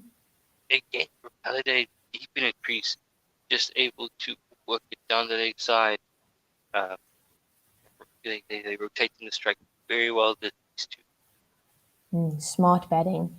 This time, Ayabonga Kaka into Sophie Devine, back of a length outside the off stump. Played off the back foot to Mignon Dupria and the cover boundary. And she does very good work there. She had to cover a lot of ground, but the New Zealand team only going through for a single there, which puts the left-hander Brooke Halliday back on strike to Ayabonga Kaka for the last ball of the over. Oh. In here, right arm over to Brooke Halliday. And it's full outside the off stump, beats the bat of Brooke Halliday and kind of died in the pitch as Trisha Chetty just recovers that ball. That brings us to the end of the 39th over. A very good over. Only 3 from and from Ayabonga Kaka, asking very good questions of the New Zealand batters. The score 187 for 4. And Brooke Halliday on 13 of 11. She's doing very well here. Sophie Devine on 86 of 97 balls. Definitely great over from Kaka. Just keeping things tight, attempting to apply pressure to New Zealand as Maritime Cup continues. Strike bowler Morizon Cup in here to Sophie Devine.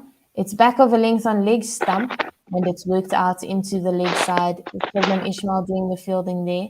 He comes through for a single. Bit of a miss. Yeah. Go continue. No, go for it. It's okay. Yeah, they're just showing the table. African second place, difference of net run rate.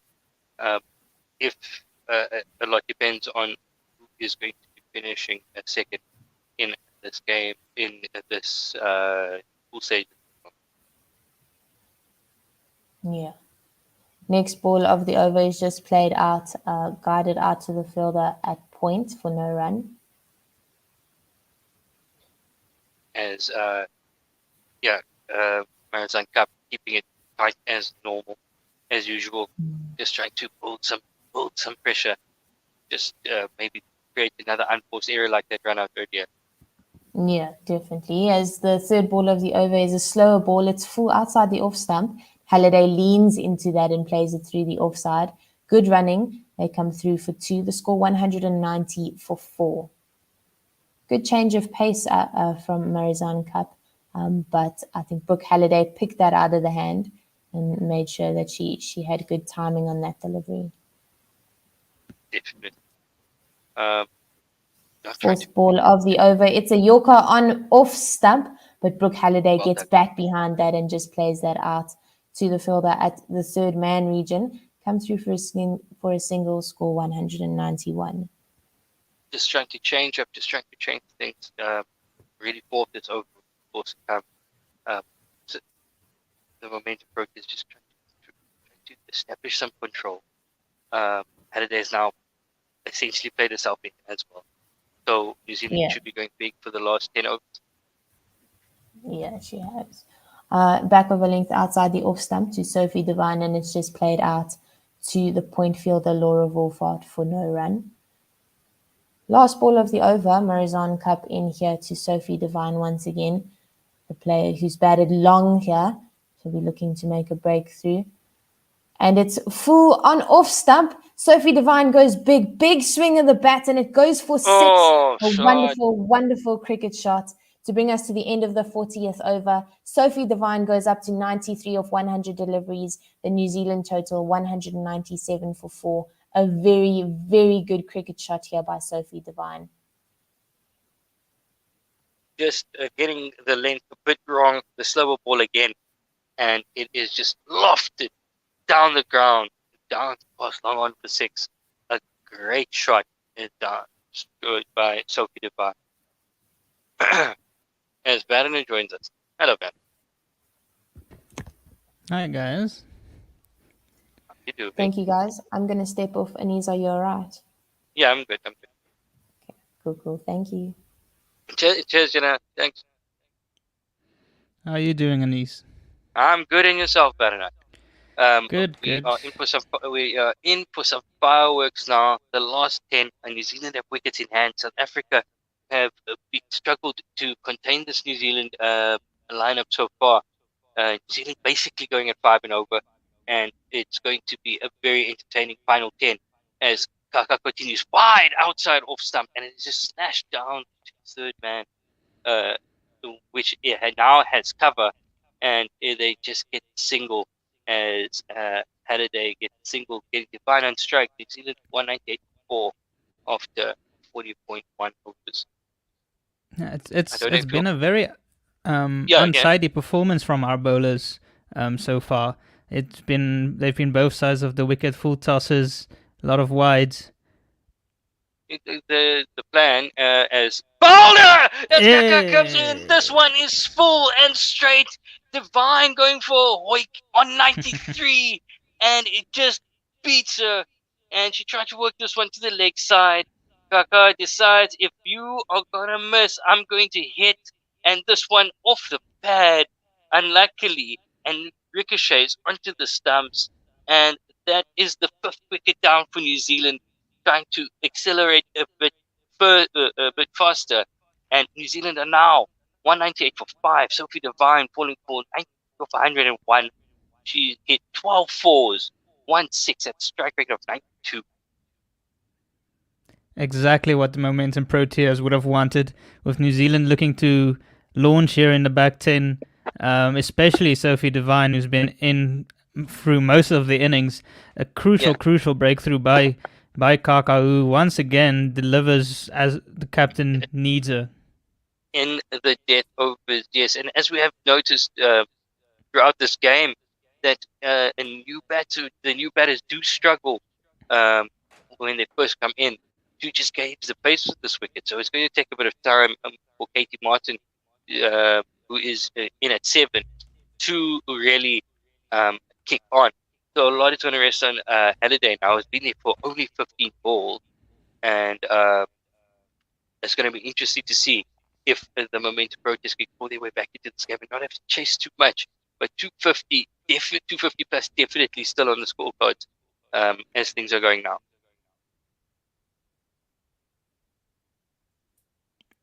As Kaka comes in for the second ball, for the third ball, of this over, as this one is on Yorker length on off stump. It's pushed to the offside. A bit of a misfield by Lizelle Lee, but it is cleaned up by cover, and they don't get a run there. The score remains 190. Oh, they did get a run, so they got a single. Score is 199 for 5. As Halliday on strike now, as the fourth ball of this over is just blocked into the offside of the left hand for no run. As Kaka comes in again, steaming in now, the tail up, and this one is on off stump, driven through the covers, and is cleaned up by the sweeper at deep cover, and they come through for the single. That's the 200 up for New Zealand after 40.5 overs, a run rate of 4.9. Yeah, Halliday has looked very good here coming in. You said they've struggled to get going quickly, but she has. She's on 18 of 17 deliveries already. Batting very well, batting out of her socks. And as Kaka comes in for the last ball, over straying onto the legs and just worked down to fine leg for a single. Martin moves on to 2. New Zealand are 201 for 5 after 41. Halliday on 18 of 17. Yeah, the top order, the New Zealand top order coming in, facing that new ball and the newish ball, really struggled to get going, as we were saying in the first power play of 5 overs. The Proteas restricted New Zealand to 9 runs to something like 9, or 19 rather. Oh, 9. Yeah, it was less than to about 2 runs and over. And then after 10, it was 3 runs and over. And since the 15th over, it's been about 4. And now they've increased 4.9 off 41. So at the middle overs where South Africa have really been strong previously have just leaked runs. And it just allowed New Zealand to get a bit on top of the momentum. Proteas is an interesting choice for bowling change as Chuhan comes back in, and this her first ball of the over is on, but they can just work to the leg side, and the batters come through for a single. Yeah, it is the right choice. They still needed 1 over between Tryon and Sune Lees because of Klaasen going off after 2 overs. Yeah. They needed to bowl out the 18 other overs. Yeah, Sune Lees definitely wasn't an option. I don't think. Yeah.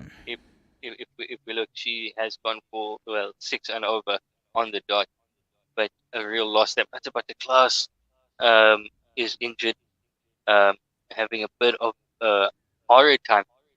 9.8 to not getting a chance to redeem herself here at the back end.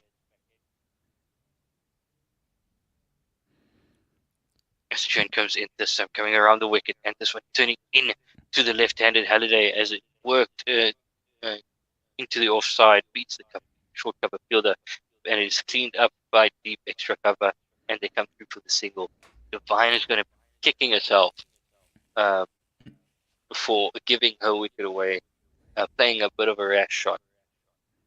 John comes in again. This one on very full on middle and off, and just again stroked through the covers by Martin. Moves on to 4. The score is 2 4 for 5. Yeah, the Proteas will have to believe here if they can get Halliday out here, they can still restrict New Zealand possibly to under 250, which should be their aim at the moment.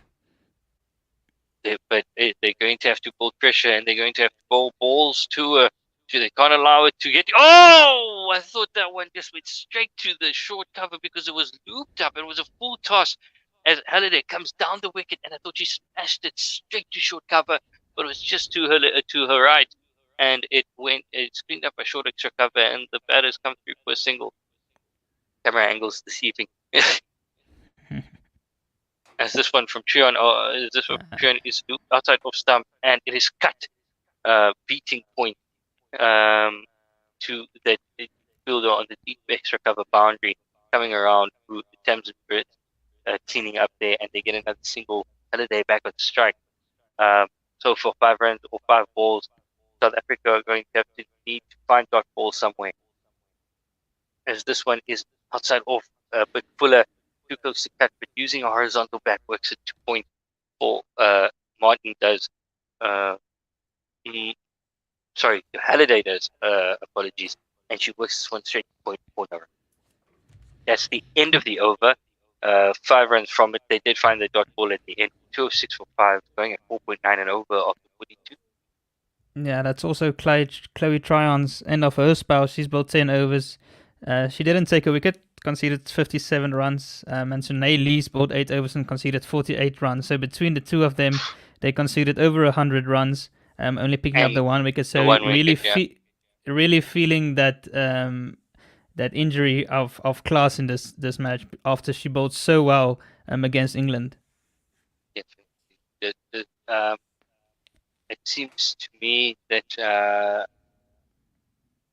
even with class being fully fit, might be a bowler short actually, just for some extra cover in that department. So Naylor should not be bowling a 9 overs or 8 overs in a game. It just shows how big the loss is of Dane van der Kerk in this World Cup. Exactly. As there is a bowling change, as Shabneen Ishmael comes back in. And this one is full and straight on a middle and off. And is Martin just gives herself a bit of room, just punches it back down the ground for no run. Yeah, Ishmael still has 4 overs left here, so she'll probably bowl through till the 49th over. And then Bikaka and Marizon Cup at the other end to finish up. It's going to be as Ishmael comes in again. This one wide outside off stump, and it beats everyone on the offside. and it smoked through extra cover for 4. Yeah, Too that much one width was off it. struck fiercely in front of the sweeper, who had no chance to cut that one off. Yeah, absolutely, absolutely, just diminishing all the pressure that was building up, allowing the New Zealanders to free their arms, which is a huge mistake. As Shabby Bishop comes in, and this one cuts back off of the pitch and takes the bail of the middle and leg stump, and she wins this war after being dispatched for 4 the previous ball. This one just cuts Martin in half, and Shabby Ishmael gets her second victim of this game. Oh, intense, a bit of yelling and a bit of a hand signal from Martin, who says she's gone. She's doing a hand signal saying that Shabim Ishmael's gone crazy. But it was intense. Shabim Ishmael showing the passion on her face, how much that wicket meant to her. Yeah, lovely to see the passion. She's bowled very well today. She's gone at just over 2-3 overs. She's picked up her second wicket. 2 wickets in quick succession for New Zealand. This might put them back a little bit.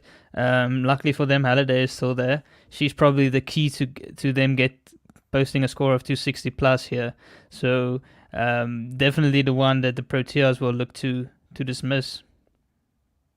1 brings 2, 2 brings 3. I think that, as I said, we're in for some fireworks, and hopefully the fireworks come from the Momentum Proteas side, where they can try to wrap up these last 4 wickets relatively quickly and relatively cheaply. It's 250 seems a bit far, but 210, 220 is 220 to 30 is very much doable. And as Shabim Ishmael comes in, this one another full toss, 117 kilometers an hour, and just beats Frankie McKay in the air, and just pushes against, just misses everything. Hits the pad, no appeal though, and it just dribbles off into the offside as Shabim Ishmael comes in again. I think it was a bit of an inside edge there. As you are right, just check now. As this one is outside off 114 kilometers an hour, apparently. McKay swishing outside off stump again. No contact made. Straight to the keeper for no run. You see that stay at 110 for 6. 210 for 6. Apologies. 42 of 42.5 overs. Yeah, still 7 overs left here after this. Ishmael coming in for the last ball of the over, and this one a forward defensive. So much respect shown by McKay to Sabim Ishmael. And that's the end of the 43rd over. 7 overs left. New Zealand are 210 for 6. And I think Halliday is going to want to bomb the strike now and try to do as much damage as you can while make hay while the sun shines. Definitely. Just thinking of it, if 7 overs left, if they only go to run a ball, that's still over 250, which I'm sure New Zealand would be pretty pleased with after being 19 for 1 after 9 overs in this innings. It's been a big comeback from them, a lot of loose deliveries by the Proteas bowlers, especially from the spinners. So the New Zealanders will probably take 250 plus, and the Proteas, on the other hand, would definitely want to restrict them below that. Yeah, I think the maximum of this batting lineup, the way it's firing right now, can probably get chasing. It's going to be about 240, and this is a full one from Marizan Kappa is coming to the attack. By the way, her first ball is full on the middle and off, full toss in fact, and it just bunted back down the ground to put on for no run. Yeah, there's been quite a number of full tosses in this match, which has been a bit out of the ordinary. The next ball, short of a length, tucking up Halliday for room, and she tries to work it on the leg side, but just manages to get the face of the bat and just dribbles down again to mid on for no run. We're looking at her field. She's got a deep backward square leg, a fine leg, a third man, and a deep extra cover. Just on the riding the boundary, as that deep extra cover comes into play now, as this one is outside off and is worked into that gap as they come through for two. Yeah, was two. They're good fielding by Mignon de Pré on the boundary. She's very quick in the outfield. Very, very good anywhere in the field really. Covered a lot of ground as comes in for the last ball of this over. This one's dropped short, and it is gets a top edge, but it bounces safe, and it goes down to fine leg, where it's cleaned up, and they get the single. That bounce, it just veered up out of nowhere. Yeah, with this field placing, she'll tend to bowl short because she has mid on and mid off, up and cover and mid wicket. So all the fielders that are out are square of the wicket. So it does tend to suggest that she won't be going too full unless she feels she can keep them or restrict them to dot balls if they don't go over the top. Or it could be the old double bluff. This was going to be off stump Yorker. As Marizan Cup comes in, and this one is sure a good lead, and McKay just a bit of a prod forward and defensive to the offside. Yeah, to the new batters, especially the tail coming in, just bowling regular good length deliveries should be good enough to restrict them and potentially get the wicket. So that is the right call right now. As Marizan Cup comes in, the last ball of the 44th over. And this one is nearly played on, gets it in. She prods forward again for forward defense, but gets it inside edge off of a pad, and it nearly hit ricochets off of to the stumps, but it dribbles off to the offside for a single. So McKay is off the mark and retains the strike. 4 runs off of that over. New Zealand 214 for 6 off 44. Yeah, Proteas won't be too disappointed there with Francis McKay keeping the strike. They'd like to keep Brooke Halliday off the strike as much as possible, and then obviously the ideal would be to dismiss her, but if they can keep the new batter on strike, they should be able to string some dot balls together here at the back end. Yeah. At this moment, for the momentum Proteas, dot balls are gold dust as we await Ishmael to start the next over, the 45th of this innings, and Ishmael's 8th. As this one is full Yorker length delivery on middle leg stump, well dug out by McKay, and it's dug out to the leg side, and that was beautifully bowled. And right through for a single. Sorry, on his shoelaces, right on middle stump. Oof, that was a beautiful beauty. Oh. Lesser batsmen would have had their leg stump removed. Oh, right on the crease line. It is a beauty of a ball. Perfect length.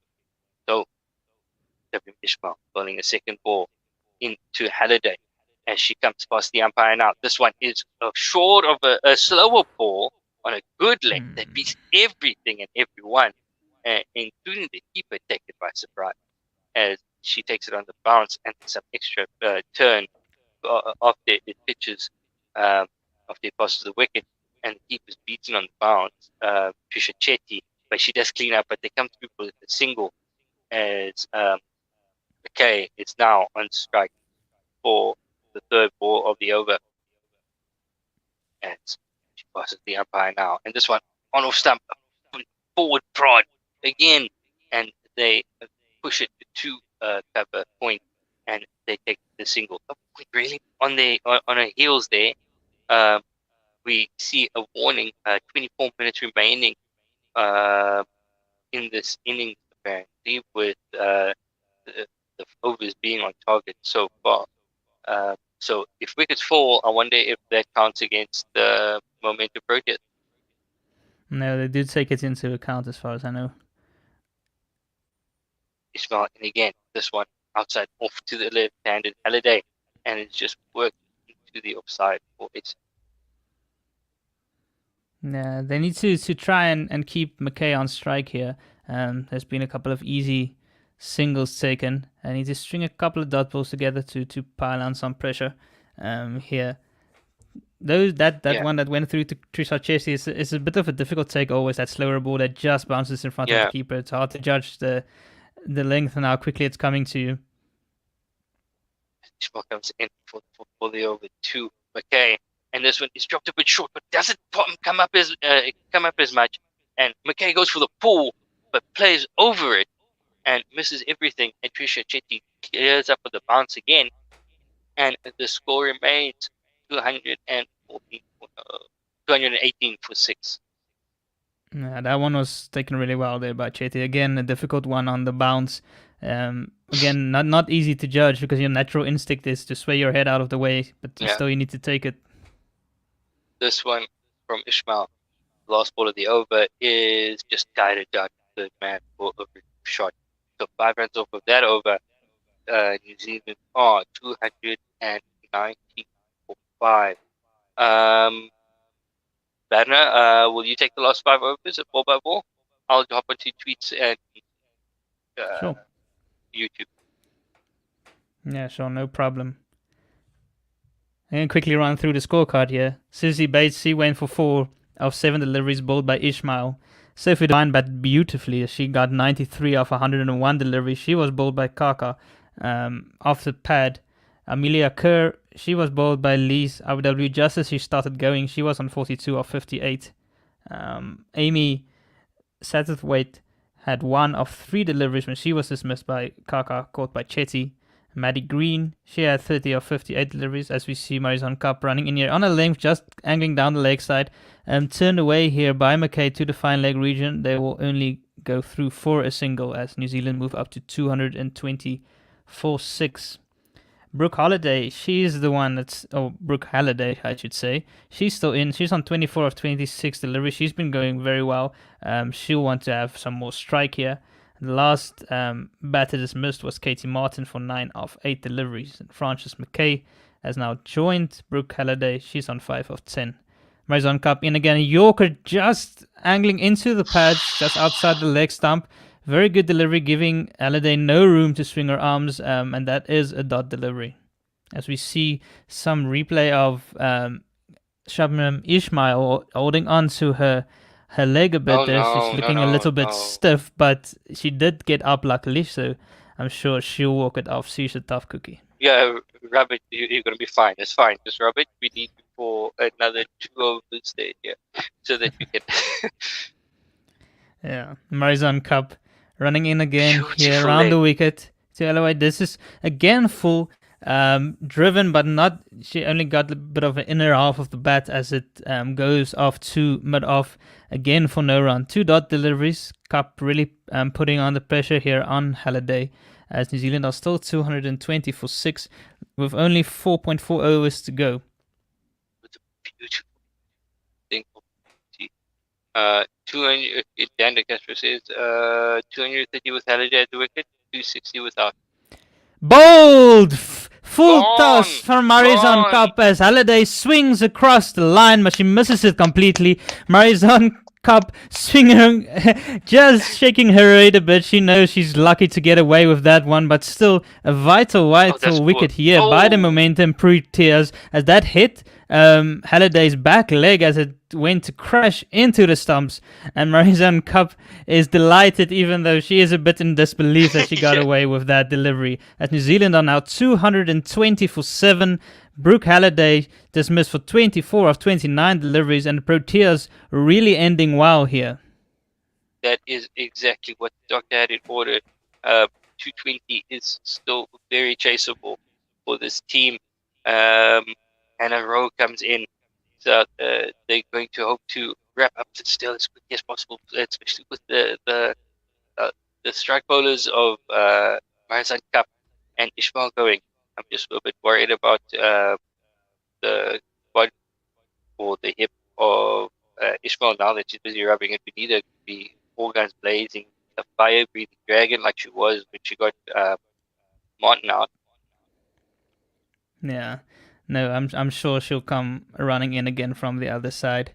As Marizon Cup comes in. And this one is full, angling in, just misses the off stump as Rowe goes for a big drive, trying to hit that one through the covers, but she misses it. there seems to be a bit of an Absolutely. appeal there, but I Boy. don't think they will be Court, going up. Yeah, I think it's an appeal for court behind. Let's see. It seems like they might have gone for the review as the batters gathered together in the middle. Let's just see. No, I don't see any signal. No. So they probably let it on go. It didn't seem like there was any bat to that one. It seemed to go straight through between to bat right. and the off stump. Oh, Oh, it's close. It might have taken the bottom edge. That is probably what they were looking for. It was quite close. So we did take the review, in fact. So the original decision is not out. They're probably first going to have to check the front foot before moving on to Ultra Edge to see if there were any bats there. Trisha Chetty didn't look too convinced about that one. She hardly appealed.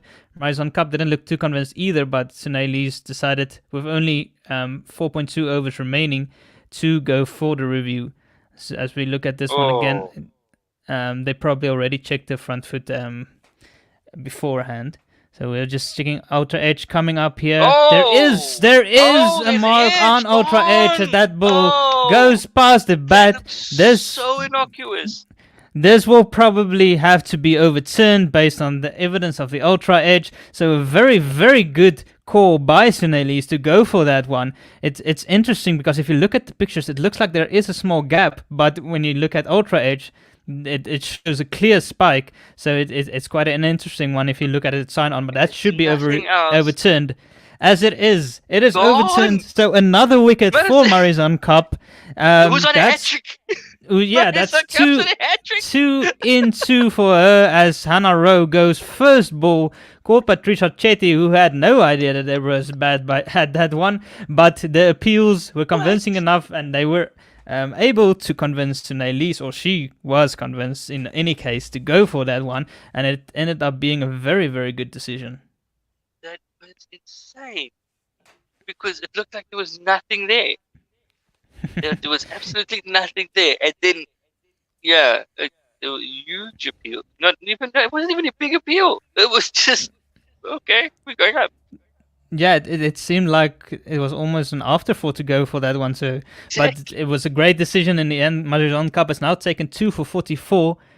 She still has one delivery left in her spell before it comes to an end. So let's see if she can end her spell with a hat-trick, as she is on a hat-trick right now with the very last ball of her spell. And they're just getting the field settings right here as Marizon Cup will run in here on a hat-trick. Let's see what happens. Here she comes, full straight, going at the stumps. Good delivery, but kept out by Tahu for no run. As that ends her spell, 2 wickets for 44 of her 10 overs. New Zealand are 220 for 8. 2 wickets and only 1 run conceded of that over. Excellent spell there by Marizon Cup, or an excellent end to her spell at least. And most importantly, 2 new batters at the crease. And that was that's going to really slow things down a bit. 4 overs to go. Yeah, in the last 5 overs, New Zealand have made 20 but lost 3 wickets. So only going a 4 and over here in the last 5 overs, losing 3. South Africa really on the front foot here. As we see the leading wicket takers now, Marizon Cup has moved up to the number 1 spot. She's taken 10 wickets and Ayabonga Kaka on 2 wickets, showing why South Africa have won all 3 of their matches so far. Definitely, this bowling lineup is top class. Ishmael runs in here over the wicket, full toss on the legs, but this is clipped straight to mid-wicket for no run. Ishmael getting away with that one a bit, but that's what you'll get with 2 new batters at the crease. Definitely true. They're going to have to dig deep now. They don't have time to, as I was saying earlier on, to play themselves in. They're going to have to go for ball 1. And that is very difficult on this wicket as Ishmael comes in again. Yeah, this one on a length, just pushed into the covers to go through for a quick single. Well run between the 2. Yeah, it's equally not easy coming in against classy bowlers. Ishmael and as we've seen Kaka, Kap just finished her spell. She's the leading wicket taker. To follow her up is Kaka, who's the second leading wicket taker. So no race chance for the New Zealand batters. It's good. These last 4 overs going to be really. South Africa really just want to grab these 2 wickets cheaply. If they can grab them for nothing now, 221 is would be advantage South Africa, I would say. All Yeah, the way. they would probably take this, especially after Klaas going off after only 2 overs. So they've really rallied the troops here. As Ismail runs in again over the wicket. Yorker on off stump, just digged out by Tahu. Yeah, that one missile at the off stump at 119 kilometers per hour, right at the base of the stumps. She just about manages to dig that one out. And she rolled the fingers. She rolled the fingers over it. That's the beauty of a Yorker. Yeah, she does like to cut across the ball, does Ismail. She runs in again. This one on a length, and she bowls her leg stump, knocked off. Beautiful delivery again, angling in, and South Africa are all over New Zealand here at the back end of their innings. They have no answers here for Ismail and Cup as she swings wildly across the line and misses it completely. As we talk about momentum shifting again, and at the end of the day, again, if you look at where the game was poised just a couple of minutes ago at 40 overs, New Zealand were 190 odd for 4. And all of a sudden... after that wicket of Sophie Devine, that crucial wicket, things have been going downhill for New Zealand. And South Africa have really got themselves into the advantage here, just stamping their authority. Ismail has now taken her 3rd wicket. She's taken 3 for 22. And yeah, the South African bowlers racking up the wickets in this tournament. Only one away from getting New Zealand all out here before they are able to bat out the 50 overs. And as we know, not batting out your 50 overs is a cardinal sin in ODI cricket. But New Zealand face that possibility, that prospect right here, with Shabim Ishmael having one more over after 1 over and 2 balls left, and then Kaka still got it will be adding on the pressure at the end as well. And this one, as Ishmael comes in again. Short and wide and cut away behind point for very first delivery Jace Kerr faces. She strikes this one out of the middle of the bat. Not a good delivery by Ishmael, but an excellent shot to get off the mark. Oh, well, she looked she looked a very competent batter. What's she playing at 11? But just managed to slash that one pass back a point up on the front foot, actually. Too much width off it. Ishmael in again. This one again, a Yorker on off stump again, just about digged out to the point region where they go through for a single to end the over.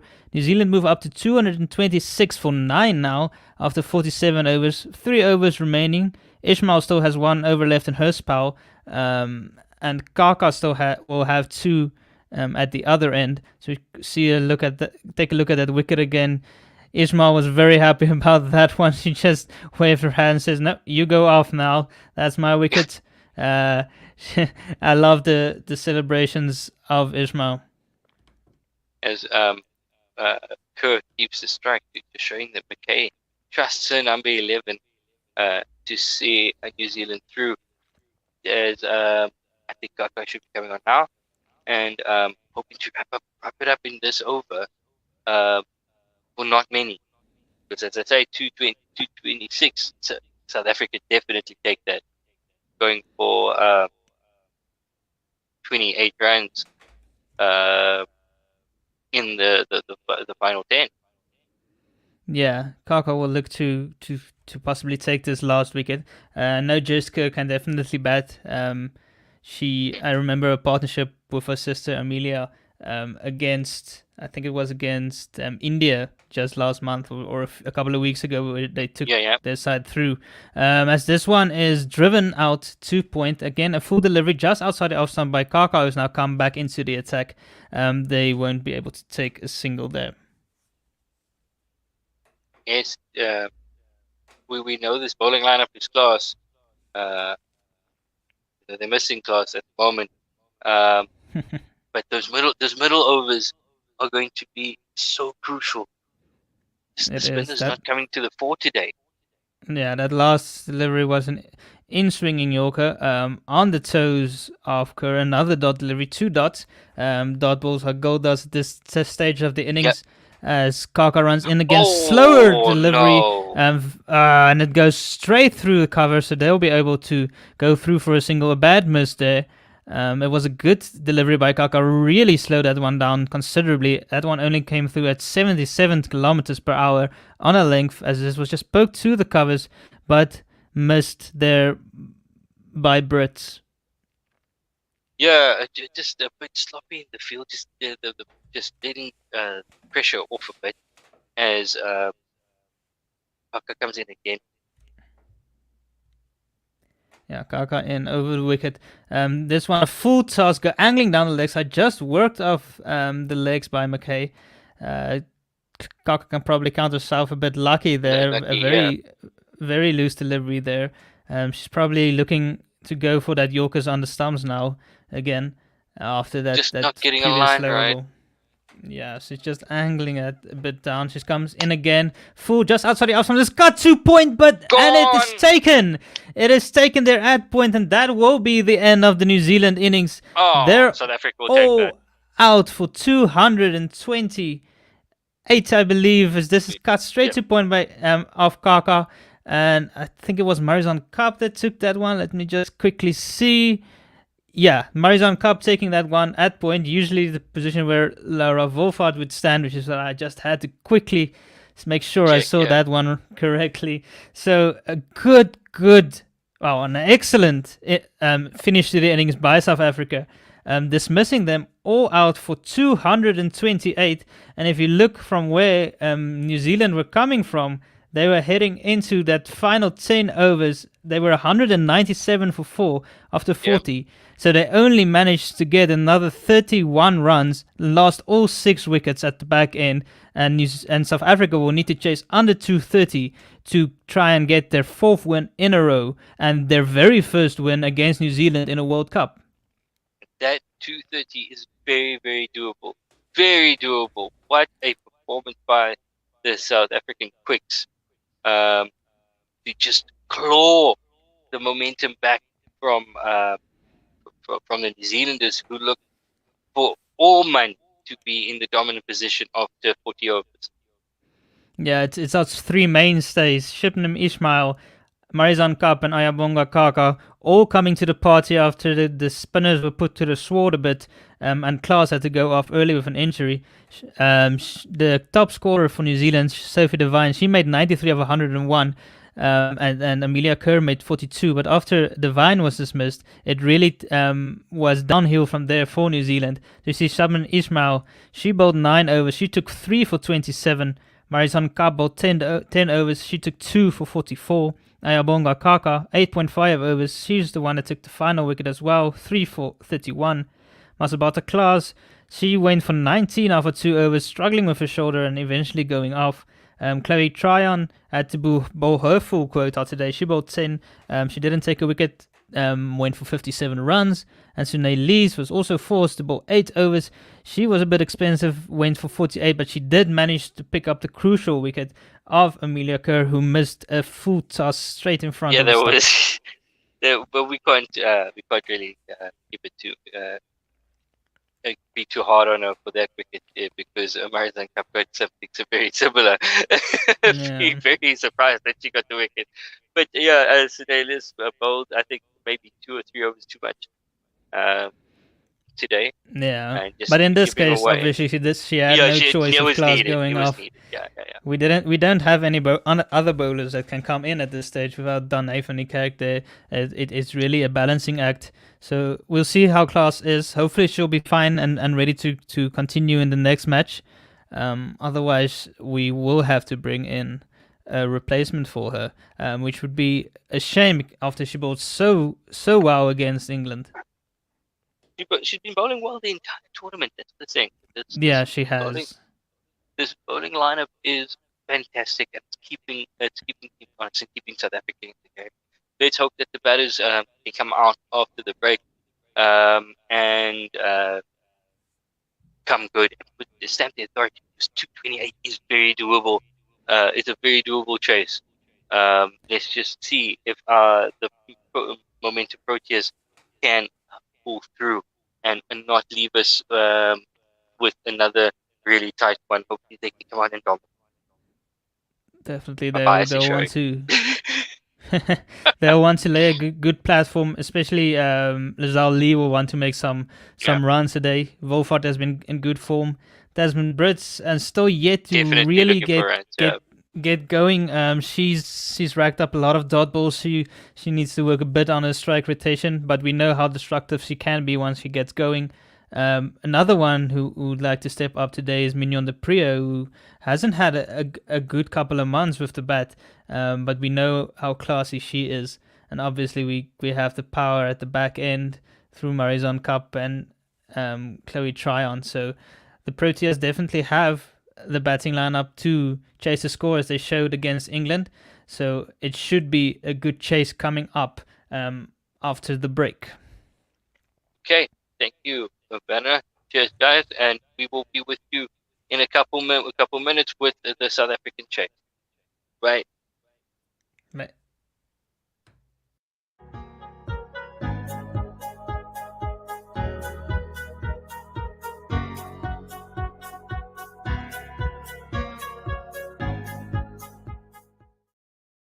Hello, and welcome to another episode of the Full Quota Podcast. You know, it's your number one South African cricketing podcast. If you want to know anything that's happening around the Proteas team or anything happening in South African cricket, this is your place. We're on One World Sports Radio, so please do subscribe to our channel, as well as tweet us on One World SR. We're also on Spotify. Just search for One World Sports Radio, as well as on Anchor Podcasts, even on Apple Podcasts. We're there. At One World Sports Radio. So if you want the audio option, you can do that. If you want to see our lovely faces, you can do that too. Remember, we're also on Patreon, so please do support us there. We really do like bringing games to you. We really do like being in the stadiums, and that kind of your support will help us get there a long way. We are going to be broadcasting the Bangladesh series.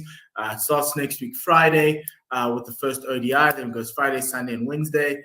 Pink ODI on Sunday at the Wanderers. First ODI at Centurion, and the third one will be at Centurion as well in the following week. And then we go into the Test series. But today, myself and Tim are going to be discussing something else, and that ODI squad that came out today. Tim, how are you doing today? How's it going? I'm doing well. I'm looking forward to talking about the 4-day series, having had the fact that your team was runaway leaders throughout the tournament and unbeatable, and at the end, they were clipped.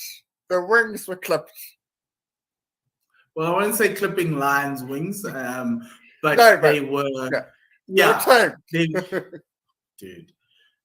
I think we did a show in December where I effectively said just give them the trophy now, because all they needed was one win, 1 out of 3, right? Even 3 draws would have got them home.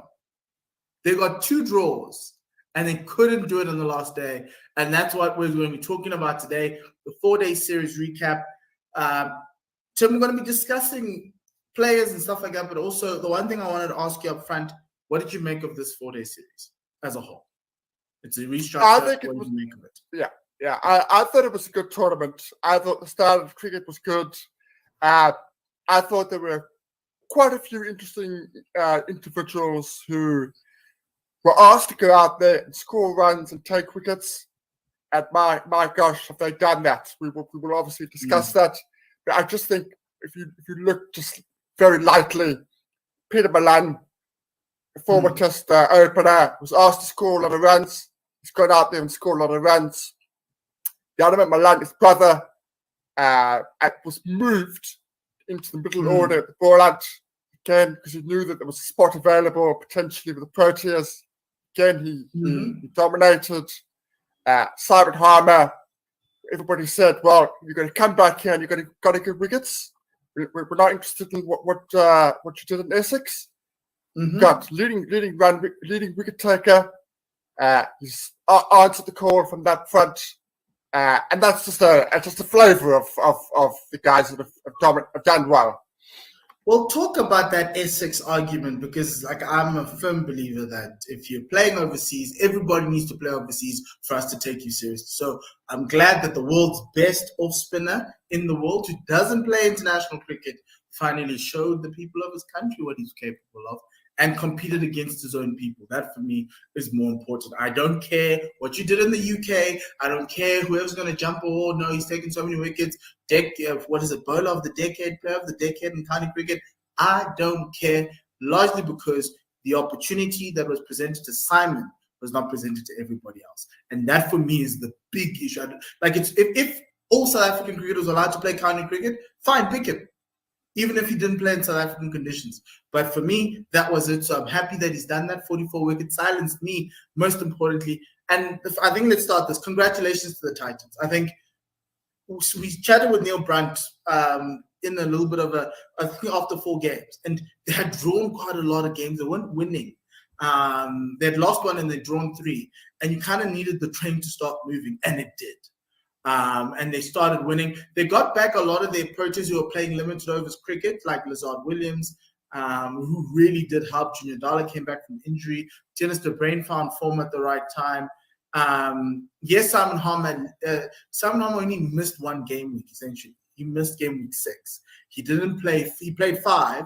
He played first 5. He missed the last one, and he played this last one. So essentially, they weren't punished like the Lions, who had players coming in and out.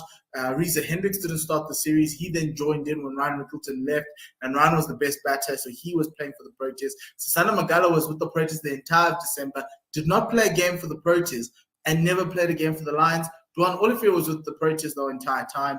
Luto Supamlag was in and out because of SAA, so he didn't play. So you kind of had a mishmash of that insane quartet from the Lions that was really good, Tim. Like, they didn't need a spinner. I think a couple of guys were saying the Lions need a spinner, they need a quality. No. If you've got 4 quicks who can do the job, who did the job, then that's what it was. It's just they were not available. My only issue is... Yes? I think a couple of those guys, okay, you didn't win it, but a couple of those guys showed we're good enough for this level. Cody Yusuf, I thought Cody Yusuf was exceptional when he came in. And of course, Mitchell van Buren, everybody's been talking about him for the last couple of years. He really made a name for himself at this tournament. So while it definitely affected you guys, but seeing those guys came in and they did perform. So that's today. It didn't quite offset it, but it offset those misses to a point, if you like. Look, I think for me, the biggest issue was from a batting perspective. I think the Lions team, the batting was a little bit suspect, largely because take Ryan Rickleton out the side, you just got guys who aren't actually hitting the form. Dom's not having a great season this year. Josh Richards was doing well, but he kind of like got into a little bit of a bare patch.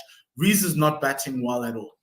And that's something we need to consider, and one of the reasons why I think he's not even in the ODI squad.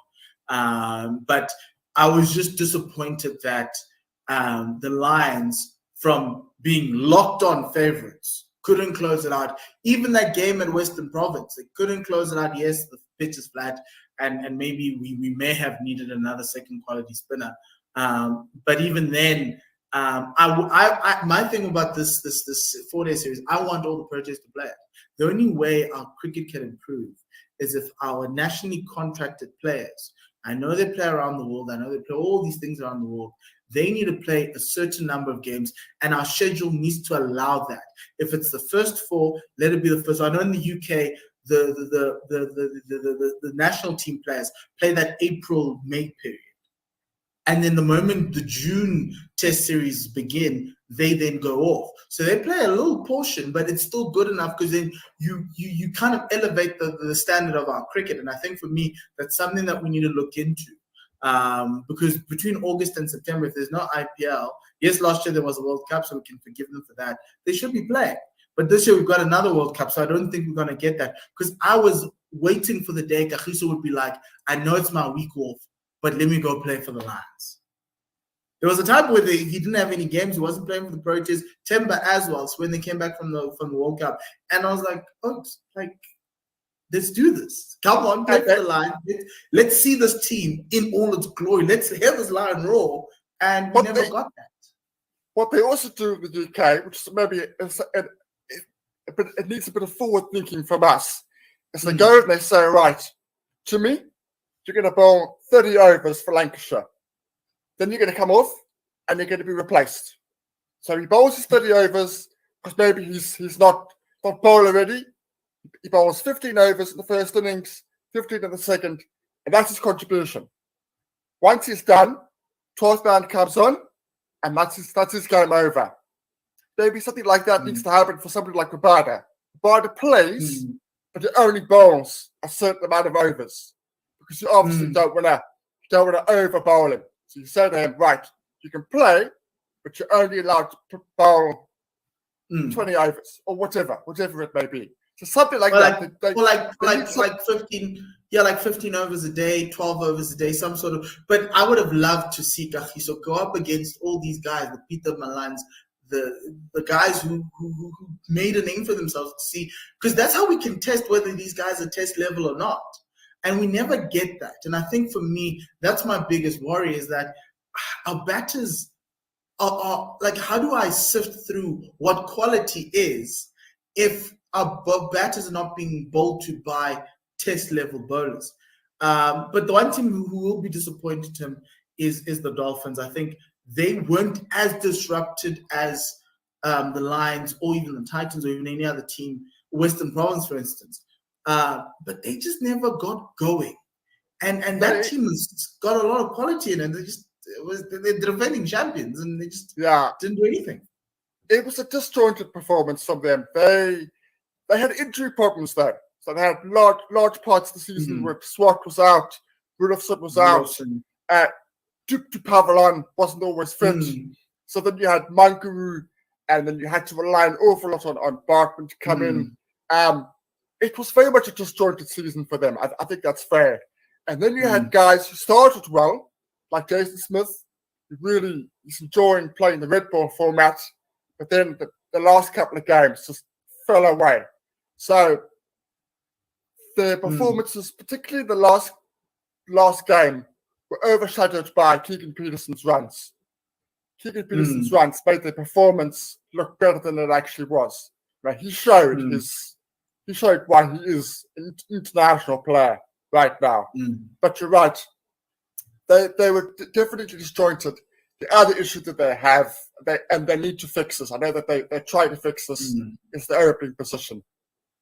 They can't have Bryce Parsons opening batting. It doesn't work. In a 4-day cricket. Well, Sardal was with the Proteas, so So having Sardal away was a huge problem. But they need to have Sardal's going to be away, going to continue to be away now. So they need to find an opener. Bryce Parsons, the 4-day stuff doesn't work.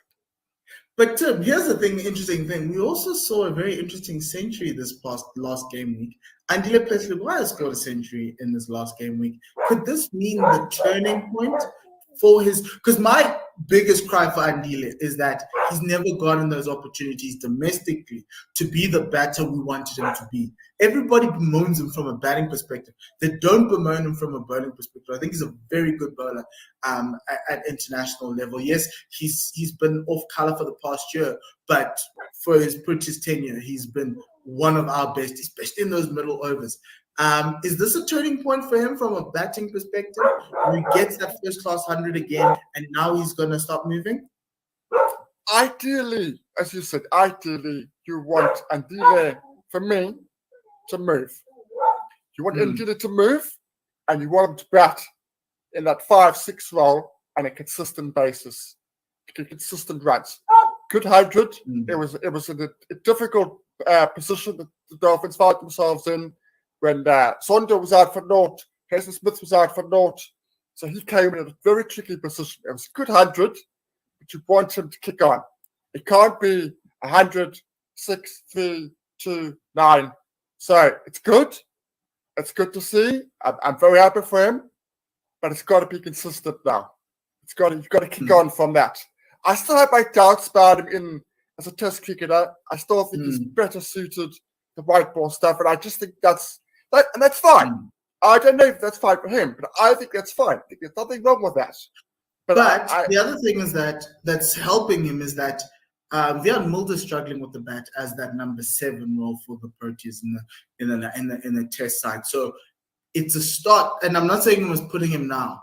Let's see next season what he gives us in the red ball format, and see what it goes. Even in the white ball format, if he can give us those handy 50s, those handy 60s, and bat with a higher strike rate, he could be, because we like to pick cross format, he could be an answer. I still say Marco Jansen's the guy for us at number 7. I'd like to see a lot more of him. And a guy like Marco Jansen, I think this is one reason why I don't like the Proteas playing all the time and missing out on this domestic season. Because a guy like Marco Jansen would have valued his experience batting in this domestic season as a number 6 for the Warriors. And so for me, that's my one thing where guys lose out. Like Vian Mulder, he loses out because he's with the Proteas, even though his biggest development point is batting. It's not bowling. Vian's a great bowler.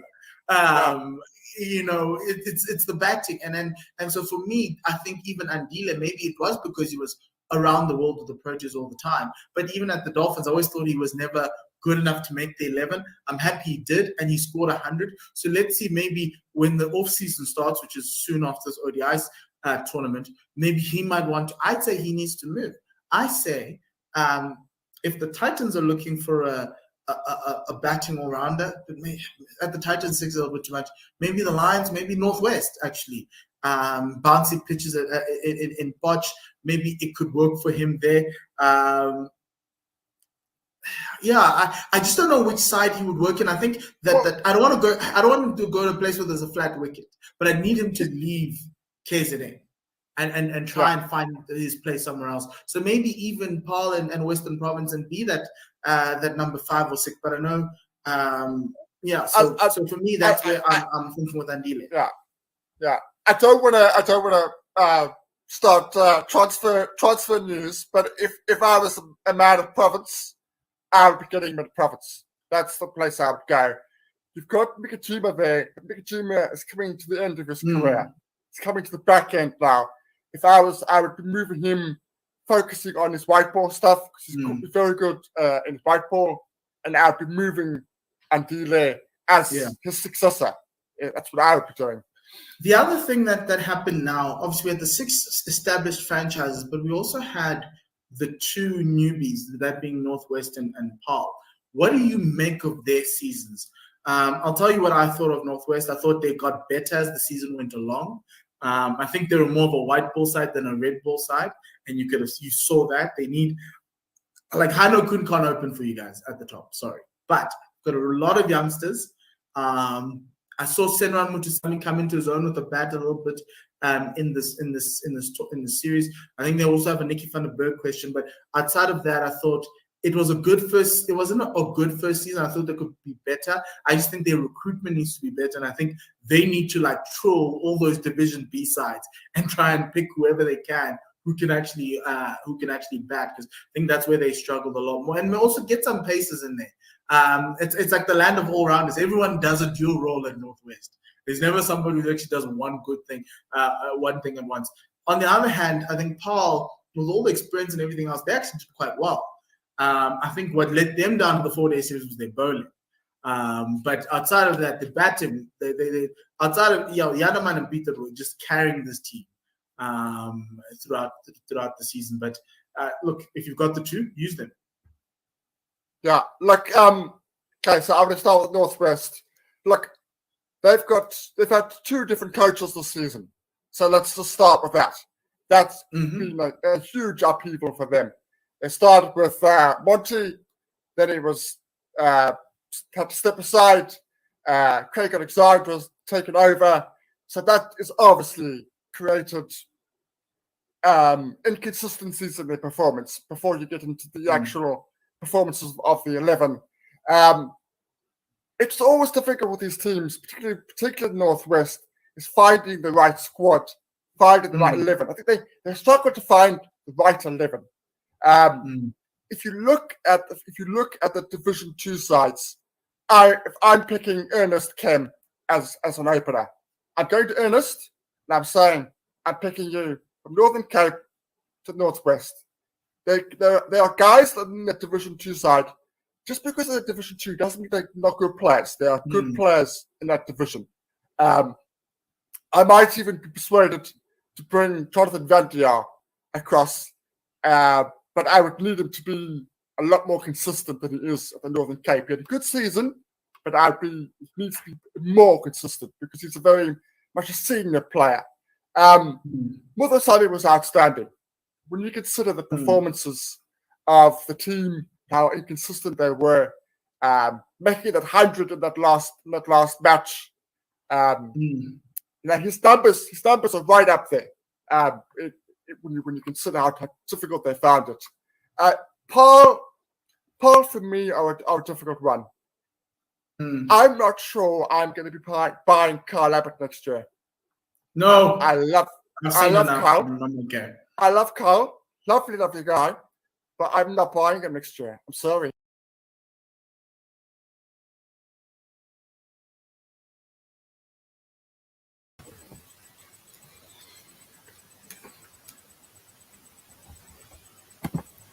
Good morning, Tim. Good morning, Tana. Good morning. You all right? Yeah, all good, thank you. And you? All good. Great. Cool. So South Africa are chasing 228. Yeah, it's one of those tricky totals. It's not a massive total, but it's also it's an in-between sort of total, isn't it? Yeah, it is. Having said that, though, South Africa did chase 236 against England. So this is definitely a chaseable total for the Proteas team. Yeah, so just to run through the New Zealand scorecard, Susie Bates was out early on in the innings. She only got 4 of 7. Sophie Devine batted well. She got 93 of 101. She batted for long. I think she just tried to go hard at the ball too soon in the innings. But she did bat really well. And then Amelia Kerr got 42 of 58 balls. She also batted well. LBW, she was went out to Sunelis, that full toss, low full toss, just crashing into the stumps. Then Amy Satterthwaite got 1 of 3. She was caught behind by Chetty, bowled Ayabonga Kaka. Maddie Green was run out by Laura Wolfart and Trisha Chetty for 30 of 58 deliveries. She batted well. She started quite slowly in the beginning of her innings, but she picked it up quite nicely towards the end. But unfortunately for that little run out that she had, she was out there. Then Brooke Halliday came in and she scored 24 of 29 balls. She batted really well, I think. Calm, collected. She made sure she was rotating the strike.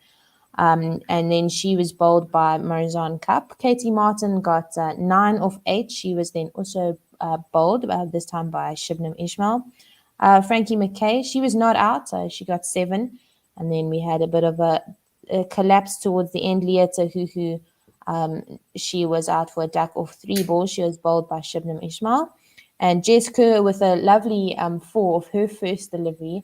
She hit Shibnam Ismail for a 4, but then she was caught at point by Marizanne Cup off the bowling of Ayabonga Kaka. So that was just the batting of New Zealand. And then the bowling figures, Shibnam Ismail bowled 9 overs for 27 runs. She got 3 wickets. Marizanne Cup 10 overs, 44 runs, 2 wickets. Ayabonga Kaka 8.5 overs, 31 runs, 3 wickets. Masabata Class only bowled 2 overs for 19 runs. She was struggling a little bit with a bit of a shoulder injury, had to go off the field. And the 2 spinners, Chloe Tran and Sunelis, had to pick up her overs. Chloe Tran bowled 10 overs for 57 runs. She was quite expensive and she didn't take any wickets. And then Sunelis, the captain of the Momentum Proteas, bowled 8 overs for 48 runs and she got 1 wicket. And that's actually the first wicket that the South African spinners have gotten so far in this Women's World Cup. Yeah, interesting. Very interesting. So we seem to rely on our pace bowlers at the moment. At Lower Volfart and Zowli have come out to the crease. And it's probably going to be Leah Tahuhu opening the bowling here for New Zealand, or Rowe. It's going to be exciting to see what they do with the new ball. We know both bowlers can swing the ball both ways. They'll want to do what England did and remove Lazar Lee as early as possible to put pressure on South Africa. Yeah, definitely. The earlier they can get Lazar Lee, the better for the New Zealand team.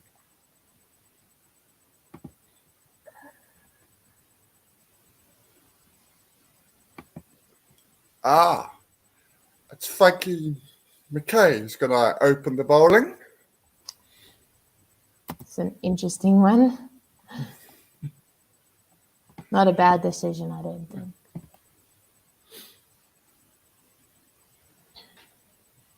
Lazar Lee will want to get runs.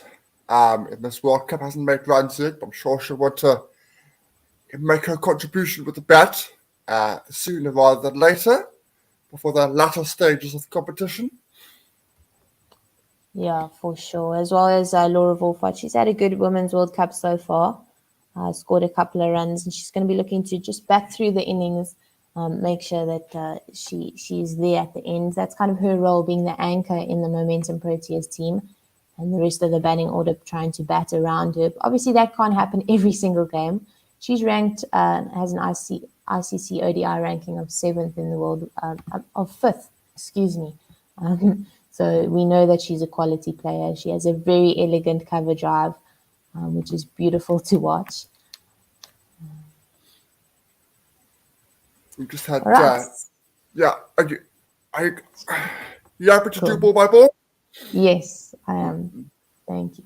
First ball by Frankie McKay, and it's to Lazar Lee. It's full outside the off stump and just defended out into the offside for no run.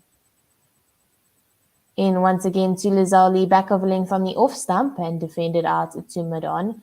No run again. And Lazar Lee will be itching to get off the mark here. But we know that the New Zealand batters started off slow, figured out the pace of the wicket, and then managed to accelerate from there.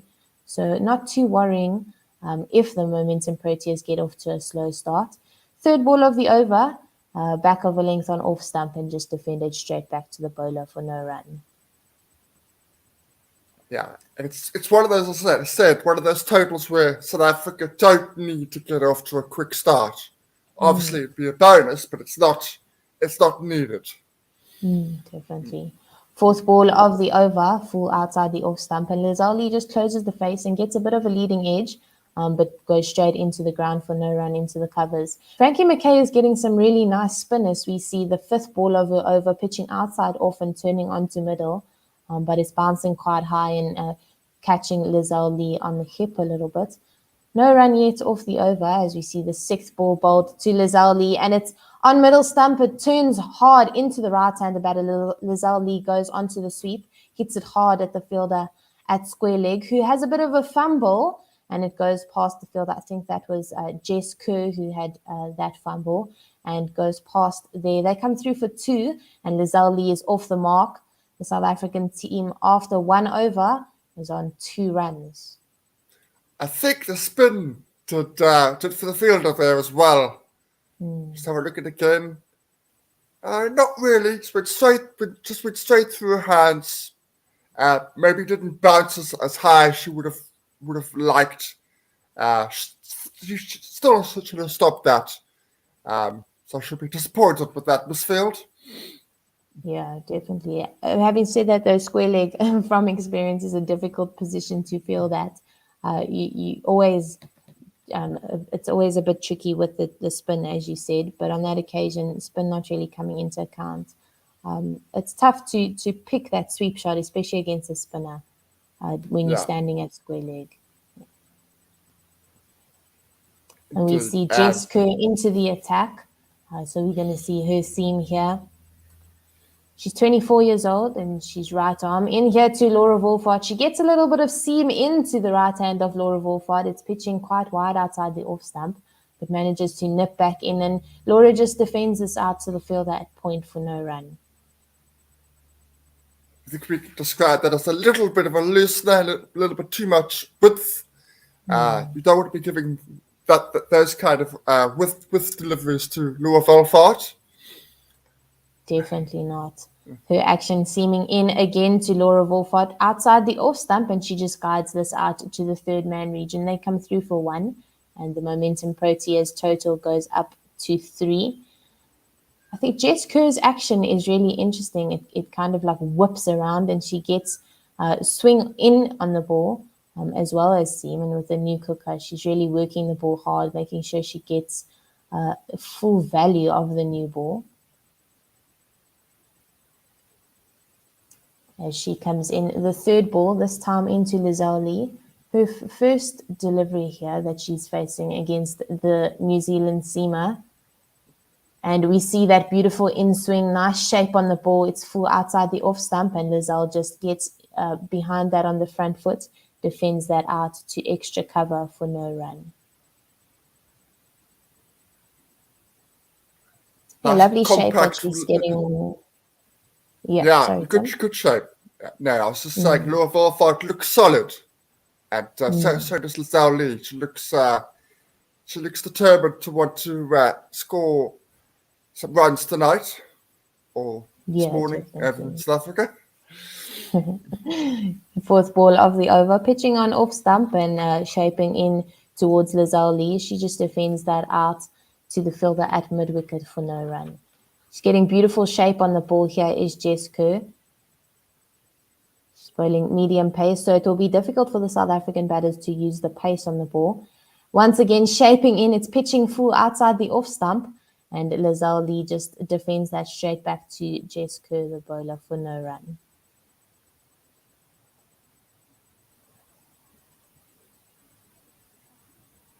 We did see in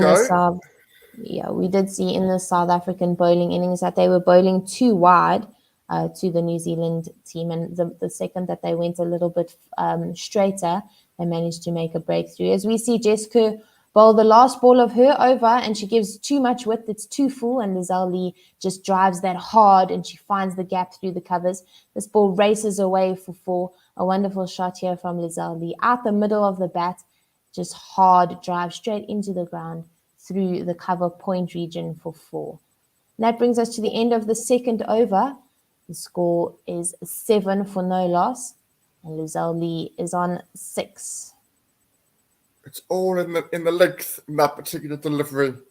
The length meant that there was very little danger in that drive shot from Lizelle Lee. I think with the swing that Jess Kerr is getting at the moment, she needs to make sure that she's using the length to the best of her ability, because too full, obviously the swing then doesn't mean anything. See Frankie McKay in here to Laura Wolfart. It's full outside the off stump, and it's driven out to the fielder at cover sweeper. They come through for a single, and the momentum Proteas score goes up to 8 for no loss. Lovely shot there by Laura Wolfart, just off the front foot, driven to that cover sweeper region. Yeah. Her cover shot is arguably the best in the world. Yeah, it definitely is. Wonderful to watch. It's a lovely check drive. Frankie McKay this time into Lizelle Lee. It's full outside the off stump, and she plays on the back foot, on the front foot, excuse me. It goes out to the fielder at point, but good fielding there by that fielder. It makes the dive to her left, manages to save that from potentially going out for a single. Very good fielding there, but no run taken by Lizelle Lee as she faces the third ball of McKay's over. Off spin turning into Lizelle Lee, back over length outside the off stump. She rocks onto the back foot and punches it hard, beats the 2 fielders in the cover region, and this ball races away for 4. Lizelle Lee looking nice and comfortable, picking the length of the spinner really nicely, and she goes up to 10 runs. The score 12 for no loss. Frankie McKay will not be very happy with herself, just dropping that length too short there against the South African batter. Yeah, certainly the case. Fourth ball of the over, much better length. It's full outside the off stump, and Lizelle Lee goes onto the front foot. She gets a bit of an outside edge there, and it races away to the third man region, but the fielder at point gives chase there, and the Momentum Proteas come back for 2 runs. Good running there between the wickets, and nice intent there from Lizali, looking for runs, which is really nice to see. And the score goes up to 14 for no loss. 2 balls left in the over. As she comes back into Lizali, it's full outside the off stump, and it's just defended out to the cover region for no run. So she's certainly giving it a lot of air, is Frankie McKay, trying to entice the big shot from Lizali, who is not interested at the moment. Not yet in any case, as she faces the last ball of this over, and it's full pitching on off and turning into middle. Lizali just plays this out into the leg side. Soft hands, really nice, and they come through for a quick single, and she'll retain strike on the other end for the next over. Lizali on 13 of 15, Laura Wolfart on 2 of 3, and that is the end of the third over, bowled by Frankie McKay. 5 and 8 for the South Africans. A very handy start. They'll be very happy with things at the moment. Definitely the Momentum Protea batters out there looking nice and comfortable. And hopefully they can continue that going into this over here by Jess Kerr. She was getting nice shape in her first over, the second over of the game, but she went for 5 runs, just over pitching that last ball of the over to Lizaldi. As she comes in now, first ball of the over, a good length delivery on off stump, and Lizal just defends that out to the offside for no run. Big smile on her face. She looks like she's having a good time out there with Laura Wolfart. They have some nice chemistry out in the middle together. They're used to batting together. I think they make a really good partnership. Jess Kerr into Lizali, back of a length, seaming in to the right-hander Lizali, and it's just defended straight back to the bowler for no run.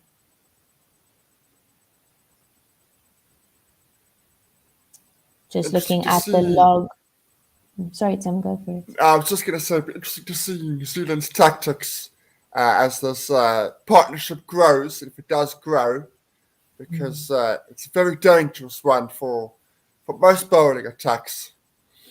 Yeah, definitely. They do have a lot of talent in their bowling lineup, a lot of experience as well, as we see the third ball of the over. Good length outside the off stump and just defended by Lizali into the offside for no run.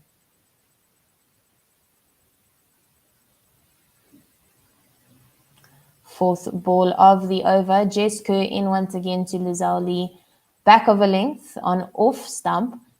Lovely shape into the right-hander as Lizali has to defend that out into the leg side. That's how much movement Jess Kerr is getting.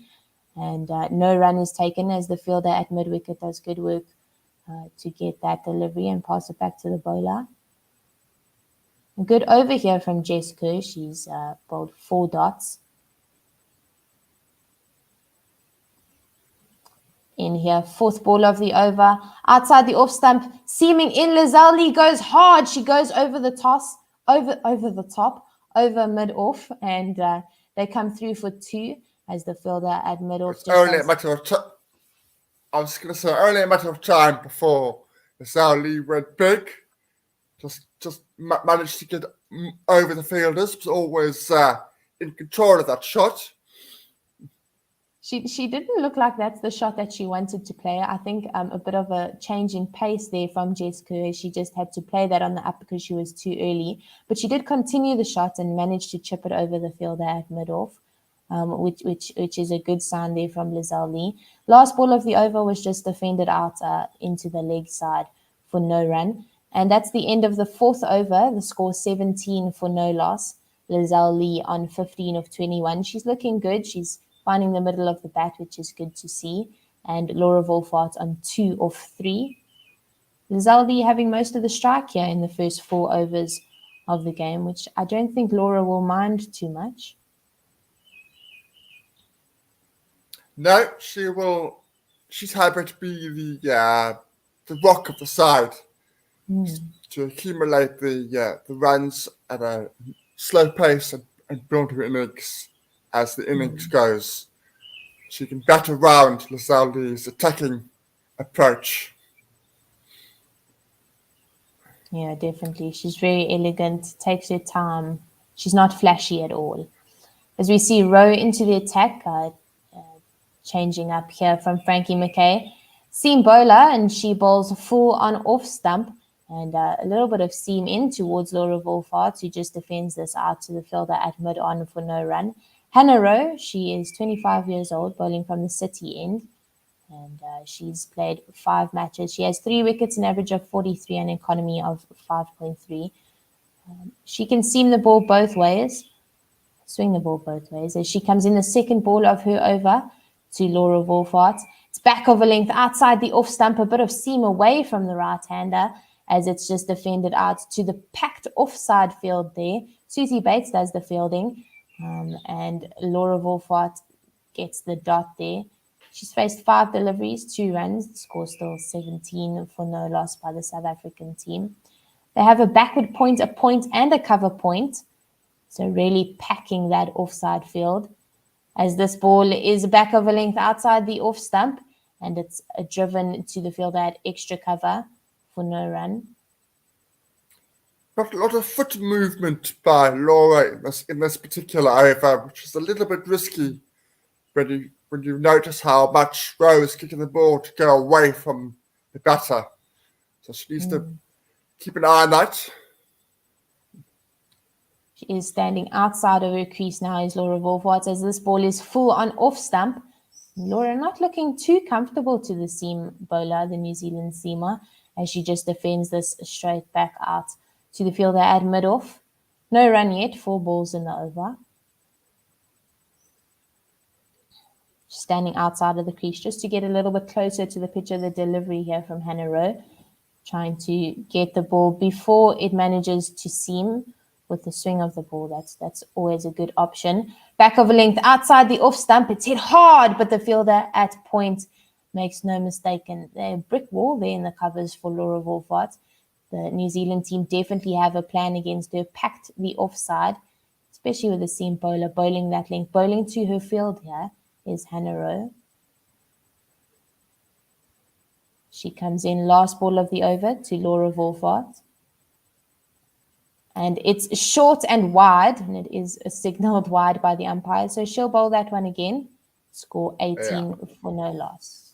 Just as you said, she was bowling so well on that over, having a nice line and lengths, and just overcompensated. Went a bit too far with that delivery.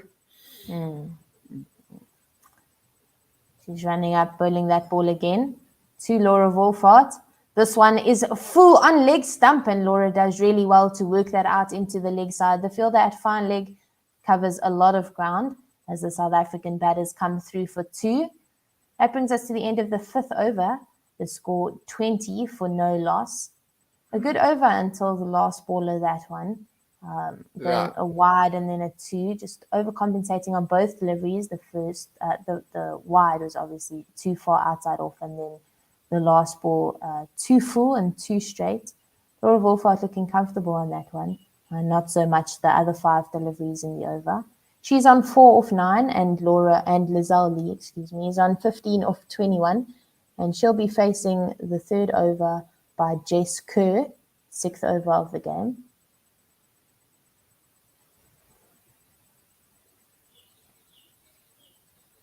Yeah, I was quite impressed with that, as you said, that last over before the last 2 deliveries.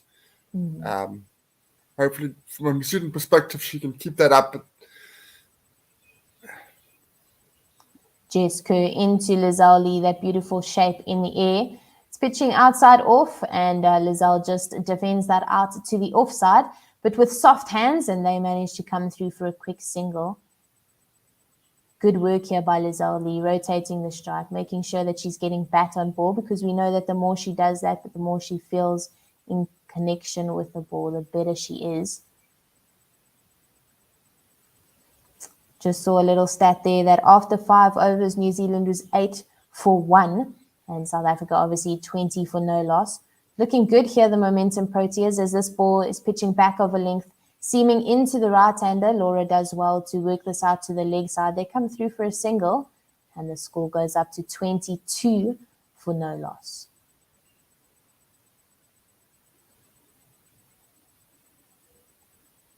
Pretty Yes. easy at the moment for the South Africans. Not an explosive start, but a solid base from where to make the chase. Very good, calm start here by the Momentum Proteas. This third ball of the over, back of a length on off stump and seaming into Lizelle. She works this out to the leg side. They come through for a quick single, and that'll be 3 singles off the first 3 balls of this 6th over. Good batting, good rotation of strike here by the Momentum Proteas. Just making sure that they're getting behind the ball and playing after the seam and the swing of Jess Kerr. This ball full outside the off stump to Laura Wolfart, and she drives hard, beats the fielders in the covers, and it goes out to the boundary, but it's chased really well. And the batters come through for a 3rd run. Lizelle has to make a dive, but the keeper does take the bails off. The umpire is going to go up to see whether Lizelle was safe there or not. It was good running until Lizelle had to make that dive, but I do think that dive was necessary. Yeah, I think she's reasonably safe. It's probably a bit closer than she would like, but I think she's reasonably safe. As I'm Having a sorry, look at it now. Oh, Slow motion. And it looks as though the bat is out the crease. The dive was definitely necessary in that occasion. Brilliant work by the keeper, catching it about a meter away from the wickets and having to throw the ball onto the stumps. And Lizelle Lee will have to walk back to the change room as she is given out by the 3rd umpire. This is disappointing here for the South African. She was looking really good. She scored 17 off 23 balls. And this is definitely not something that the Momentum Proteas would have wanted. And I will need a new pair of glasses.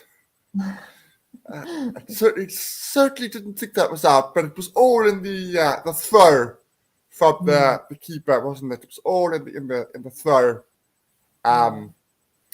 which was the difference between being in or out.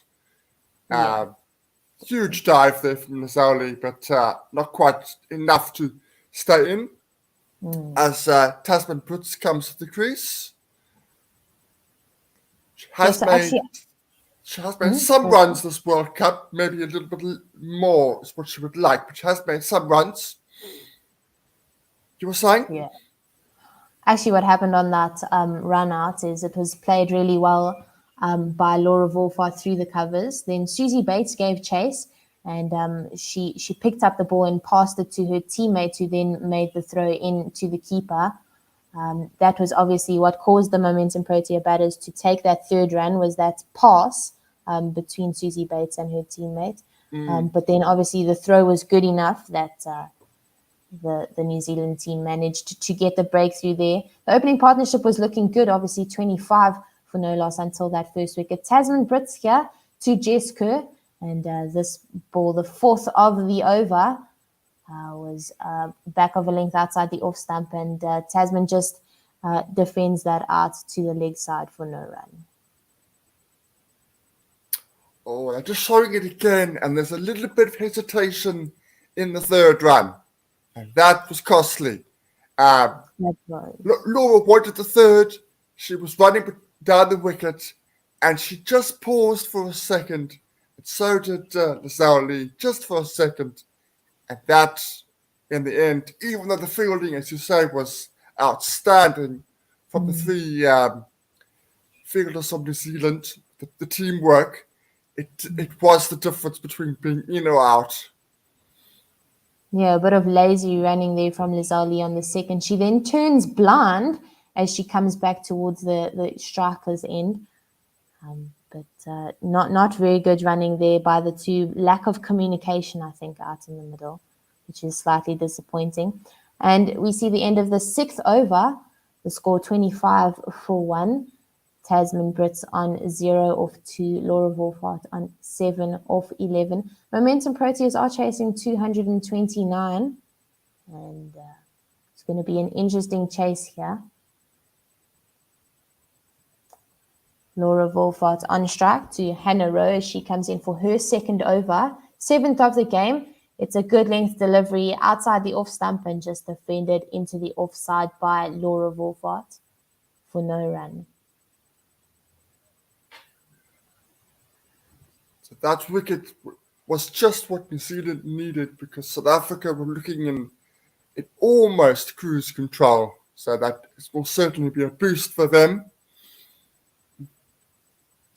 Definitely. Second delivery into Laura Wolfart. It's short and outside the off stump, played off the back foot hard through the covers, and it races away for 4. A wonderful back foot drive there, just taking full advantage of the short length delivery by Hannah Rowe. Laura Wolfart pierces that offside field, makes sure that she gets the full runs that she can there. Wonderful placement there. Good shot. And that will bring her total up to 11 of 13 balls. Team total 29 for 1. Has come in for the third ball of the over. Short again, this time a bit straighter as Laura Wolfart just plays this off the back foot into the offside. No run taken. The fact that Rowe can get the ball to go away on a consistent basis, it's really disappointment from a New Zealand perspective that she's bowling so short, so it becomes almost pointless. Yeah. She's got to pitch that ball up a bit, as this ball is full and it wraps Laura Wolfart on the pads, but they don't really appeal for it, as it looks like it was going down leg. See Hannah Rowe just walking back to her mark, not really interested in that appeal.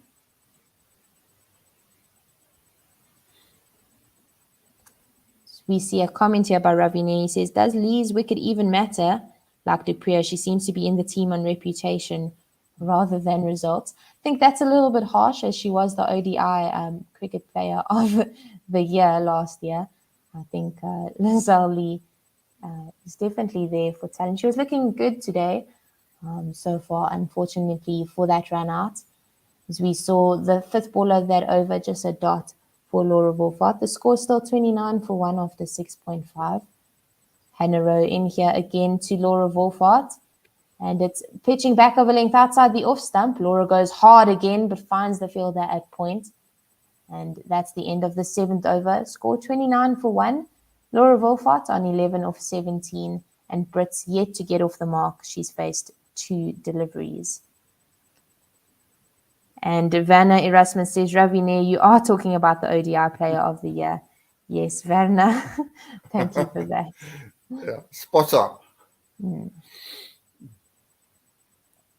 Definitely. The Brits will face the new over. Interesting to see if Jess Kerr comes back in here to the attack. Laura Wolfart is actually currently sitting at 5th highest run scorer in this World Cup, 204 runs. It's looking good, nice and consistent, as Jess Kerr is bowling her 4th over here. She's into Tasman Brits. It's full outside the off stump and just driven out to the fielder at mid-off for no run. Tasman Brits will definitely be looking to get bat on ball as much as possible here. She'll want to rotate the striker. She did have quite a low strike rate in the previous game against England. She was finding her feet towards the end of her innings until she went out.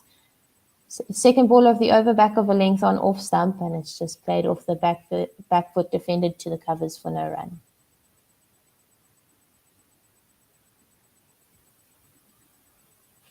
So just showing Shipman Gill's wickets and then the Sweden innings. Jessica in for the third ball into Tasman Brits, and it's pitching on off stump, but shaping nicely into the right-hander. Tasman Brits just plays this out off her legs to the fielder at a square fine leg. They come through for a single, and she gets off the mark. She's faced 5 deliveries, and she's on 1. Team total 30 for 1. 3 balls left in the over, and Jessica will be bowling to Laura Wolfart.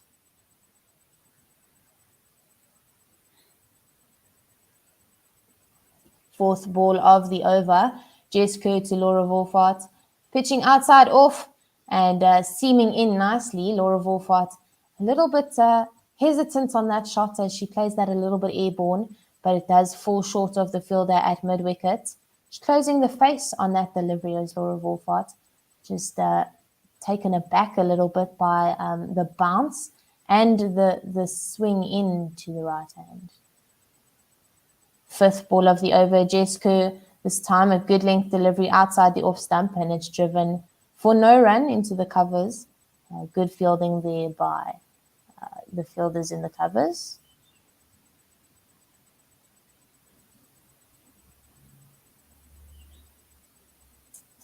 We have a comment on YouTube by Furzy09. Why Brits again at 3? She's more successful down the order as a big hitter. Good point there.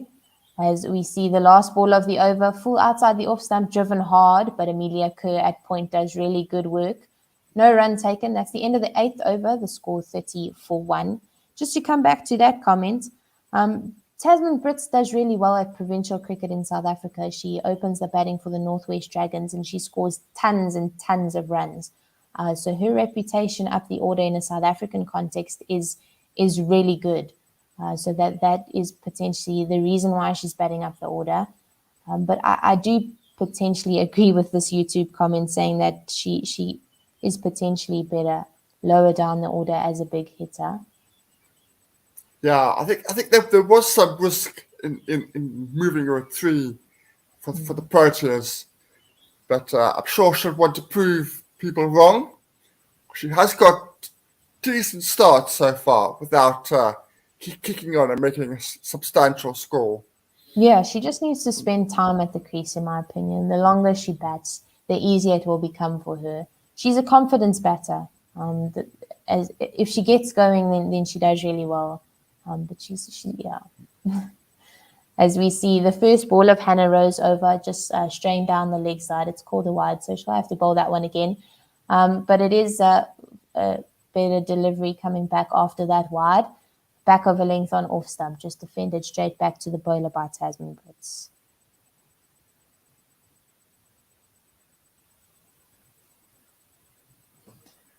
Second ball of... I'm just going to say, I come after delivery. Okay. Second ball, just full outside the off stump. And Tasman Brits leaves that one alone, taken by the keeper, no run. I'm amazed at the amount of movement that the New Zealanders have managed to get in these opening 8 overs. I don't think they've bowled well enough, but in terms of the movement, they've got a lot of assistance here. Yeah, definitely. They have been managed to use the new Kookaburra to the best of its ability. As we see this ball, a good length delivery on off stump, just seaming into Tasman Brits as she just starts this out to the fielder at mid-wicket for no run. I do think the white ball has better potential to swing when there's pace off the ball. So that is often why we see Ayabonga Kaka getting a little bit more swing than the opening bowlers of the South African team. Just because there's a little bit less pace on the ball. And I think that's what the New Zealand bowlers are doing.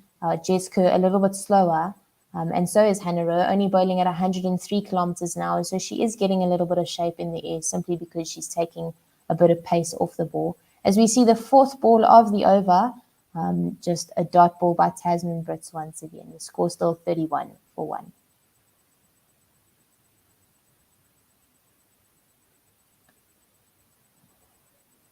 Fifth ball of the over, Hannah Rowe into Tasman Brits, and it's full outside the off stump, but Tasman just tries to overhit it and plays it out to the fielder at mid-wicket for no run.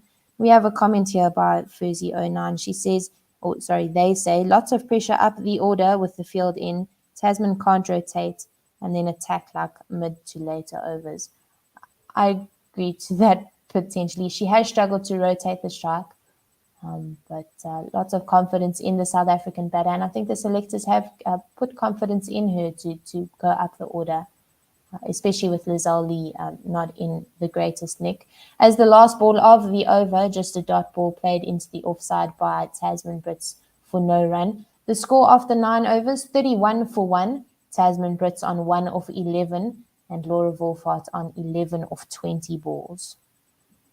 It was certainly an area of debate when we were discussing it on our podcast, me and Paul, about who should bat at 3. And it was certainly not clear cut as to who it should be. So there's certainly a lot of debate around it, even within our little podcast. But I'm sure she'll want to prove that she can do it. Yeah, and I believe that she can too. I hope she believes in herself a little bit because, as I said, she is a confidence batter. So that will definitely help her. As Jess Kerr in for her fifth over to Laura Wolfhard. It's full on the off stump, but it's just defended straight back to the bowler for no run.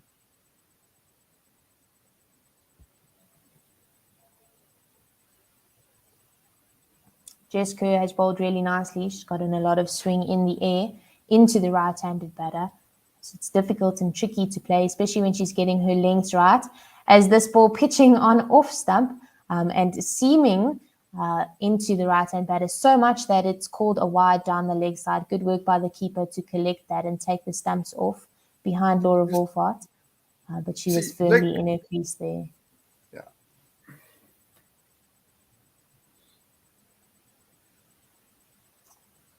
Second ball in, re-bowled here. This ball is pitching on off stump and moving into the right hand. It comes off Laura's pads and just trickles out to a short 45 region. Ball is picked up there and they come through for a single. That's a leg by. Both those deliveries are pitched where you would like them to be pitched, but the movement is significant that it ends up being a poor ball because it's down the leg side. Yeah, definitely. Definitely challenging to control that swing. Obviously, you don't want to be going too wide because that then allows the batter to free their hands. As we see this ball just a good length on off stump, seaming in, and it's just played again into the leg side by Tasman Brits for no run. I agree, Tim, there that bowling with so much swing on the ball, it's really difficult for a bowler to control that. Having said that, though, Jess Kerr has bowled really well. Only 14 in her 4.3 overs so far. As this ball pitches outside the off stump and seems in, but it beats the batter of Tasman Brits. And the keeper does really good work there to collect that. Just misses the off stump. And that is a very good sign there from Jess Kerr. Tasman Brits will be looking to be a bit more tight as she faces the fifth ball of the over. And pitching outside the off stump, this time back of a length. And it's just punched off the back foot to the fielder at extra cover for no run.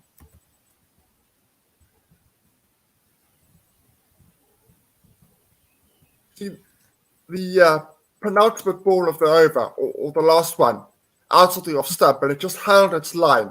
That was perfect. That is what she would like it to be. Yeah. I think with her wrist position behind the ball, she's definitely getting a lot of swing in, as the last ball of the over is full outside off and it's just defended out to the offside by Tasman Brits for no run. And that's 10 overs done. That's the power play finished here for the Momentum Proteas. The score 33 for 1. Laura Wolfhard on 11 of 22 and Tasman Brits on 1 of 15. They were looking pretty good with South African batters until the wicket of Lizelle Lee. She was run out going for the third run. A good shot by Laura Wolfhard, but then a lack of communication out in the middle. And that caused the first wicket to fall for the Momentum Proteas. As we have a change of commentators. Cheers, guys. Thank you. Bye-bye. Yes, enjoy. Morning, Werner. Morning, Otto. How are you? I'm very well, thanks. And you? I'm well too. Bit disappointed at the power play after we were 20 without loss after 4 overs. Only 13 in the remaining 6 overs with that loss of Lizelle Lee. Tasman Brits has really struggled to rotate strike in this tournament so far. I personally think I'd rather have Mignon du Preez at 3, who's very adept at working the ball around and making sure that Wolfhard gets more of the strike. Yeah, I saw your tweets as well about the bowling, which was also a bit disappointing because I did see a score there of 19 for 1, in early on in the New Zealand innings, and then when I checked the score again, Sophie Devine had scored a runnable 100 almost. So Yeah, she made that she was made a bit 93, strange.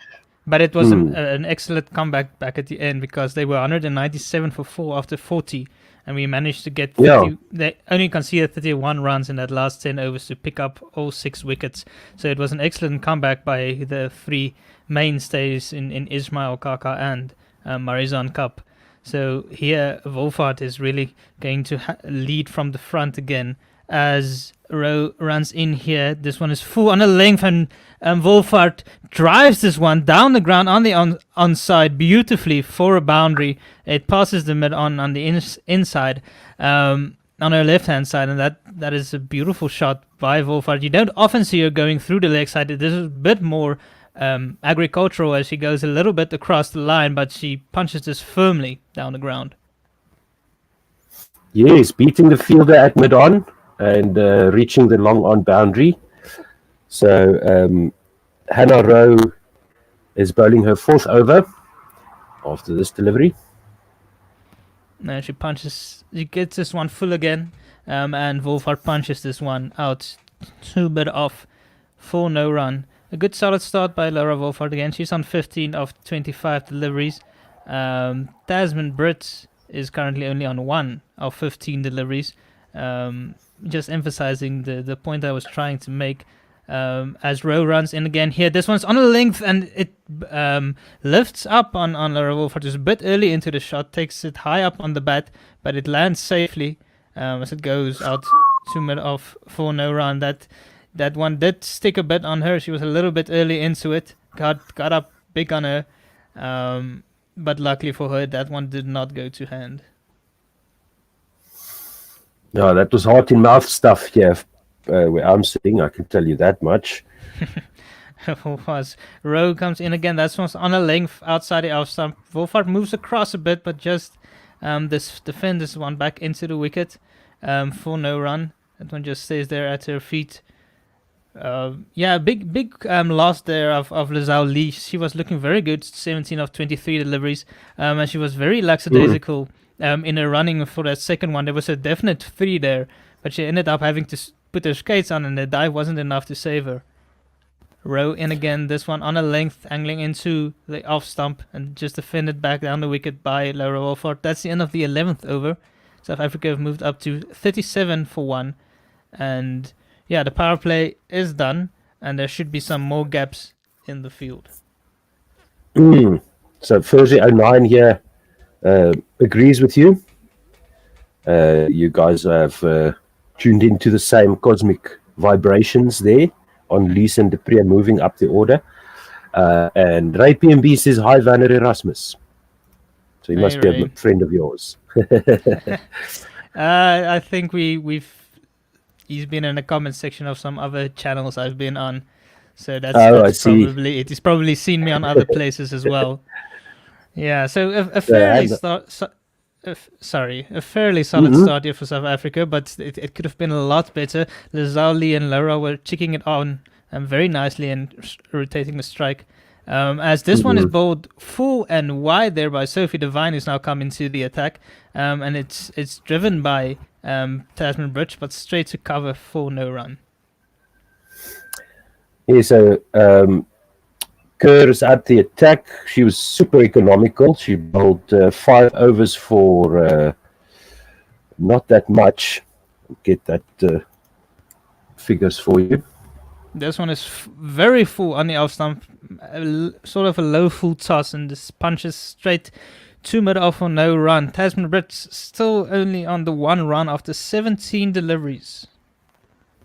Jesco 5 overs, no maidens, no wickets for 14. Economy of 2.8, bowling 22 dot balls. That's phenomenal. Yeah, she's out of the good attack. Work.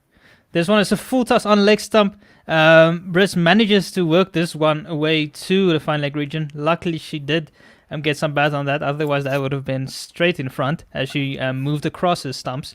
But she does finally manage to get the ball away and get Laura Wolfhard back on strike.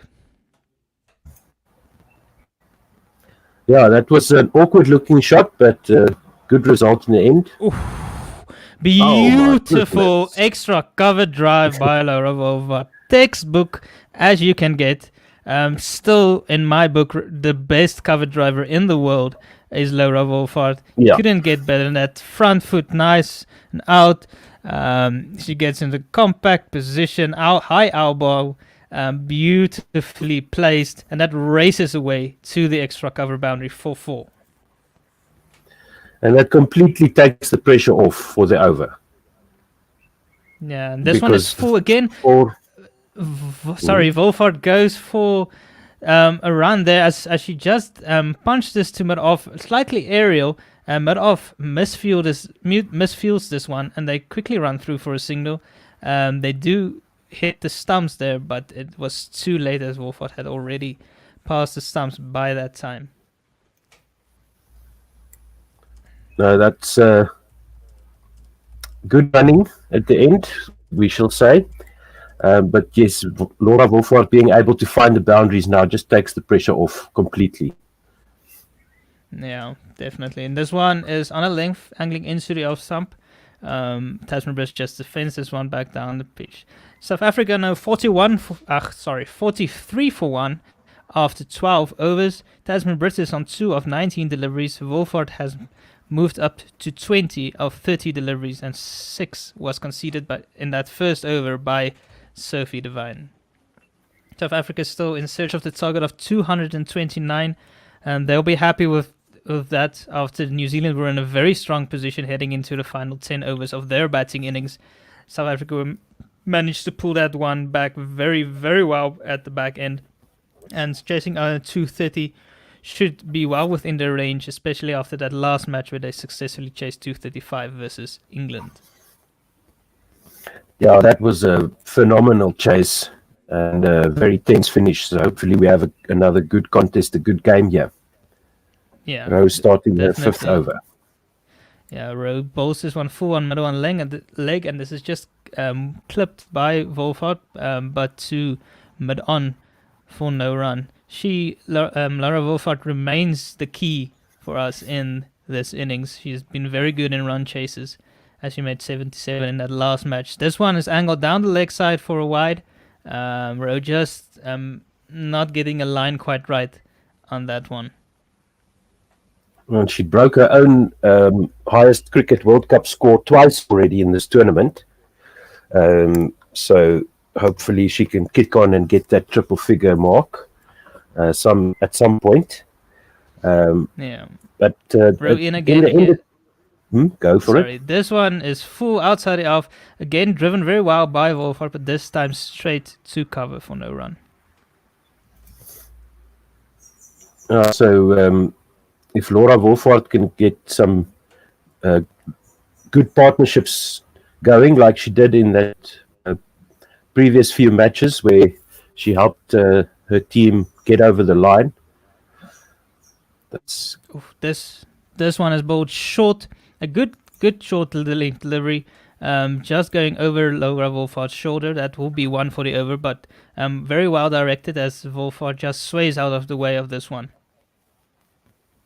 Yeah, Anna Rowe bowling her 5th over, only conceding 13 runs so far. So she's also been very economical. 25 dot balls in her spell, in her 5 overs so far. This one full just outside the off stump, again driven beautifully, but again Wolfhard finds the cover fielder who does very good fielding there as she dives away to her right hand side. Yeah, that was good fielding. A good stop there at extra cover because that ball had 4 written all over it. Yeah, very good work there on the ring. In again here, short outside the off stump, cut away by Laura Wolfhard authoritatively behind point to the boundary for 4.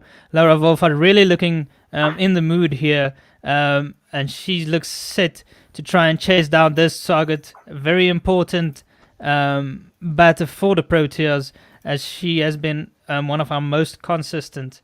As we see Purav joining us. Hi there, guys. Cheers, guys. I'll see you at over 21. Cheers, all two. Thank you. Good in you, man. Thank you. So, Warner, are we in for a Wolfhard special? Let's hope so. This is full again. Another beautiful drive out, but this time they have set the fielder back on the cover boundary sweeper, who just make sure that this one only goes for 1 run. That's the end of the 13th over. South Africa moved up to 49 for 1. Laura Wolfhard looking at her fluent best. She's on 25 of 36 deliveries. And yeah, so she's looking very good here, Purav. Yes, and I had to agree with you on that beautiful cover drive from her. That was for me, like kind of shot of the tournament so far from her. Yeah, she she is a perennial driver. She always, if you think about Laura Wolfhard, you think about the cover drive. So we see Sophie Devine running in here to Wolfhard on a length. She just works this one to mid-wicket for no run. Yeah, I think the important thing here for Tasman Brits is to give Laura Wolfhard as much strike as she can, who's looking very good. So she just needs to form a partnership with her, make sure she constantly gives her the strike. Devine running in again here over the wicket. Full length delivery on middle stump, driven hard back down the ground. The bowler looks to have gotten a hand on this as Tasman Brits tries to make a ground back. We'll have a replay here. The New Zealanders don't look too convinced that it is a run out, but we will have to wait and see. There have been quite a number of these dismissals in the tournament so far. And South Africa have to make sure that the current required run rate stays around 5 runs per over, because this would help them help the new batsmen as well to take time and settle down. Yeah, they definitely want to keep that under control. We're looking at the replay now here, as they're looking to see if this is a run out. Firstly, see if she touched the ball. A bit hard to see from that angle, but I do believe Sophie Devine did get a fingertip on that one. So if they do agree with me, then we'll go on to look and see whether Tasman Bridge made her ground back. As we do see a side-on angle to try and see whether Sophie Devine did touch that one. Let's see. On runouts like this, I don't understand why don't we first check that if the batter is in the crease or not, and then we can do the reverse checking. Yeah, I think it's a matter of progression. What happened with the ball? So the first thing was it was hit, and the bowler, and then it got to the bowler. So first you need to see if the bowler touched it, and in this case the bowler did not touch the ball, so we don't even have to see whether Tasman Bridge made the ground because it went underneath her hand. She didn't touch it. There was a clear gap between the bat and her hand, so nothing to it. As Devine runs in again here, and she pulls out of that one as Laura Wolfhard wasn't quite ready to face up just yet. But I do hear your point, Purav, because if the batter made her ground back, it wouldn't have made a difference. Yes, exactly. It looks like South Africa are off to a great start, and they just have to continue with this momentum, and then things will be easy for the lower order if they are required. Yeah, this one is beautifully punched down the ground. 2 meter off by Laura Wolfhard, who steals a quick single as South Africa's 50 comes up in 13.3 overs. Sophie Devine is going to come in over the wicket again to Tasman Bridge, who's on 2 of 19 deliveries. This one is full just outside the off stump. She punches this one like a half-hearted drive out to the extra cover, the short extra cover, who gets her hand on it, and it rolls out to mid-off. They don't have any run. As we look at the stats in the World Cup so far, she's only made 55 runs, but the main point is her strike rate. That's way down at 32, which has mainly been down to her lack of strike rotation so far.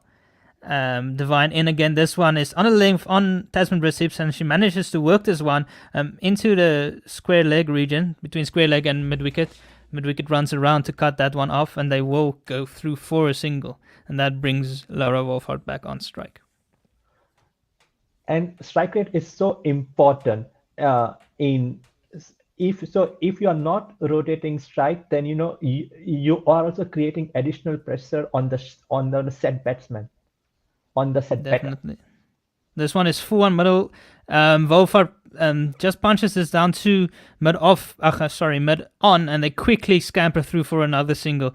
Lara Wolfhard taking it on herself to maintain the strike, as that's the end of the over. South Africa have moved up to 52 for 1 after 14 overs. Tasman Brits on 3 of 21 deliveries. Lara Wolfhard looking in pristine form. She's on 27 of 40 deliveries.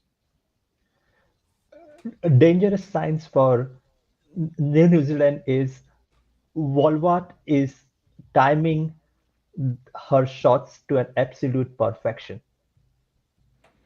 Yeah, no, Wolfhard is really looking good here. As she has all tournament, to be fair, she made 77 in that last innings, even though she did get multiple chances. England would really be kicking themselves for that. That game could have possibly gone the other way if they're out onto some early chances that Lara Wolfhard provided them. New Zealand have been good in the field so far. No catching opportunity so far, but they've stopped everything that they could. As we see the new bowler coming in now, it's Leah Tahuhu. She's coming in. She's played 5 matches, taken 9 wickets, has a very good average of 16 and an economy rate of 4.87. One of the better bowlers from New Zealand. And she'll be running in over the wicket to Lara Wolfhard.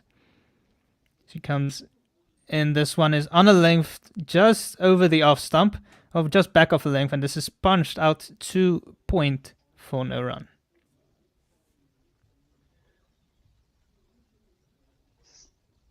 And especially among these middle overs, South Africa needs to rotate the strike as much as possible.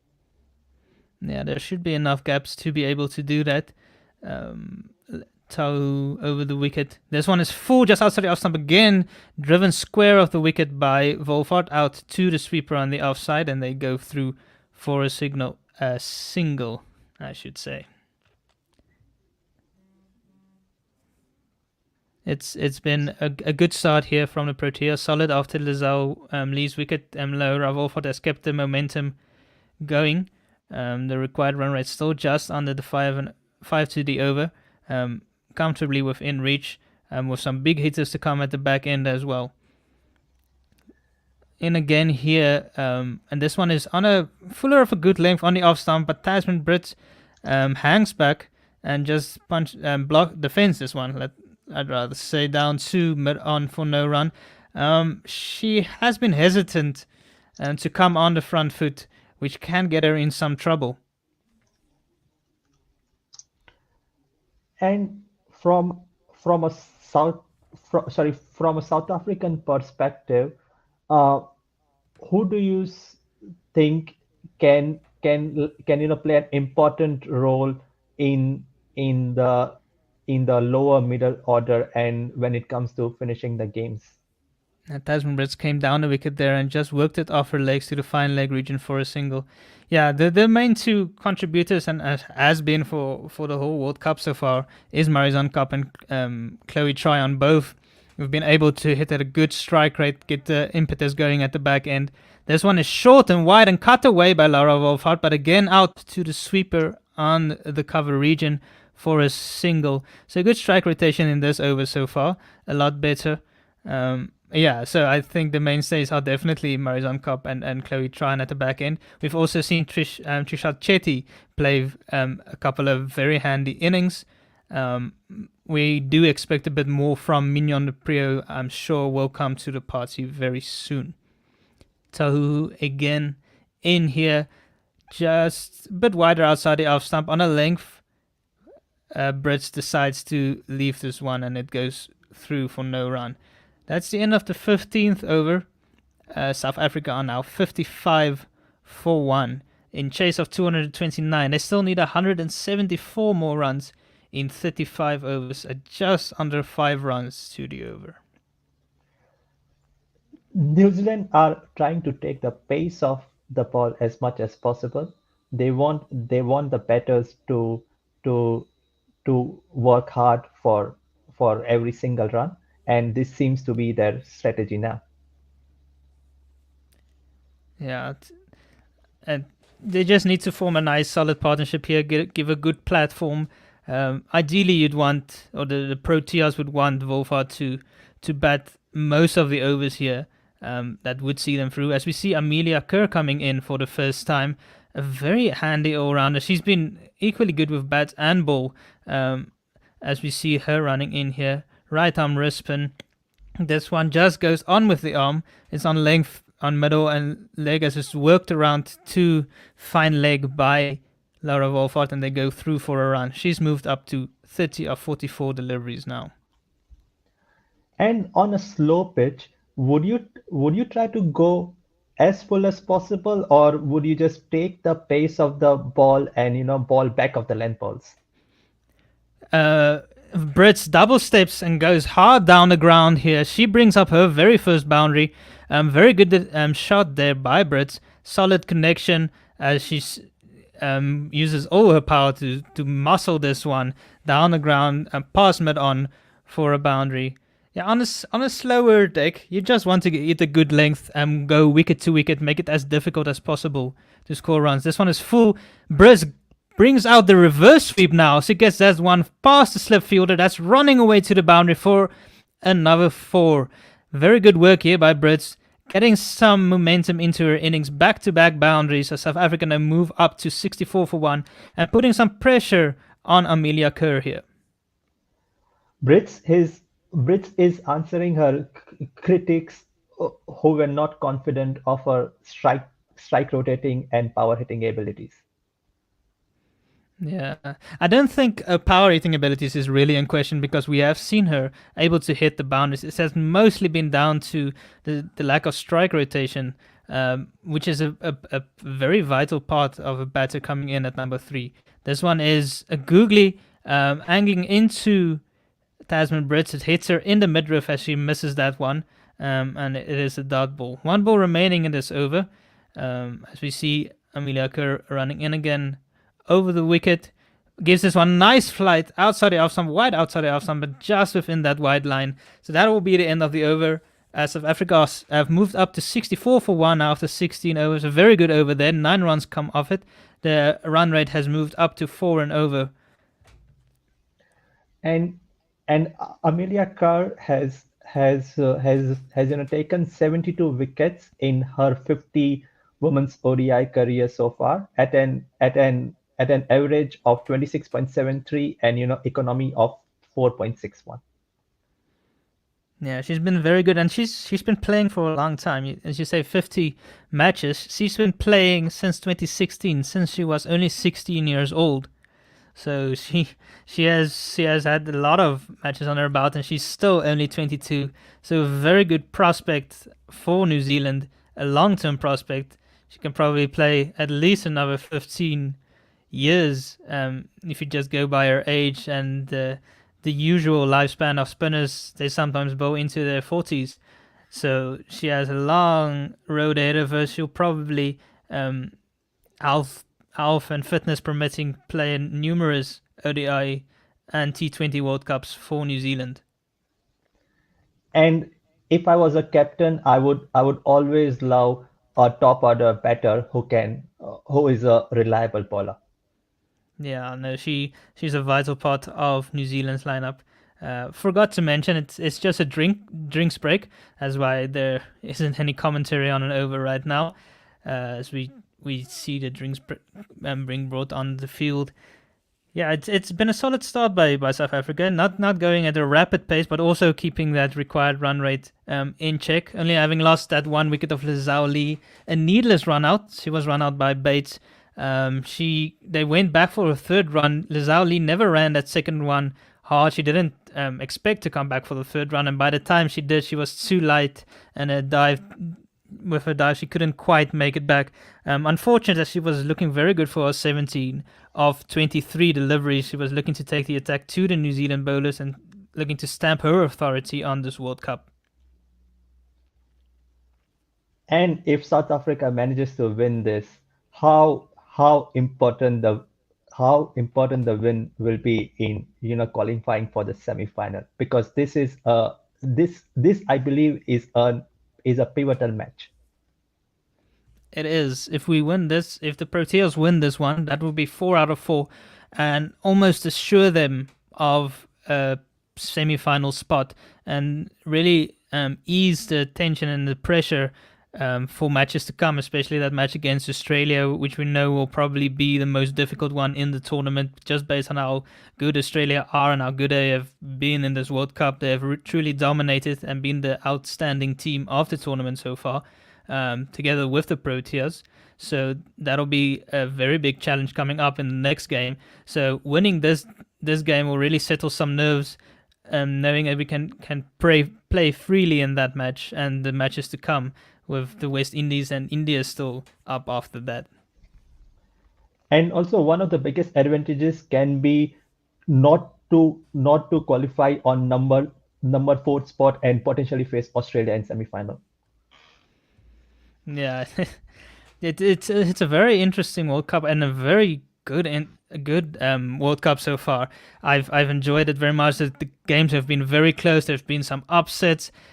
We all know Australia is going to make it, but the question is, who are the other 3 teams who are going to make it? The Proteas are looking to do that. It's Tahu who runs in here. It's on a length just outside the off stump as we're back after the drinks break. This is just defended out behind point, and they go through for a quick single.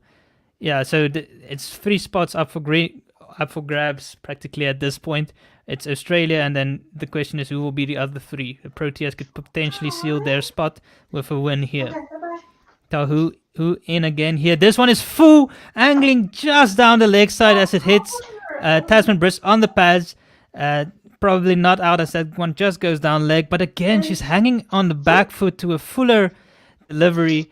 She's really going to get into trouble if she continues to do that. My girlfriend does not know that I am commentating. No, that's no problem, Farov. It's how it is when you're commentating, not live at the ground, doing it from home or from wherever you are. There are always going to be some environmental noises. As Tahu, who again angles this one down the leg side, this time Tasman Brits again gets no bat on this, but it will be a wide. As South Africa move up to 66 for 1. Tasman Brits is currently on 20 of 30 deliveries. Wolfhard is on 31 of 45. And the partnership has moved up to 41. And to come back to your World Cup point, that yes, I have also so far enjoyed watching this World Cup. Just also there is a comment from Chris Teeps. Kerr also took a 5-4 and scored a double ton in the same ODI. So yes, Amelia Kerr is a promising prospect for New Zealand. Yeah, and she's an excellent all-rounder. She's probably one of the best in the world after Elise Perry. So she's definitely probably one of the most important players within the New Zealand lineup. So they'll want her to be nice and fit throughout the whole tournament. She can swing a match on her own. This one is on the back of the length, just outside the off stump. Briss just defends this one, too short cover for no run. Who has only conceded 5 runs so far of her 1.4 overs. And thank you for all the comments. Please keep them coming, and we will try to read the comments as soon as possible. Thank you from Guerilla Cricket team. In here, Tasman Brits down the ground, and she lifts this one over mid-on to the boundary for 4. A beautiful stroke there from her. Not trying to overhit it, just timing that one over the mid-on fielder, and that races away to the boundary. This is a good intent being shown in the chase by South Africa. Yeah, Tasman Brits seems to be gaining some confidence now. Her strike rate has moved up to 50 as she's she's now moved up to 17 of 34 deliveries, so she just scores this one out to fine leg. She's on 17 of 34. South Africa have moved up to 71 for 1 at the end of the 17th over. A couple of good overs there for South Africa. First that one against Amelia Kerr before the drinks break, and now this one against Tahu, also going for 7 runs. So some productive overs here from Tasman Brits in particular. And Leah Tahu is an experienced bowler. she has taken 92 wickets in her women's ODI career so far. Yeah, the New Zealand team as a whole have quite a lot of experience. They're playing in their own conditions, which definitely does help. But the momentum Proteas looking very solid so far, as it's a beautiful afternoon there in Hamilton. There's one from Amelia Kerr just on a length outside the off stump as Tasman Brits defends this one back down the crease, back down the pitch rather, for no run. Amelia Kerr in again. This one is short outside the off stump, pulled with a lot of power by Brits, but it goes out straight to deep mid wicket as they do get a single to bring Laura Wolfhard back on strike.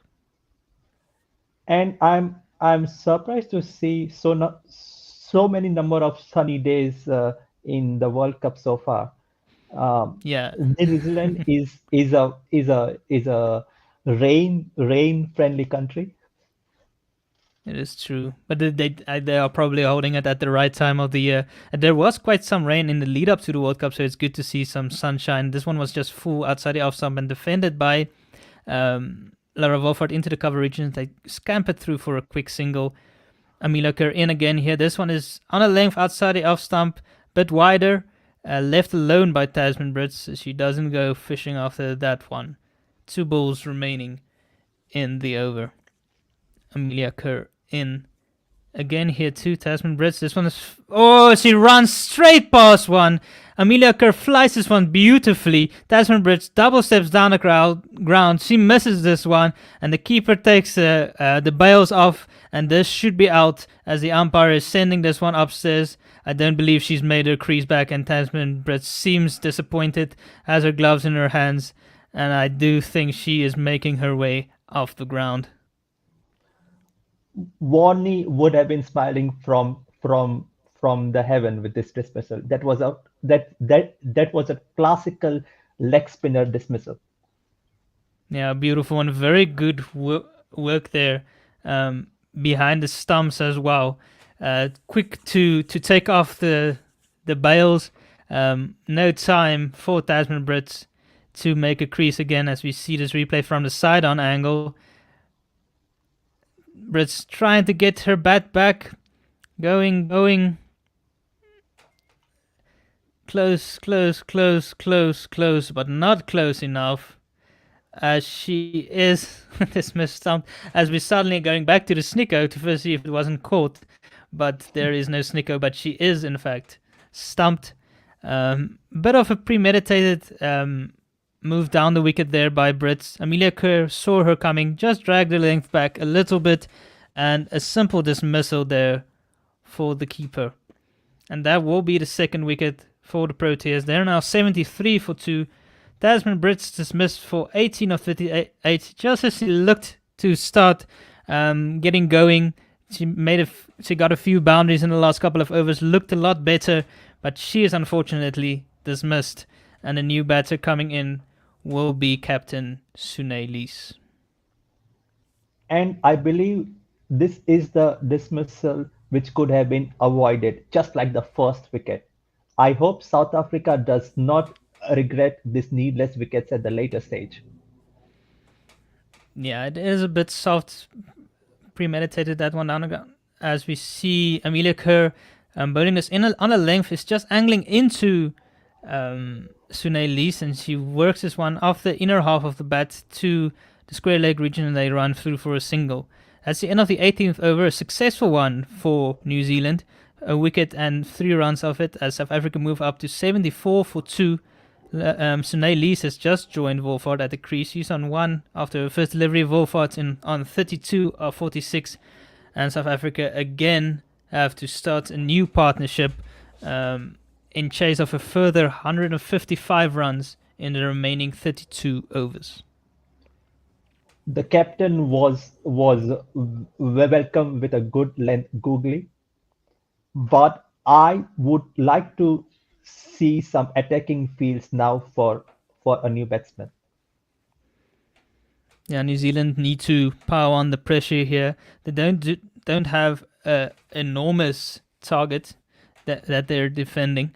South Africa still need under 5 runs and over, so there isn't a lot of scoreboard pressure or a lot of run rate pressure, required rate pressure, if you were. This one is full by Tahu, who's in for a new over on the off stump. It's just defended by Sune Lee's out to short extra cover for no run. Yes, and Tasman Brits would be really disappointed when she sees the dismissal again and again in the dressing room. Yeah, she won't want to look at that one too much.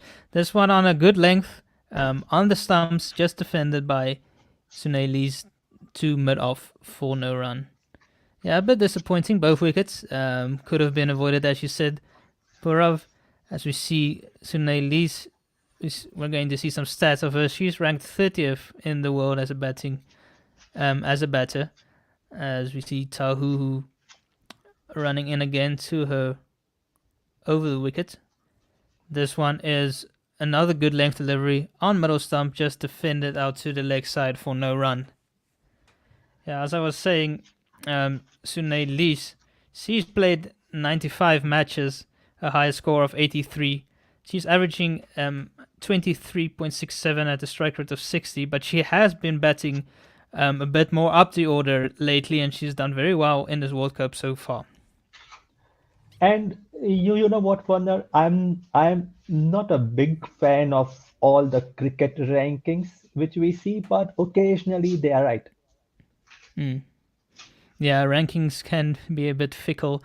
It doesn't always tell the whole story, as stats don't tell the whole story always as well. So yeah, take it with a pinch of salt. We're just giving it as we're seeing it. That last one was on a length, again on the stumps. Tahu bowling wicket to wicket here, which is the ideal way to go on a slower wicket like this. You want to attack the stumps, as she's been doing throughout this over. This one is on a just fuller of a good length punch, beautifully there by Sune Lee's off the front foot. A bit of a check drive through extra cover, and mid-off runs back and around to cut that one off, and they do come back for the second as South Africa moves up to 76 for 2. And I do remember that once our manager came up with the dashboard figures in the meeting, and then he just tried to speak all the numbers, but no one in the team was impressed with that. Yeah, numbers only tell so much. This one is again a good length delivery on the stumps, again defended by Sune out to the offside. Only 2 runs came off that over. Tahu keeping it very tight there. She's conceded 12 of her 3 overs. South Africa are 76 for 2 after 19 overs. Sune Lee's on 3 of 7 and Laura Wolfhard on 32 of 46. She wants some more strike. Yes, indeed. Werner, Wolfhard has to give some time to for the new batsman to settle in and try to guide her as much as possible. Having said that, there is one slip in the place for Suni Loose. Yeah, this one is full just outside the off stump by Amelia Kerr, bowling in a third over. First delivery is just nicely punched out to the deep extra cover fielder, and they go through for a single. And she also now houses as a slip in for Sune Lees, and she bowls this one full. Well, no, not full actually. This one is short, just outside the off stump. Sune Lees rocks back and casts this one just in front of point, and they scamper through for another single. Some good strike rotation here between these two. Yes, that was not a good ball from Kerr, because if she has a slip for the new batter, then she just has to bowl full. Yeah, as she does now to Laura Wolfhard. Fuller and wider outside off stump. Wolfhard looks to defend this one, but it beats the edge and it goes through to the keeper, who takes off the bails, but Laura Wolfhard's back foot is safely grounded behind the crease. Yeah, Laura Wolfhard they don't have a slip in for Laura Wolfhard, interestingly enough. They only have it for the new batter. as Amelia Kerr comes in again here over the wicket. She gives this one plenty of air, and Wolfhard looks to drive this one. It looks like she potentially got a nick to that one. A bit hard to tell. We'll need to see on the replay there, but a very nice delivery. Plenty of flight, gets it over the eye line, and this one deviates and hits the keeper's leg. And they get no run for that. This one is again Fuller. Wolfhard defends this one out to 45 on the offside for no run. We're looking at the replay again from the previous one. We're looking at the two deliveries. That last one looked, there was definitely a deflection off the bat, but those are very tough for the wicket keepers to catch. And there needs to be a slip in the place for both batters, because she is trying to toss the ball as much as possible. Yeah, I don't understand this. Yeah, it is strange because she has now beaten Wolfhard 2 times. One past the edge, one taking the edge, as this one was just defended out into the cover region, and they scampered through for a quick single to end the over as South Africa are 79 for 2 after 20 overs. Morning. Morning, guys. Morning. Morning, everyone. Morning, guys. Thank you, Purov. Thank you, Vanner. Thanks, guys. We'll see you back on soon. Good luck. And thank you. Lots of runs, 0 wickets. Tahuhu now continues to Laura Wolfhard. This one on middle. Just defended to backward point. No run. Start of the 21st over. Wolfhard on 34 or 52. And Lies, the captain, has joined her there. She's on 4 off 8. South Africa 79 for 2. Chasing 229 to win. What do you think, Ruud? Are we going to do it in the 40th over or the 35th? I don't want to make any predictions, but it's a good start. I'll give us that. It's a good start. We just have to bat as long as possible. I think that's the key to winning this game, is batting as long as possible. And that's a slow, short ball left alone by Wolfhard through to the keeper for no run there. So 150 runs needed from 29.4 overs. So it's an asking rate of 5.05. Tahuhu in again on leg stump, flicked away by Laura Wolfhard. It's not going to beat the fielder at fine leg. They just take the one there. 80 runs on the board now, 80 for 2. Tahuhu in her 4th over has conceded 13 runs so far. Excellent work by her. Yeah, no, very good from Tahuhu. I think for South Africa, this partnership at the moment is very, very important. If these two can bat until over number 30-35, we're probably winning this game. So for New Zealand, they need to get one of these two, because this is the two informed batters. Yes, no, 100% agree with that. And New Zealand will know this. They are notoriously clever boxers. You know, they boxing above their weight. This one driven by Lee straight back to the bowler, no run. Thinking outside the box, so to speak, and beating teams that they're not supposed to be able to on paper. Tahuhu over the wicket. This one is another bouncer. Lees just ducks underneath it, and there's no run. And they know the conditions. It looks like they they don't seem to be struggling to control the run rate here. No, it's they're keeping us very much in tame, not really giving us any free scoring opportunities. Tahuhu to Lees, who cuts this one past point down to the sweeper on the cover boundary, and they'll take a single. End of the 21st over. Sorry, yes, say again.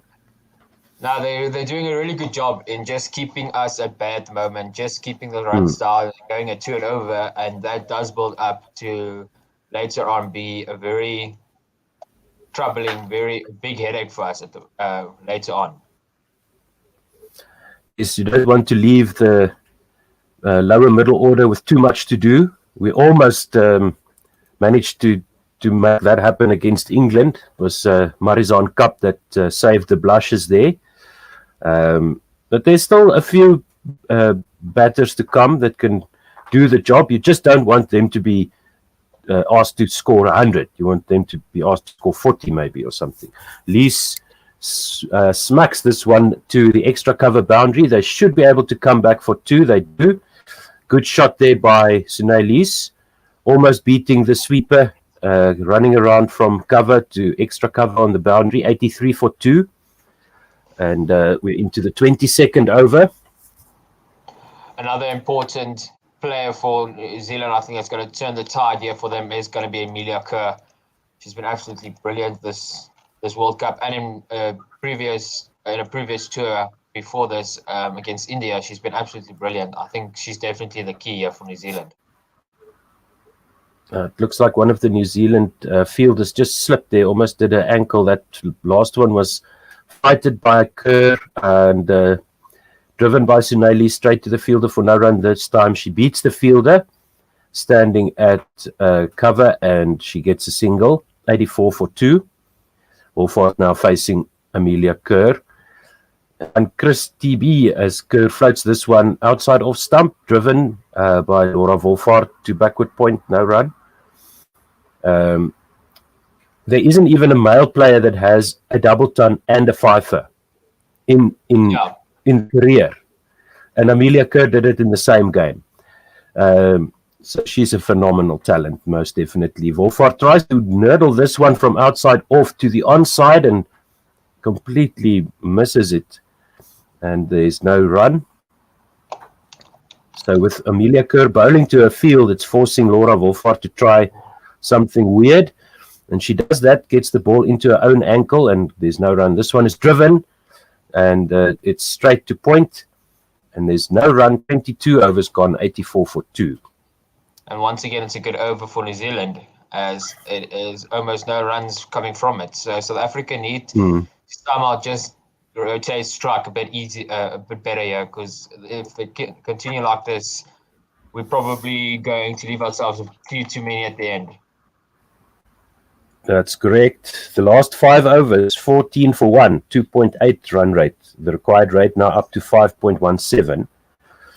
And the release shots aren't coming. Those release deliveries aren't coming. It's very disciplined bowling here by New Zealand, exploiting the conditions well and making it very difficult to score.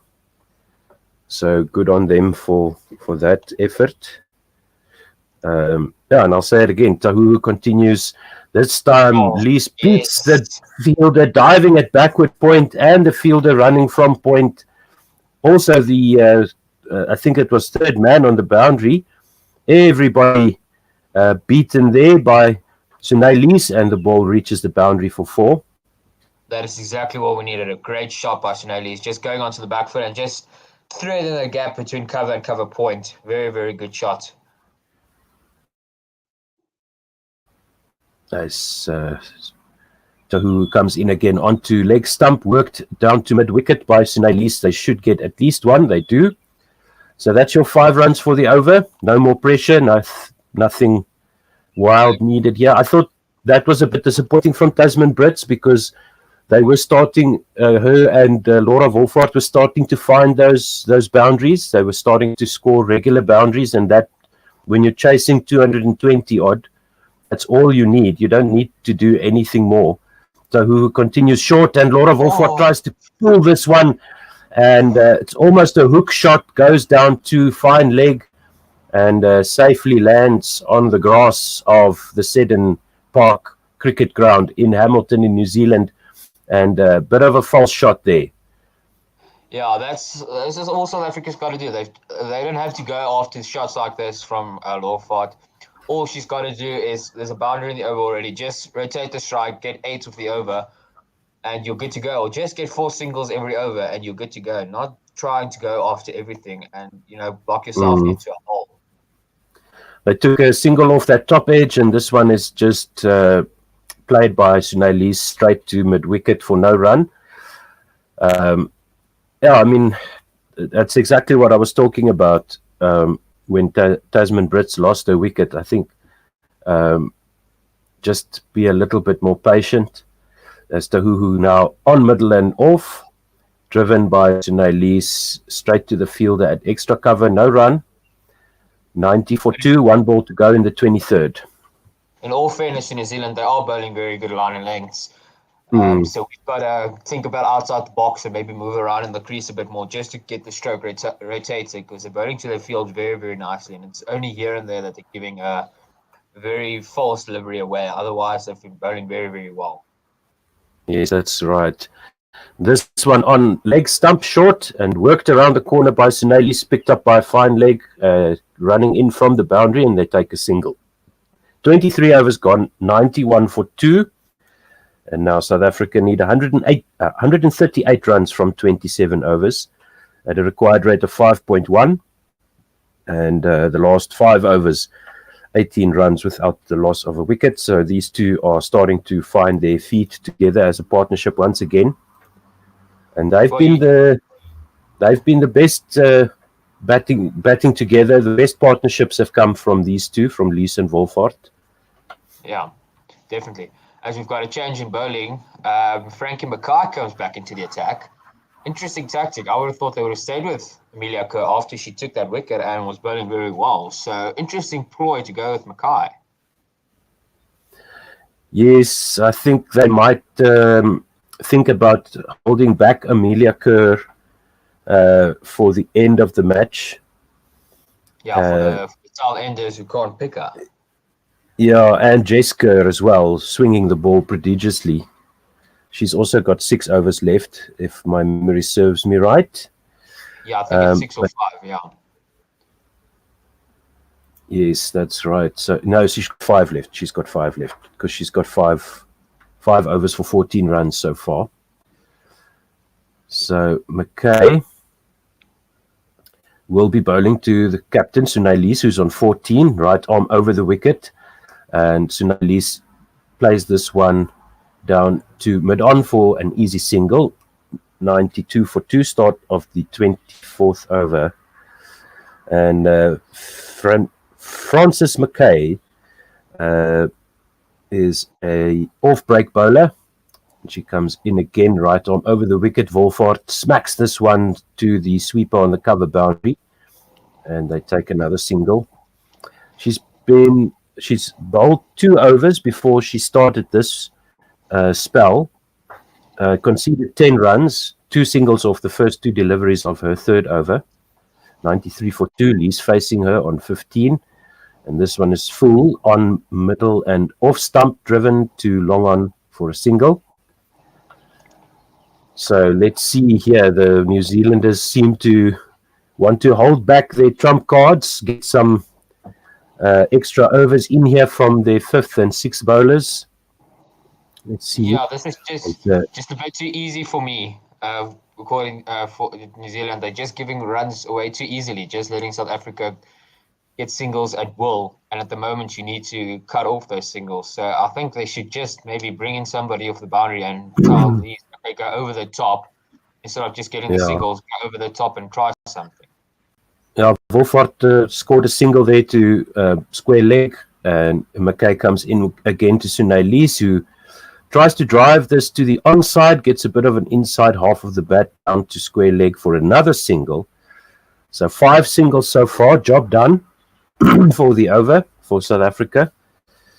Yeah, this is strange because I assume that Mackay opened the bowling for New Zealand as she comes right on over the wicket. Because she's at top of the list here, as Wolfhard drives this one straight to mid-wicket for no run, 96 for 2. And so all of the bowlers have been really economical. Amelia Kerr, 4.5 runs per over. Leah Tahuhu, 4.2 runs per over. And then Anna Rowe and Jess Kerr, they've got 5 overs left, each of them. Yeah, so I think maybe they just they're just going to keep those keep the powder dry there for the end of the match, possibly anticipating that South Africa will come close, and then hoping that they can take wickets in the latter overs. Back into the attack. Okay, so that was a change of ends for her, and she goes to Lise, who smacks this one off the back foot out to extra cover, and they should take only one. They do. 97 for 2, start of 25th over, chasing 229 to win. So Amelia Kerr is now bowling her 5th over. Oh, top shot from Wolford. She gets this one on middle and leg and just swings to forward of square on the leg side. Looking for 2, but sent back. Let me just see if I can catch up to you here. As the throw comes in, we see a replay of the throw, and Kerr into Sunay Lise, plays this one off the back foot out to extra cover, and the sweeper comes in from the boundary to clean that up. Another single, 99 for 2.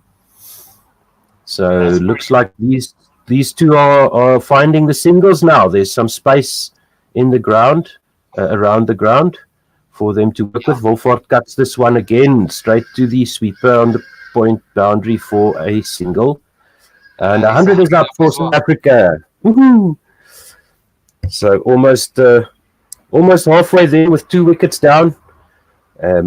But yeah, as you said, Ruud, this is a key partnership. New Zealand know it, and probably the South African dressing room as well. So Lise tries to cut this one again, just overbalances a little bit, and couldn't get a hold of it, through to the keeper for no run. Awkward looking shot there. Very awkward indeed. And Kerr goes down the leg side, and Lise tries to help it. Not sure if she did get any bat on that. And the ball is winning the race to the boundary. Yes, it does. Another 4 for 2. It is 4 there, and a rare mistake by Amelia Kerr, punished 4 wide. So no bat on that by Sunay Lise. And score moves to 105 for 2. Lise on 90-25. That's definitely going to help our cause. Amelia Kerr is so accurate, and you don't normally see her straying off a line and length, so that definitely helps us.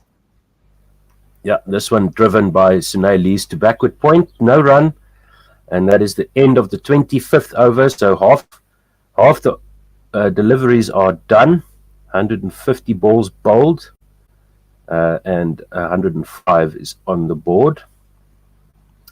With a target 229, a big over for South Africa, 8 runs from it, so we'll take that. Thank you very much. And the required rate is now dipped below 5, with the run rate in the last 5 overs at 5.4.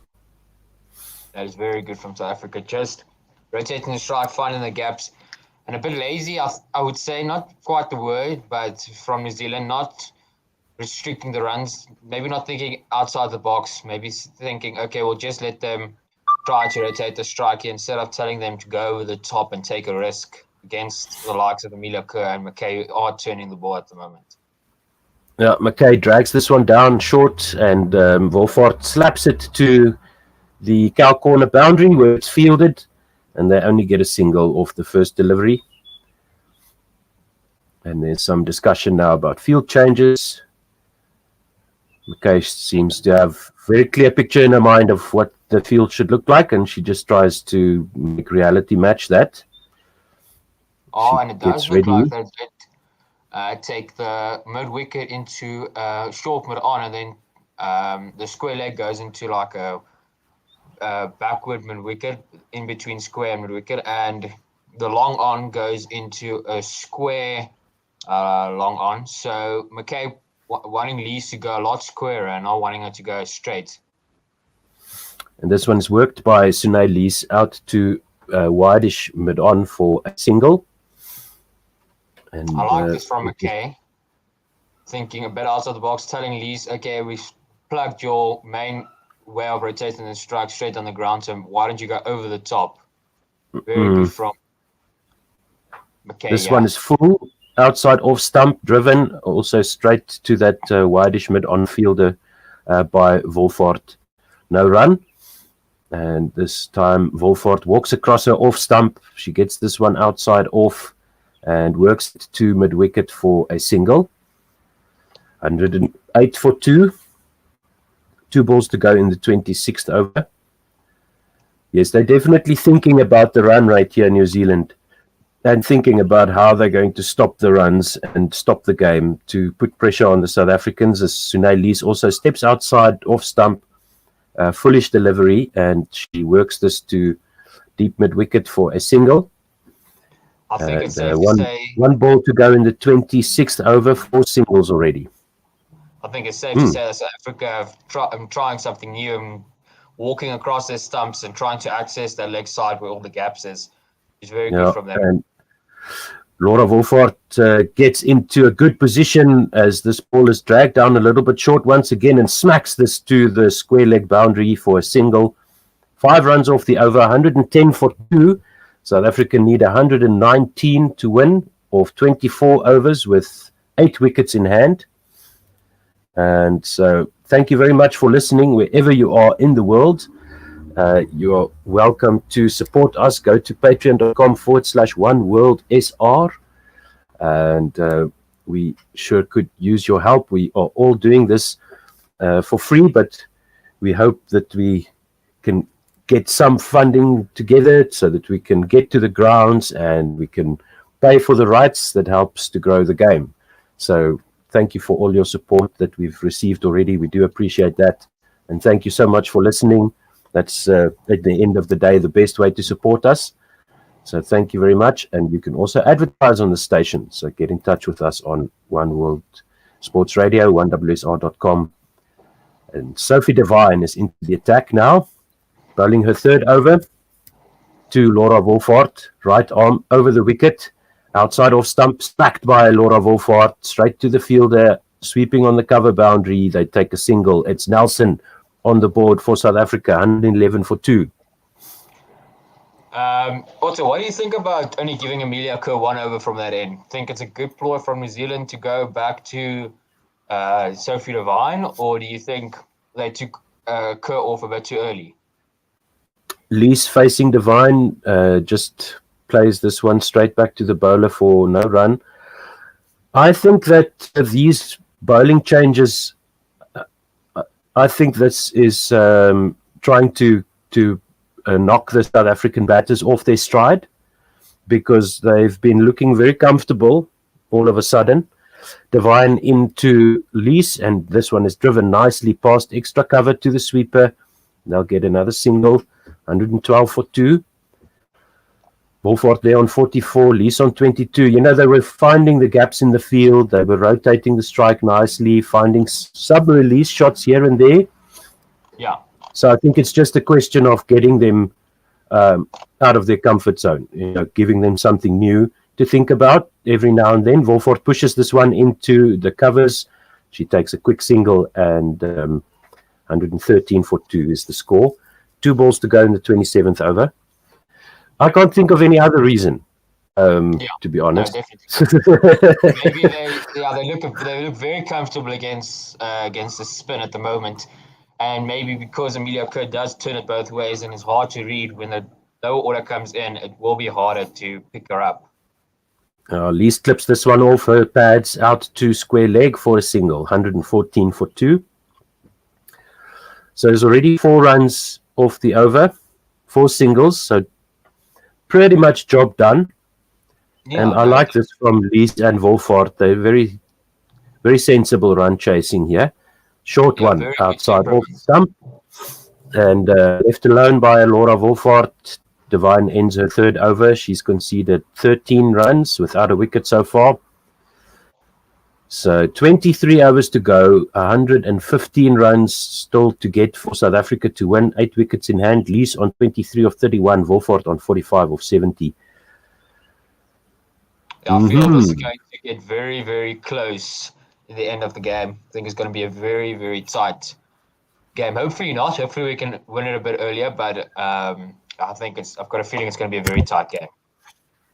Yes, Dan de Castro says miles ahead at over 25. So that's a smart thing to do, is to timestamp your comments so that you avoid your comments aging badly. You can comment on our Facebook and YouTube pages where we are broadcasting for you today, and let us know what you think. Amelia Kerr back into the attack. And this time Lees punches off the back foot straight to extra cover, and there's no run. Yeah, so I think they're just playing with the batters here. Yeah, just don't want to get them used to one sort of. Don't want to get them used to one sort of bowling. Want to let them be exposed to change the whole time, not let them settle at all.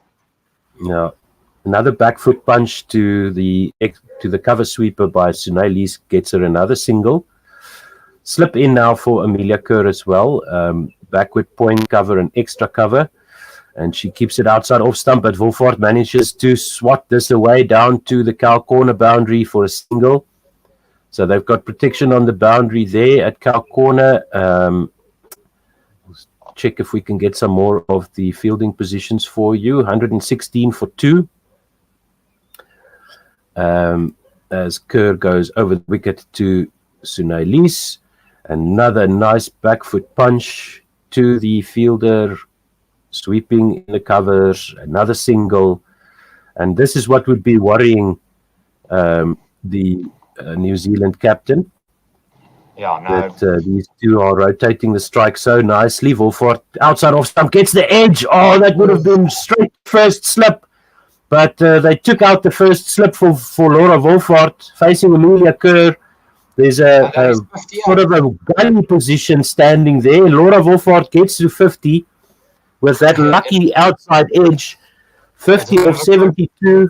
Bit of a controversial way to get to 50, but I mean, she's played so well this whole game and this whole tournament. I think this whole tournament, her lowest score is 44. So it just shows what good form she's at the moment. No, wonderful form for Laura Wolford and some luck. Geez, she was just surviving one chance after the other in that England match. That was absolutely stunning. Wolford now facing Amelia Kerr. She goes onto the back foot. There is now a slip in there, and this time she plays it through that gully region where the fielder was. When she scored her 50 with a thick outside edge, and she's got a smile on her face. She knows exactly what she did there. And so do we. Liking it, Laura. Thank you. That's very nicely done. And scoreboard hasn't updated there. But the score's 124 for 2 after 28 overs. Thank you. Yes, so they haven't updated that last delivery. And so that means they just took a single there. No, I think didn't they run 2? We'll see now. No, they ran 2. So it must be 124. Okay, well, there's some problem with the scoring here. Slowered ball bouncer. The scorecard on the feed hasn't updated, and Sunay Lees ducks underneath it with Rowe back into the attack. And wide bouncer. Yeah. So no, it's Sophie Devine that's continuing. Okay, now we're back on song here. 124 for 2. Driven by Sunay Lees straight to mid-on for no run. So Sunay Lees ducked under that short ball, and it was deemed to be wide. But I like this from the South Africans, taking on New Zealand's prime bowler in the form of Amelia Kerr. They've got to turn to somebody like Sophie Devine and all their other players, taking on the spinners, and now they've got to bring other women into attack to try and account for that high run rate from the other bowlers. Lees turns this one off her pads to find leg for a single. Brings Wolford on strike. 125 for 2. 104 runs needed to win by South Africa. And Sophie Devine comes in again, right arm over the wicket to Laura Wolford. Short outside off stump, left alone. So the required rate now 4.8, and the rate achieved 4.3. In the last 5 overs, these two have been rocketing along at 31 without loss. 6.2 runs per over the last 5, and that's largely due to some big overs and some mistakes creeping into the New Zealand attack. This one is full outside off stump as Sophie Devine jumps out to wide of the crease, and Laura Wolford drives it nicely to the cover boundary for a single. That is So very trying smart all from kinds of things, yeah, right? yeah, Jumping very, around very in the smart. crease. Hmm. It's very smart. I think it was Wasim Akram used to do it. We used to come from once they'll come close to the stumps, other time very wide of the stumps, and it would always have an influence on the way the ball swings, and it just always used to baffle the batsman in a way. And it does help if you can master that, and without them seeing it go wider and closer to the stumps, it does influence the way the ball behaves off the pitch. Slower ball, full toss by Divine, sent to the extra cover boundary by Lees for 2 runs, who's back on track. Divine now on a good length, outside off, and driven by Sunay Lees to mid-off for a single. And they won't take the overthrow there. So 100 runs to go for South Africa, end of the 29th over, 129 for 2. And that was another big over for South Africa. New Zealand slipping a bit here. Really slipping a bit. Yeah, they managed to get so much pressure on, and they're just releasing it now because the required run rate is just is just going to carry on dipping. If South Africa can score at 5 runs, 5 or 6 runs and over, that's going to make the chase look easy towards the end. So let's see. One over to go in this commentary stint. Yes, Ruud.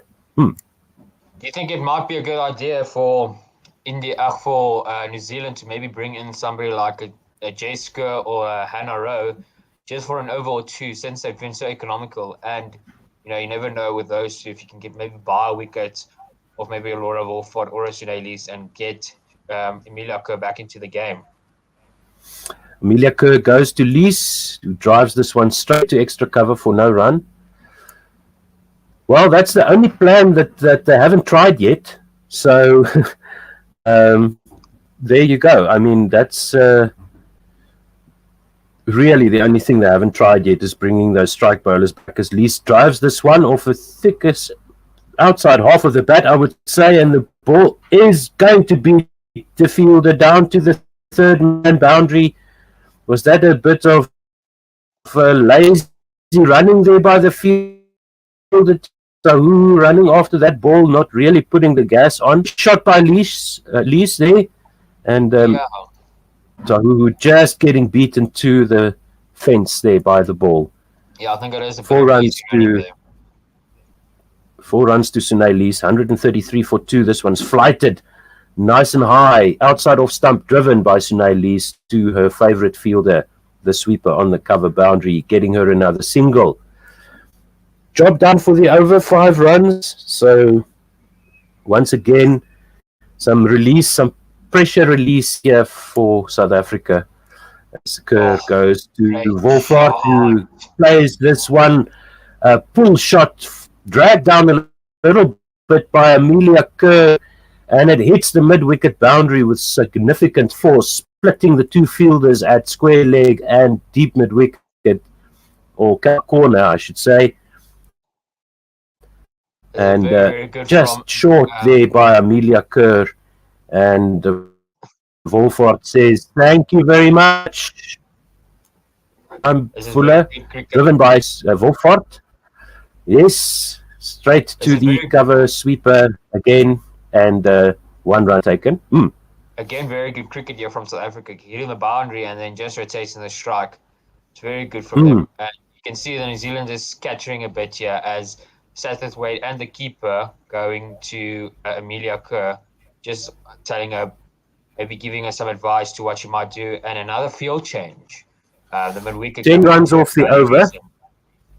Yes, slip and a gully in now as Lees faces Emilia Kerr. She goes back onto her back foot and defends this one to cover, and that's the end of the over. 139 for 2, 90 runs needed from 120 balls, and we're going to hand over to the next commentary team here. Werner is already here. Who's on with you, Werner? Do you know? I think it's Ruud is sticking on with me for a while. Yeah, he's got to do with me a bit. He's got to be stuck with me. Thanks, O2. Okay, good stuff. Good luck with the double. Thanks a Cheers, lot. guys. See you later. How Yes, you, Werner? I'm well and you, Ruth. I can't complain. We're in a winning position at the moment. We just got to keep it going. So I can't complain whatsoever. Definitely, these two do seem to have everything under control. Going at a good clip the last few overs as well, really picking up the rate as this one is cut just behind point and third man runs around to cut this off, but they do jog back for the second run as Wolfhard moves up to 60 of 78 runs, continuing her excellent form, and Sune Lees has come in and injected some good pace and strike rotations. He's on 34 of 42 deliveries.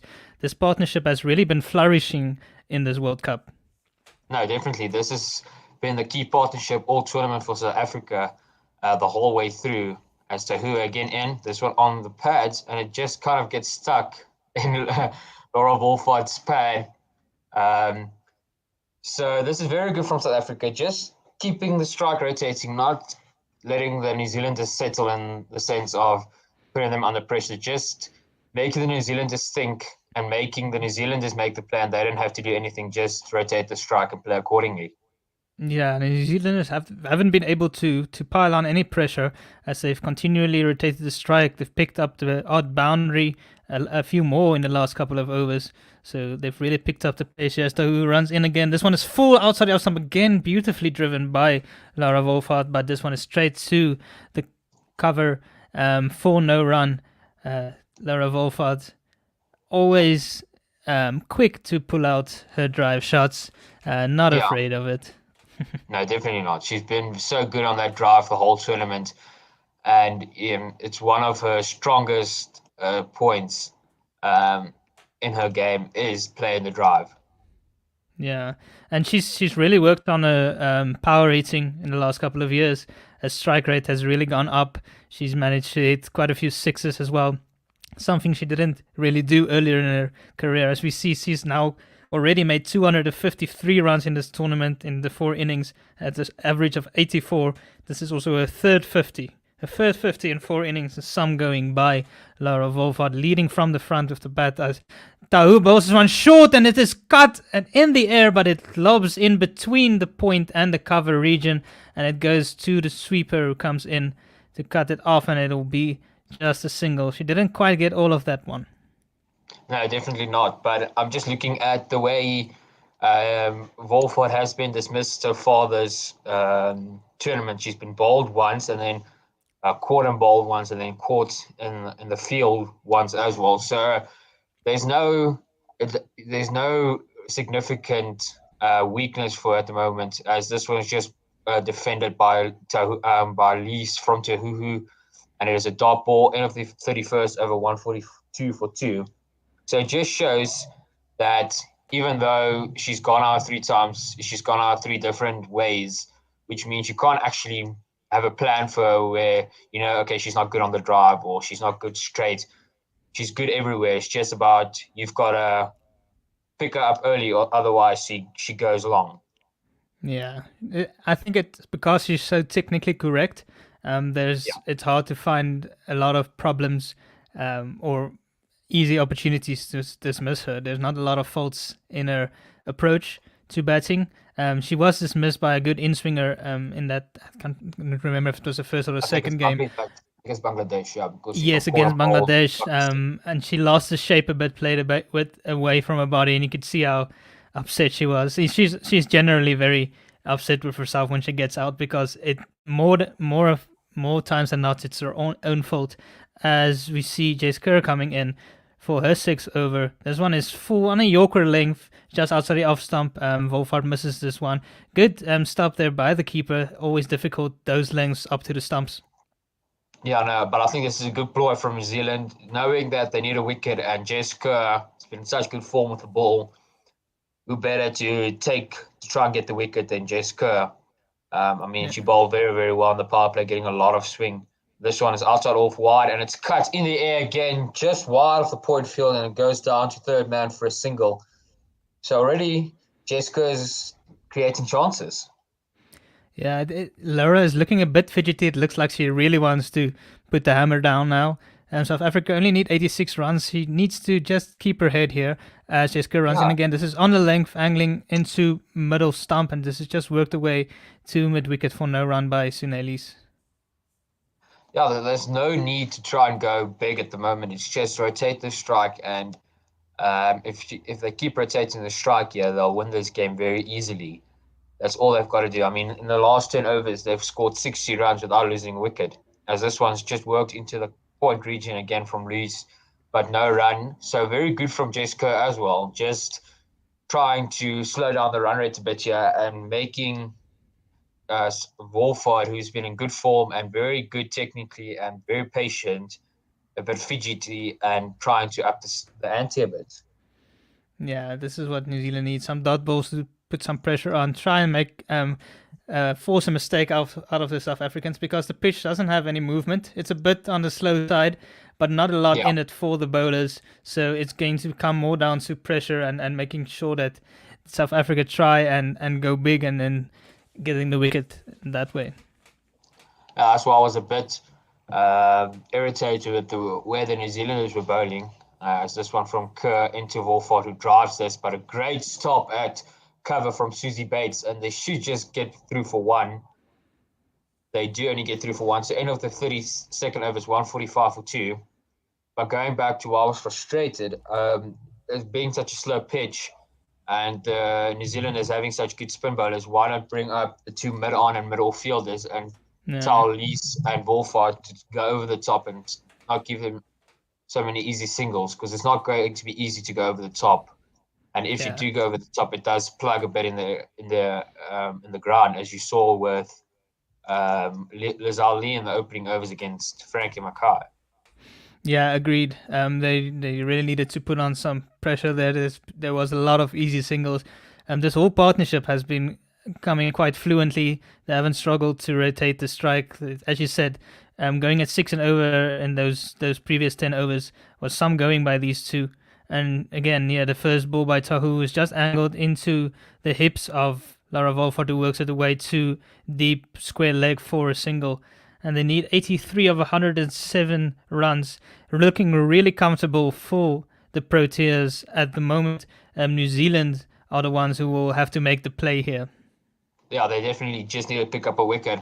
I mean, those last 10 overs where they scored 60 runs, I think there was only 4 boundaries, which shows the good running between the wickets, and I think a bit of the laziness in the field from New Zealand, just switching off a bit instead of going at the South Africans after taking their wicket off Brits, as this one is short. Actually, is a slower ball bouncer, and she just ducks under it. That's a dot ball. Yeah, she did well to take her bat out of the way there and drop her hands. Yeah, Sine is really led from the front with the bat as well. And in the field, I felt she made some very good bowling decisions. It's difficult when one of your bowlers goes down, only having bowled 2 overs. So she had to step up with the ball as well today. It wasn't easy, conceded quite a few, but she did manage to get it through, as this one is full on the middle and off stump. Just worked off the inner half of the bat to mid-on for no run. But yeah, she did very well. She kept her 3 premier bowlers for the last 8 overs or so, and that's really where we stamped home the authority, where we really came back into this match and only needing a target of less than 230 after it was looking like New Zealand were going to get 250 to 60 plus. Yeah, no, definitely. She's been very good in the leadership role for me, as this one's cut to cover point for no run. Very good again from the New Zealand fielders. But she's been very good in the leadership role in place of Dane van Niekerk.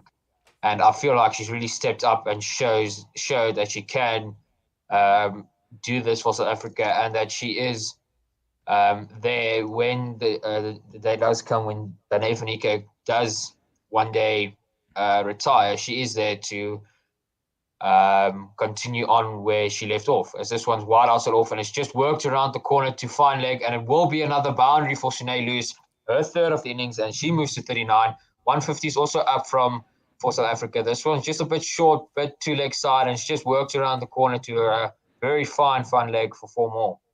Yeah, that was a poor delivery and a very easy help around by Sinead Lewis. Yeah, I agreed. I just think Sinead can back herself a bit more with the ball. She's very hesitant to bring herself on, We did obviously see quite a few full tosses from her today, but I think she just needs to gain some confidence. As this one is on a length, angling back into the off stump, punched to point for no run, and that ends the 33rd over, as South Africa have now moved up to 150 for 2. They need a further 79 runs of 102 deliveries. This partnership between Wolfhard and Sunelys really blossoming. It's now up to 77 runs, going at the clip of 5 and over. So really making sure that the Proteas are in a comfortable position. Yeah, no, I mean, if she can get the confidence that she has with the bats into a bowling game, I mean, we've seen what she's done in the past. When she does have confidence with the ball, she can rip through a batting lineup like Australia without even trying. I mean, she's a very good bowler. She just needs that confidence, and she just needs somebody to put that confidence in her. And I think the fact that she's captain now, it does put that thing off. You don't want to disappoint the team, as this one is full outside off driven, trying to drive it Wolfhard, but she misses, and it goes to the keeper. I wonder. I think she might have gotten a nick to that one. Let's see on the replay. No, No, just I don't think so. I don't know. It's close, but it hit the keeper in the chest. It was a difficult take. It bounced quite a lot. No, it did. So I just feel that because she's captain now, this one edged off to third man for 1. She doesn't want to take bowl herself, and then she goes for a lot of runs, where in the past, where Fanika was captain, she would just tell Lise, okay, you just bowl, don't worry about field placings or batting, just bowl for me. Where now she's got to think about field placings, who she's going to bowl next, and batting at 4. So there's a lot of pressure on her with bowling. I think she just needs a bit of confidence. Yeah, it just makes you appreciate Danae van Niekerk's role in this team. Yeah. How much she contributes with both bat and ball. The fact that she can do all that and captain at the same time. But it's good with Snake captaining now. There's a lot of leaders in this team. With Marizan Kapp and Shubnam Ismail, Lizal Lee, there are a lot of leaders in this team. And somebody like Dupree as well, as this one is smashed over the top of mid-off for another boundary. Jessica just a tad too full, and Sunelys sees this opportunity and goes over the top of mid-off for a 1 bounce for a very, very good shot from Sunelys. And that will definitely help the South African cause. Yeah, no, it's very good. It's smart batting as well. That one was nicely in the slot, and she knew that mid-off was up in the ring, so she had no problem in backing herself to going over the top. And that's what we're talking. If you can back yourself so much with the bat, you should be able to back yourself with the ball as well. As this one is worked in the air to the square leg region, safely into the gap as they go through for another single. Already 6 runs off this over with 1 ball remaining. Lise has moved up to 44 of 54 deliveries, and Wolfhard is now up to 65. Now, this is very good from these two South Africans, a very good partnership as well. I'll have to check how much it is, but this one from James Kerr, just again on offside line, and it's Wolfhard tries to work it into the leg side, but can't quite get the connection she wants, and it's a dot ball. Yeah, the partnership has moved up to 83 runs now. 83. So yeah, it's been very good going. They were a bit stuck when Wolfhard and Tasman Brits were at the crease. Tasman Brits just started to get going. Sorry. She had that 3 boundaries in 2 overs, and then she ran down past one of Amelia Kerr. But the moment Sunelys came to the crease, they started to rotate the strike a lot better, started to get some impetus into this innings. And you can see with her strike rate being 81, Wolfhard's at 73, just shouldering the responsibility, guiding the momentum Proteas towards this target. Yeah, no, definitely. It's just that fact of rotating the strike and not trying too many things, just knowing your game to the fullest, and just easily just rotating the strike wherever you can, and not overthinking it, not trying to go after boundaries every ball, and just trying to get as many runs off the over as possible with minimal risk. Yeah, the New Zealanders have also provided enough loose deliveries that they don't have to go search for anything. There is a loose delivery every over or 2 that they can look to put away to the boundary, and that's what they've been doing very well. They only need 73 more of 16 overs. at a required run rate of only 4.5. It's the same as what they started with, so they kept it very nicely in control. Still 8 wickets remaining, and the Proteas will just look to continue in the same way. No, definitely. It's all they've got to do is just work on rotating the strike. I mean, they've gone at 5 and over without really even trying to go at 5 and over. They've just rotated the strike, and now they can actually, if they really want to, they could start going now, since they've got 8 more wickets in the bank, and you pretty much bat until number 9, 10. Yeah. They are in a solid position, and one of them just needs to bat through. Probably Wolfhard. Wolfhard's in a solid position to bat through this innings, so Sune can even look to up the tempo a little bit. Nothing reckless, but as it is a World Cup, you're always looking at that net run rate as well. So if you are in a position of strength, and you are in a position where you can possibly finish this in 5 overs quicker, then that's what you should try and do. Exactly, and I mean, Shanae Lewis is timing the ball well, and she's been timing it well the whole game, and she is going at a very good strike rate. So if she just keeps doing what she's doing and picking up that boundary here and there and just rotating the strike, you should be able to do this very, very easily. Yeah, no. As we said, they've looked very comfortable. Just quickly run you through the scorecard here. Lizelle Lee, she made 17 of 23 deliveries. She was run out by Bates, a bit lazy in coming back for the third run. She was slow in taking the second one. They didn't expect the third run, but Wolfhard called her through, and her dive wasn't enough to save her. Tasman Brits made 18 of 38 deliveries with 3 boundaries. She was stumped off the bowling of Kerr, Amelia Kerr, and now this partnership has really rocketed along to 84, as we see an inside edge here by Sune Lewis, as Ro bowled this one. It went just past the stumps. Lee's got away with that one a bit there. A bit close for comfort, but that moves her score up to 45 of 55 deliveries, and Wolfhard is on 65 of 89. It's good to see Rove back into the attack. I think she bowled really, really well in the start. Very unlucky as well, as this one just goes over the top of the middle stump. Don't know how they quite missed it, but Laura Wolfhard trying to pull, not quite short enough, and it's just gone over the top of middle, and Rove can't quite believe it. It's very, very lucky from Laura Wolfhard. That definitely wasn't short enough to pull. As I said, Laura Wolfhard looking to up the tempo here. You can clearly see the change in body language as Rove comes in again. This one is short. This time it's pulled with more authority out to the deep square leg boundary for a single. This one more probably the length Laura Wolfhard should be looking to pull, but you can see just her whole body language has changed, maybe from both of the batters actually, looking to really get on in the ascendancy, looking to finish this quicker.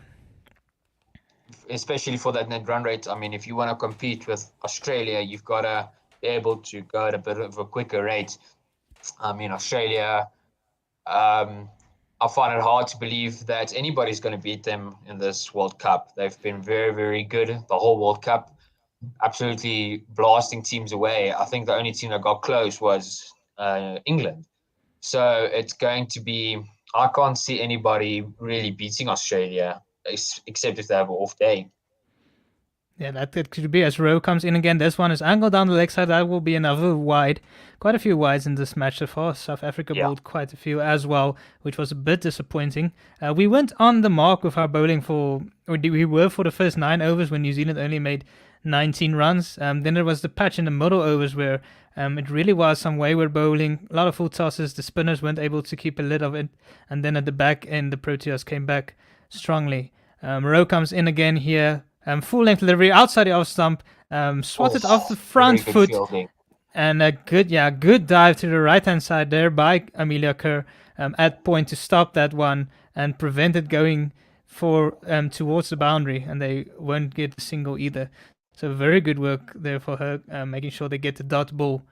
But Australia definitely are comfortably the number 1 team.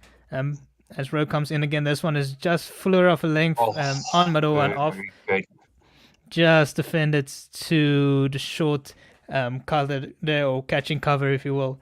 as that is the end of the 35th over. Very South good Africa over. are 159 for 2. Yes, only the 3 runs of the over. If you count in that wide, Rowe has now bowled 6 overs, only conceded 21 runs. But the column that they really want to add to now is that wicket column. She hasn't had a wicket just yet. South Africa need a further 70 runs of 90 deliveries.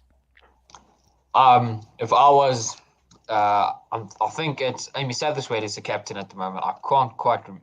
No, Sophie Devine. If I was Sophie Devine now, I would just maybe try to bowl 1 over of either Susie Bates or Amy Satterthwaite, get a part-timer in, and just try to get a wicket, buy a wicket, because Lisa and Wolford are trying to go attacking.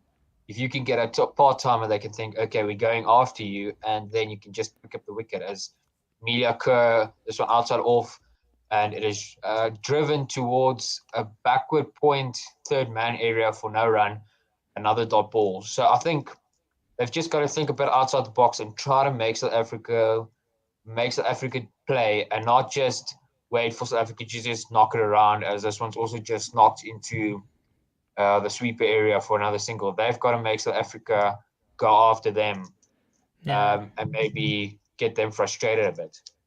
Yes, as I said, they have to make the play here. South Africa looking very comfortable, not having any problems. As Kerr comes in again here to lose. That's a lot better delivery. She gets this one. She flights it nicely, gets a little bit fuller. Sine Lee stays back, but this one turns considerably away after that pitch just outside of some turns away. Misses Sine Lee's bat by a comfortable distance. She floats this one up nicely again. Sine Lee goes down for her favorite sweep shot. She places aerially, but in the gap as it bounces towards deep mid wicket, and they go through for a run. I see Dean van Rooyen in the comments section saying, "Ruud, you are doing a great job on commentary, but you should be playing though." Well, I don't know exactly about that, but that might this be one, yes. yeah. No. LBW, Amelia Kerr gets Laura Wolfhard playing back right in front of leg stump. Gets this one to turn. The umpire had no hesitation in going, sending that one up, saying it's out. Sorry, not sending it up. Laura Wolfhard's the one who's sent that one up. It did look straight in front though. I think the only thing that's saving her here is the fact that it might be pitching outside leg, because it did turn quite a lot, but that is straight in front of the wicket. She played back to a full delivery, trying to work it to a fine leg instead of trying to play straight. And I think that is pretty plumb. That's dead. Probably we'll still see the Hawkeye, but on how it's looking now, it looks like it's pitched on middle and leg, just straightened, and will probably also hit the middle and leg stump. Top of it. It's a bit high, but that ball doesn't look like it's going up anymore. So we'll see what it says on Hawkeye, but it looks like it's going to be clipping the top of middle and leg. Inside leg, impact in line, and it is hitting the stump. So we've hitting lost the full review. And Laura Wolfhard is gone for 67 of 93 deliveries in that innings of 67. She hit 6 boundaries at a strike rate of 71.27. The score now is 161 for 3 after 35.5 overs. And is that the gap and the opening that New Zealand wanted? Are they going to, now they've got to just put some pressure on du Preez here and just try to get as many dot balls and wickets as possible in these next 5 to 6 overs, and then they can get the strike bowlers in later on. Yes, Wolfhard looking dejected as he's walking off the field there. Yeah, that was a beautiful delivery by Amelia Kerr. Laura Wolfhard just went across too far, which forced her to play around the front pad, and she was too late in bringing it down, hitting her right in front of middle and leg. And yes, South Africa lost that review, so only have the one review remaining, as Mignon du Preez comes to the crease, who hasn't been in good form in the last couple of months. She'll really want to stamp her authority here. She has a lot of experience. In fact, this is her 150th game, so a big occasion for her. As we see Amelia Kerr coming in for the final delivery of her 8th over, bowling to Mignon du Preez. This one outside off, and she just defends it to the short cover.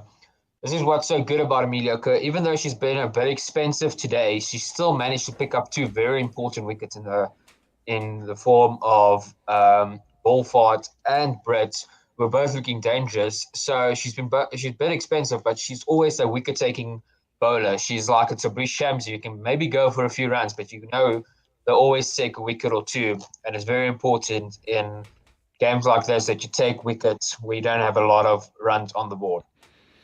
Yeah, wickets are definitely the most important for New Zealand here. They'll want to look to add a couple of more here because still the required run rate is very comfortable at 4.85, only 68 needed for the Momentum Proteas with 7 wickets in hand. So they'll look to strike a couple of more times to try and pile some pressure here. At the moment, the Proteas are still looking comfortable, but they'll be a bit disappointed having lost Lara Wolfart, obviously, but she laid a very good platform here that Mignon du Preez can look to come in and build on. Yeah, no, definitely. It's just, it's great. I think it's all up to Lees now to just keep the scoreboard ticking while du Preez gets herself in, as this one's wide outside off, short delivery, and it is a wide delivery, very short outside off, and it's also one for the over. So South Africa won't mind that, getting the extra runs. So that's all they've got to do. Just keep getting the singles and rotate the strike. Don't have to do anything fancy. New Zealand have still got to make the play and put South Africa under pressure and try to get wickets one way or the other. So as Rove come back into attack, this one's cut outside off, but it's very good fielding again at cover point. That was absolutely smashed out the middle of the bat. That was 4 for certain, but very, very good fielding once again by Leah Tahuhu. That's the one thing we can say about New Zealand. Even though the Momentum Proteas have looked in control here, they've kept their standards very high in the field. They've been stopping a lot of balls that could have gone to the boundary, keeping themselves in the game here. As this one is full, angling down the leg side, and Sine Lees just clips this one off her pads to fine leg for a single, as the score moves up to 163, and she's up to 47, with Mignon du Preez having just arrived at the crease at the other end. Yeah, I just feel like New Zealand have probably not bowled consistent line lengths enough. Bowling a bit short outside off, or bowling a bit too straight, not bowling that full stump line the whole time, bowling to the field. They're just a bit all over the place here and there, not bowling, getting consistent overs. This one's full and straight to du Preez. I think she'll be a bit frustrated with herself not getting that one away. Nice full toss in your second delivery and hit it straight to mid-wicket. But I feel like the New Zealand bowlers just haven't been consistent enough for my liking. Yeah, no, it's true. They haven't quite. They've been giving a couple of easy boundary balls, similar to how the Proteas did in the middle overs.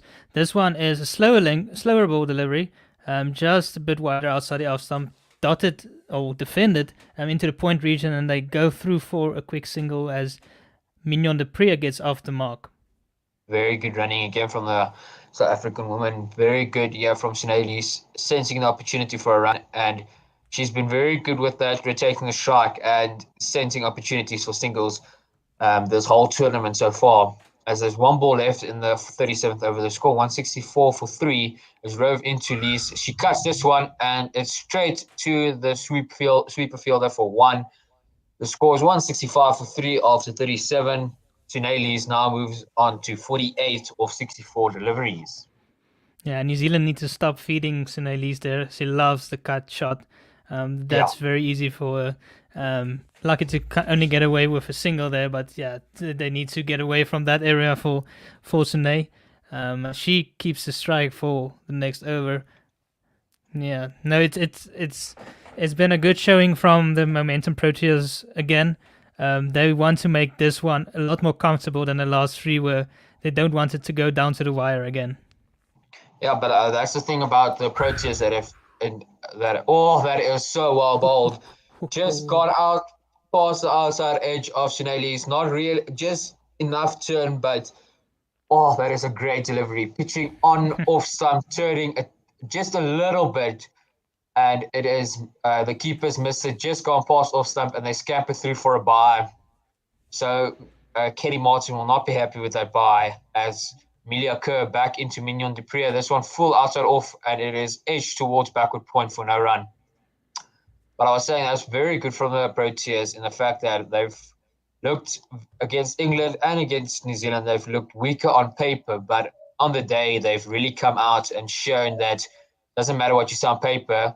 They're very good overall. As this one is cut, it's wide outside off. Mignon de Pria tries to cut it, but it gets an edge to Katie Martin, who takes the catch, and that is Amelia Kerr's third wicket. Mignon de Pria gone for 105. Her bad form continues for this tournament. That is not good cricket at all. Very good bowling from Amelia Kerr. Good take from Katie Martin. And South Africa lose 2 quick wickets in succession, and now they've got to rebuild and try to get this back on track before losing everything here.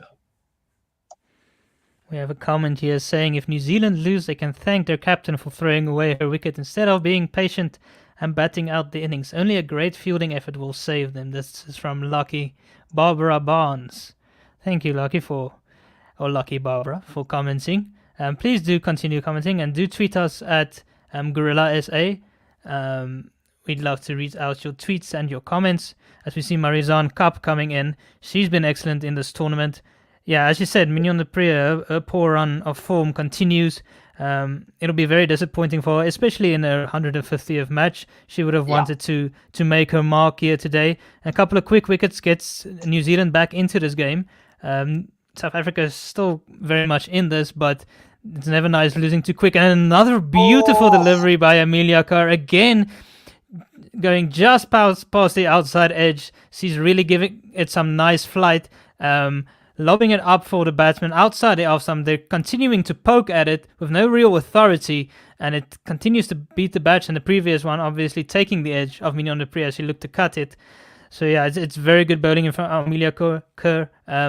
Only 7 more deliveries, as we see the second last one here, as it's pushed out by Cup to cover for no run, as it's a full delivery outside the off stump. 7 more deliveries from her. The momentum Proteas will need to see her out, not give her any more wickets here. Yeah, she's been very confident after she took that wicket of Wolfhard. Just bowling very good line lengths. This one's outside off, and Cup tries to drive it, but straight to mid off. And it is a maiden over for Amelia Kerr.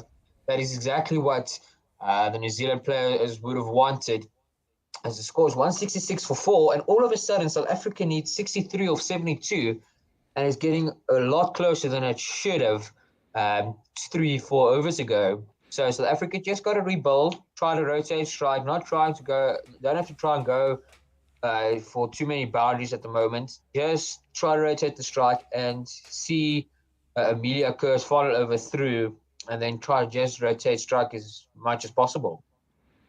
Yeah, that's what 2 quick wickets can do. As we were saying while Wolfhard and Lees were going very well, a couple of wickets makes a big difference. So very important here for Lees to continue and see this team through here. She is the in-batter. She's been seeing it well, been rotating the strike well, picking up the odd boundary, so she needs to look to bat through here. As we see Rowe coming in again. This one is a very full-length delivery on the middle stump, just defended by Elise back to Rowe for no run. This is where Sinead Lee's character is going to come in. I know she's a very attacking player, likes scoring runs, but in this situation, she's got to think accordingly and think, okay, we just lost 2 big wickets in very quick succession as Rowe short, and Lee pulls this into square leg, and it is, oh no, it's not. Very good fielding by Maddie Green as they just scamper 3 for 2.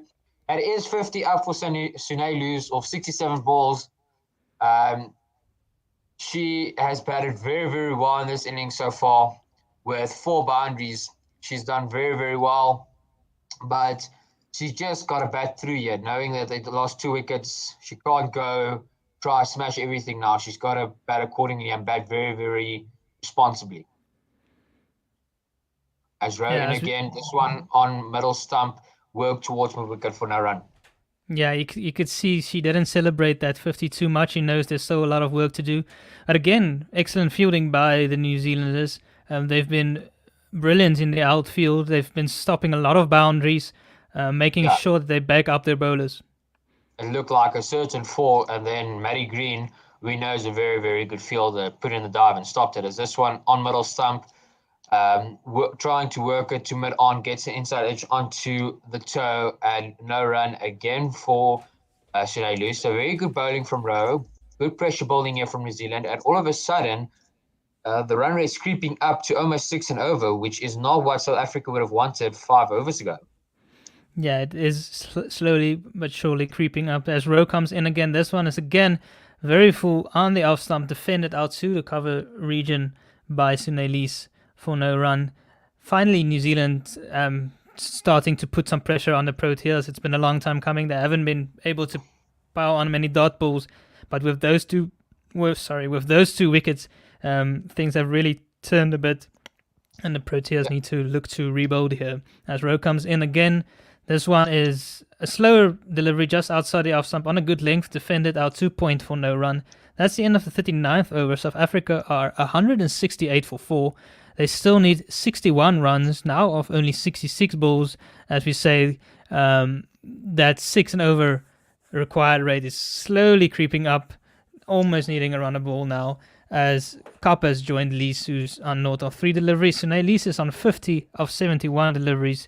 As we know, Amelia Kerr still has one very vital over left, where she'll be looking to add to her wicket tally of 3. Yeah, no, but it just shows 2 quick wickets, and all of a sudden New Zealand are creeping a bit up in the field, putting a lot more pressure on, actually talking in the field, putting the pressure on the South Africans as Amelia Kerr on off stump. This one's just worked into the middle wicket area for Kap as she gets off the mark. So she'll be very happy getting off the mark, not having to face Amelia Kerr and letting the set batsman face. But it just shows you that 2 quick wickets, and all of a sudden they've got a lot more attacking field placements, and they've got a lot more. They're talking a lot more. This one's just worked into the cover region towards the sweeper for another single, and Sunay Loose moves to 51.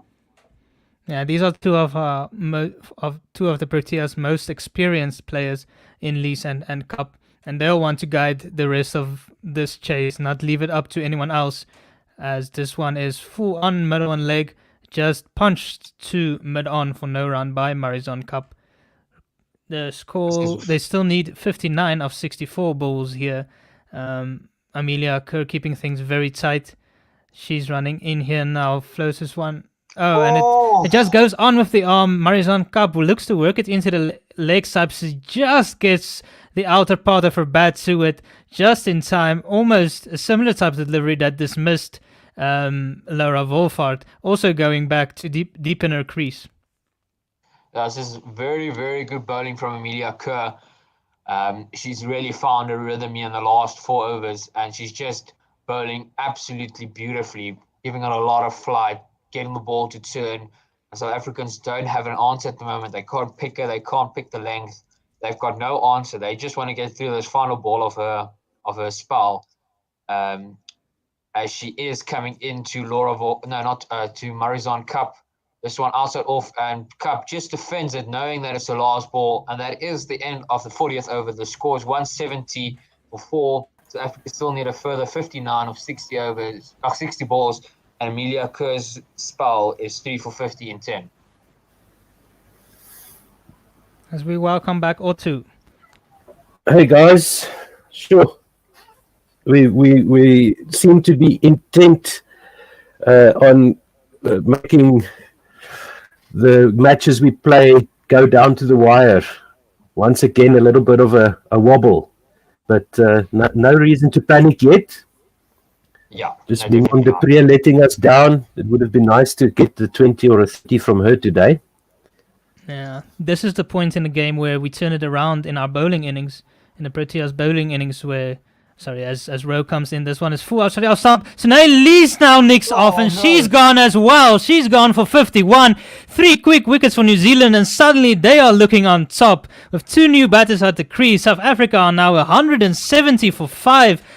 Just as I said, this was the time that the South Africans turned things around in their bowling innings. The New Zealanders are now doing the very same thing in their bowling innings. Sunay Lees, the set batter and captain, also gone now. Things have turned around 180 here.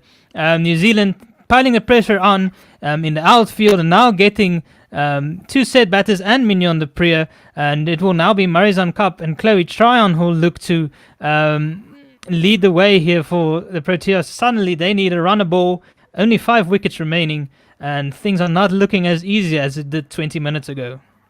Yeah, very well bowled from Rowe. Outside off, trying to drive it loose and getting the edge to Martin. So very good bowling from Rowe, and that is a very important wicket for New Zealand. Yeah, so Sunay Lee scored Martin, bowled Rowe for 51 of 73. She hit 4 fours and a strike rate of 69.86. And with Laura Wolfhard, looked like they were going to put this game away for South Africa, but now 59 runs needed of 59 deliveries. Yeah, it is looking a lot different than it did 20 or so minutes ago as Chloe Tryon now joins Marizon Cup. These two have formed a very good partnership over the last couple of months as well, especially in this tournament. They've looked very good together, been able to keep the run rate nice and high as Rowe comes in. This is a very good length delivery just on off stump. Good ball to follow up her wicket delivery. The required run rate now moves up to over 6 runs to the over. What 3 quick wickets can do is just on show here as we have a look quickly at that replay again of Rowe getting Suneli's on the front, we're getting it to nick off. New Zealand is celebrating because they know this is a turning point in the match. And Josie Oak, hi, Josie Oak at Woy Pom on Twitter says, "You're doomed." Thanks for that. He's a long-time supporter of the station. Thank you so much, Woy Pom. But I don't think we're doomed yet. No. This game is still very much in the balance, but New Zealand have tilted it slightly towards their way. Rowe comes in. This one is full on middle and off, and Chloe Tryon just drives this one out to cover region for no run. This wicket seems to be one where you need to get your eye in to be able to judge the pace.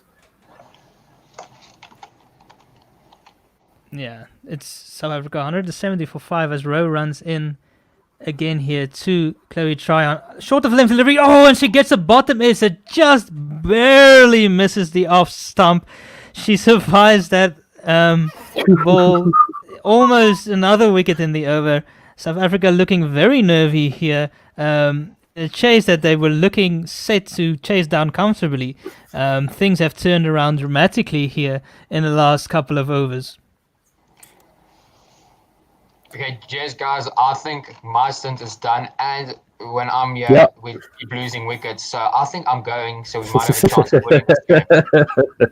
Thanks you for taking one for the team. Bye, guys. Bye-bye. Enjoy your day. Thanks the a lot. last one was full outside the off stump as Chloe Tryon drove that one behind point to the third man region where it was cut off and a single was taken. South Africa are 171 for 5 after 41 overs, and all of a sudden they need 58 of 54 deliveries with 2 new batters at the crease.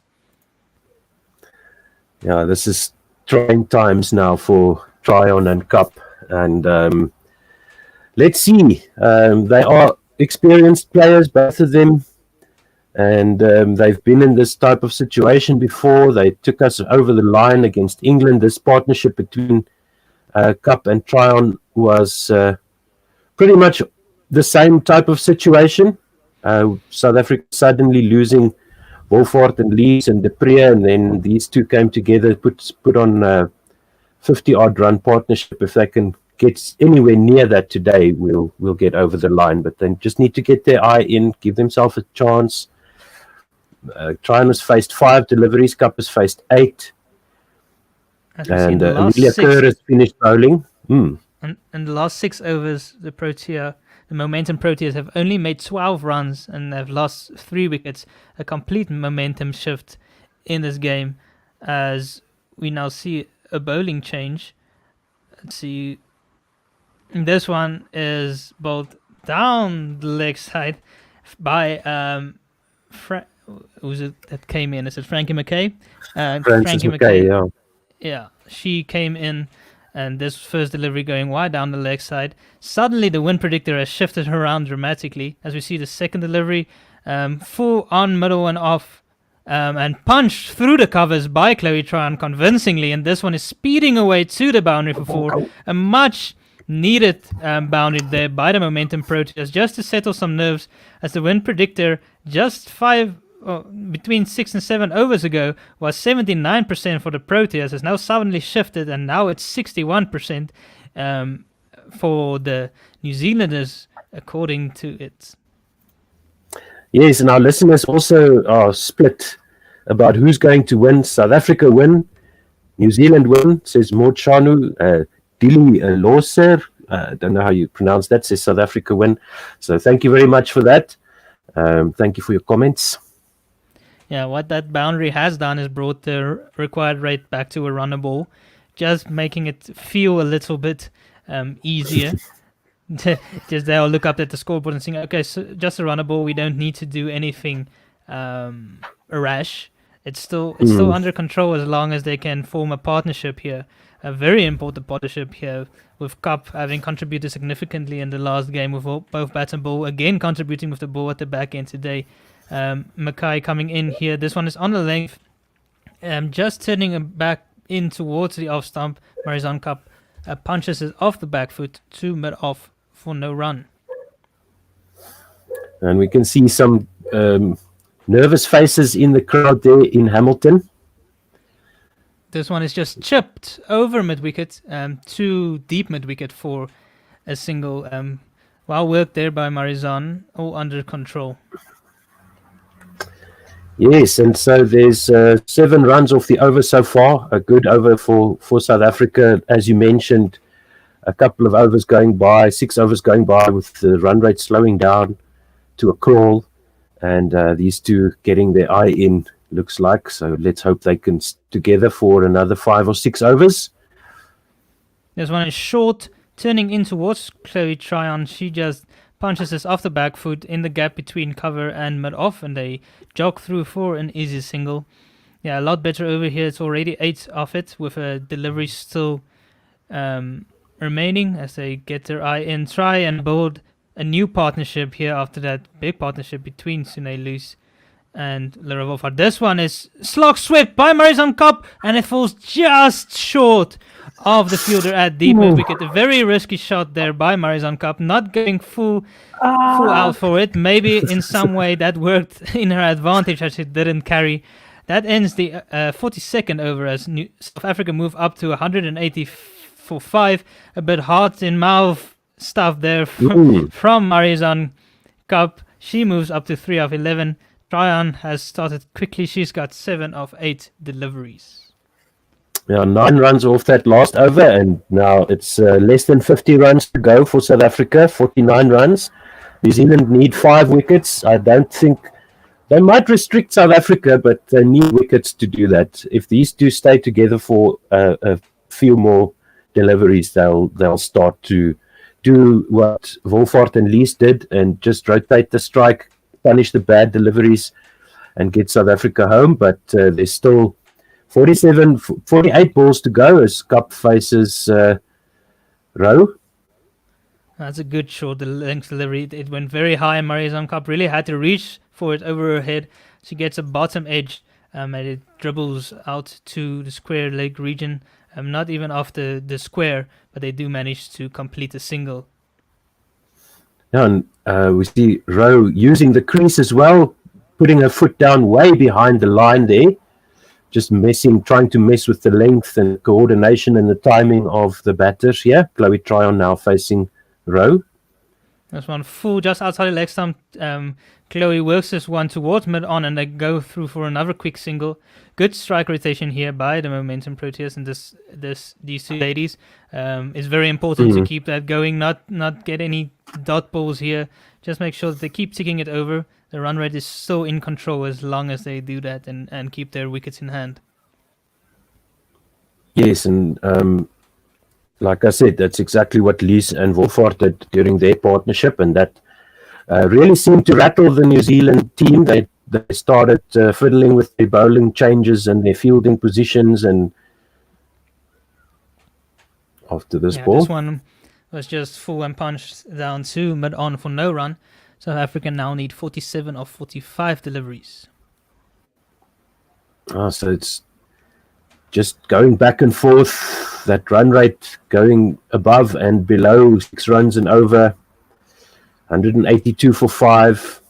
This one is a full toss down leg. Marizanne Kapp swivels and pulls this one towards fine leg, who runs around to her left hand side, puts in a nice slide and keeps this one down to only a single. Another excellent piece of fielding. New Zealand have been outstanding all day in the field, really backing up their bowlers, making sure that they cut off any run that they can. Marizanne Kapp will feel a bit disappointed that she didn't get more for that one, as it was an easy delivery, full toss on her hips. As there comes in again, yeah, Chloe Tryon tries to pull this one, but she goes down on one knee. It was a bit of an awkward shot. She misses it. It goes through to the keeper. South Africa now need 46 of 43 as another dot ball comes on. Now, Rowe is doing an excellent job here. That was a slower ball bouncer, and Chloe Tryon could have pulled that easily if she'd remained upright, but she went down on one knee for whatever reason, maybe anticipating that the ball wouldn't bounce as much as it did. As Rowe comes in again, this one is a nice slower ball, angling in towards the off stump, gets an inner half of the bat of Chloe Tryon, squirts out to the mid-wicket region where they quickly scamper through for another run. Good over there by Rowe, keeping it tight, only conceding 4 runs. Tryon moves up to 9 of 11 deliveries, Kapp on 5 of 14 deliveries. South Africa are 184 for 5, and they still need 45 of the remaining 7 overs or 42 deliveries. So we're watching highlights here of Marizanne Kapp climbing into the England attack. We haven't seen signs of that yet. And Hannah Rowe has finished her 10 overs. She's got 1 for 32, 44 dot balls. That's excellent work by Hannah Rowe, only conceding 3 fours. Yeah, and Frances McKay will continue. She comes in. This one is full. Oh, Tryon double steps, misses it, but it is missed by Martin behind the stumps. Stumping chance goes a begging. Another wicket-taking opportunity goes a begging. A big chance missed there by New Zealand to add further pressure in this run chase, as Chloe went for a big swipe towards cow corner, but misses it totally. And it missed her next stump. How did that happen?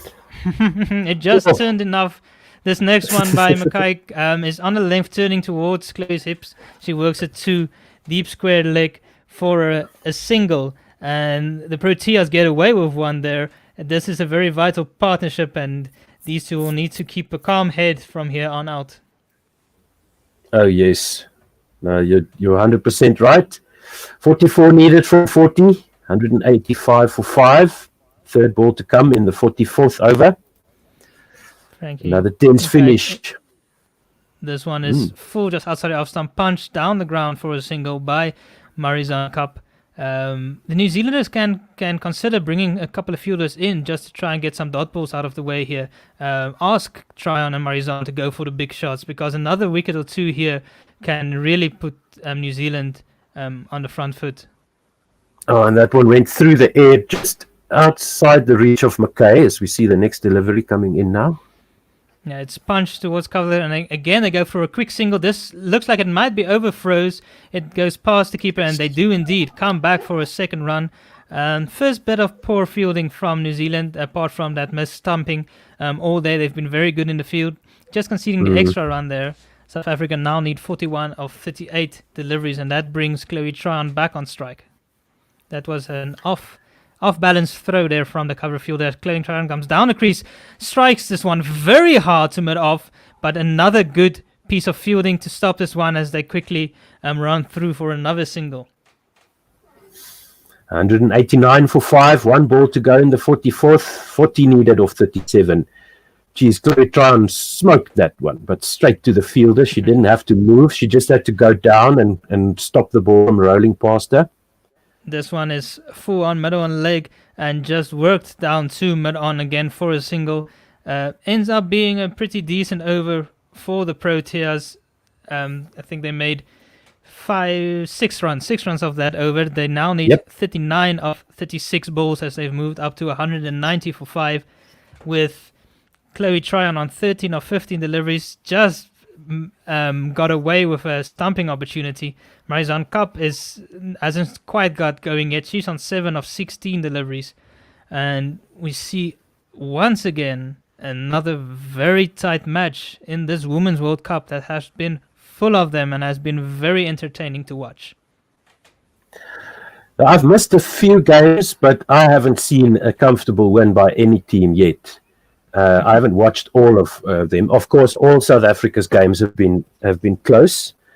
Pakistan almost chasing the total, struggled a bit against Bangladesh. The England game was a tight one. South Africa, according to Win Predictor, now 55% favourites, but even Win Predictor is undecided. I wouldn't call that a strong prediction from the algorithm there. Kapp is the face Tahuhu, bowling her 8th over. Yeah, Tahuhu in over the wicket. This one is a full toss on the legs, worked away through mid-wicket by Marizanne Kapp.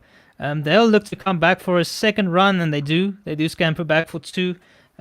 Nice way to start that over. The only team that has really won a couple of games comfortably has been Australia, but that comes as no surprise as they are the best team in the world and they are comfortably at the top of the log. The Proteas are looking to join them on 8 points if they do manage to win this match, which is still very much in the balance here as they need 37 of 35 deliveries. Tahu running in again here. This is short. Marizanne Kapp goes for a pull shot. Top edge. It's going just over the mid fielder as Chloe Tryon scampers back for 2 runs just over the shoulder of Sophie Devine, who can only smile about that one. Marizanne Kapp just about gets away with it. Oh my word. Just enough on it. Just a thick enough edge to send it over mid-off there.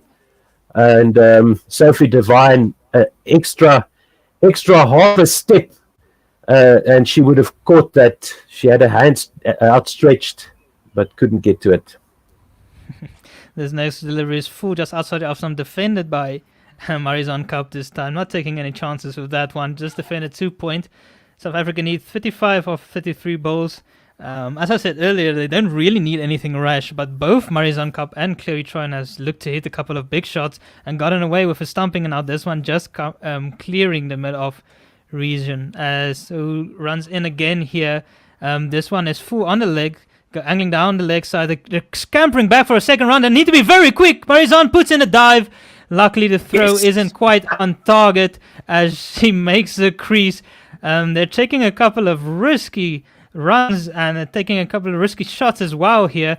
Looking a little bit nervous. That was a very tight second run. A direct hit might have found Marizanne Kapp short there. Yeah, she didn't run the first one hard. I don't think she was thinking about 2, but she certainly had to get her legs going for the second. Again here, this one is driven square off the wicket. It goes past the point fielder who dives over that one, and they do go through for a single. South Africa need 32 more runs of 31 deliveries, just over a runner ball. Things are looking a bit helter-skelter out there. They're going to need a bit to calm down a bit here. Marizanne Kapp and Chloe Tryon are both very experienced players. They just need to tell themselves they don't need to go too hard at it. As we see Tahu running in for the last ball of the over. This one is again full, just short of a Yorker length on the toes. Worked away too deep square leg by Chloe Tryon. That's the end of the 45th over. South Africa have moved up to 198 for 5. They need a further 31 of 30 deliveries. The partnership has now moved up to 29 or 28 rather. After 5 overs they've been at the crease together. Yeah, I think Tryon and Kapp both quite attacking players. They like playing big shots. They like sending the ball to the boundary, and they're trying to do that, trying to shift the pressure back onto New Zealand. As I mentioned earlier, New Zealand did look like they were a bit headless chicken there when Wolford and Lees were scoring at over a runner ball, and taking easy singles and punishing bad deliveries, and it did make New Zealand look a bit vulnerable. So I think these two have definitely got it in their mind that they want to try and replicate that. want to put the pressure squarely back onto Sophie Devine and her team. Chloe Tryon double steps, boosts and slogs this one straight down the throat of deep mid wicket. A needless shot there, straight down her throat as Frankie Mackay gets her. She tossed this one up nicely. Chloe Tryon came down the track, slogs it across the line, but gives an easy and soft wicket away as they were just looking to get some momentum again on their side. Now South Africa are 198 for 6. They need a further 31 runs of 29 deliveries, and Tryon punches her leg in disappointment and in frustration at South for playing that shot.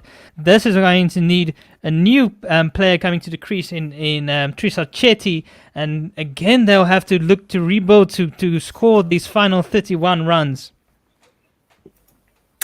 Yeah, decent partnership there, and Chloe Tryon holding out to Amelia Kerr at deep mid wicket. She scored 14 runs off 17 balls, and she hit 1-4 at a strike rate of 82.3.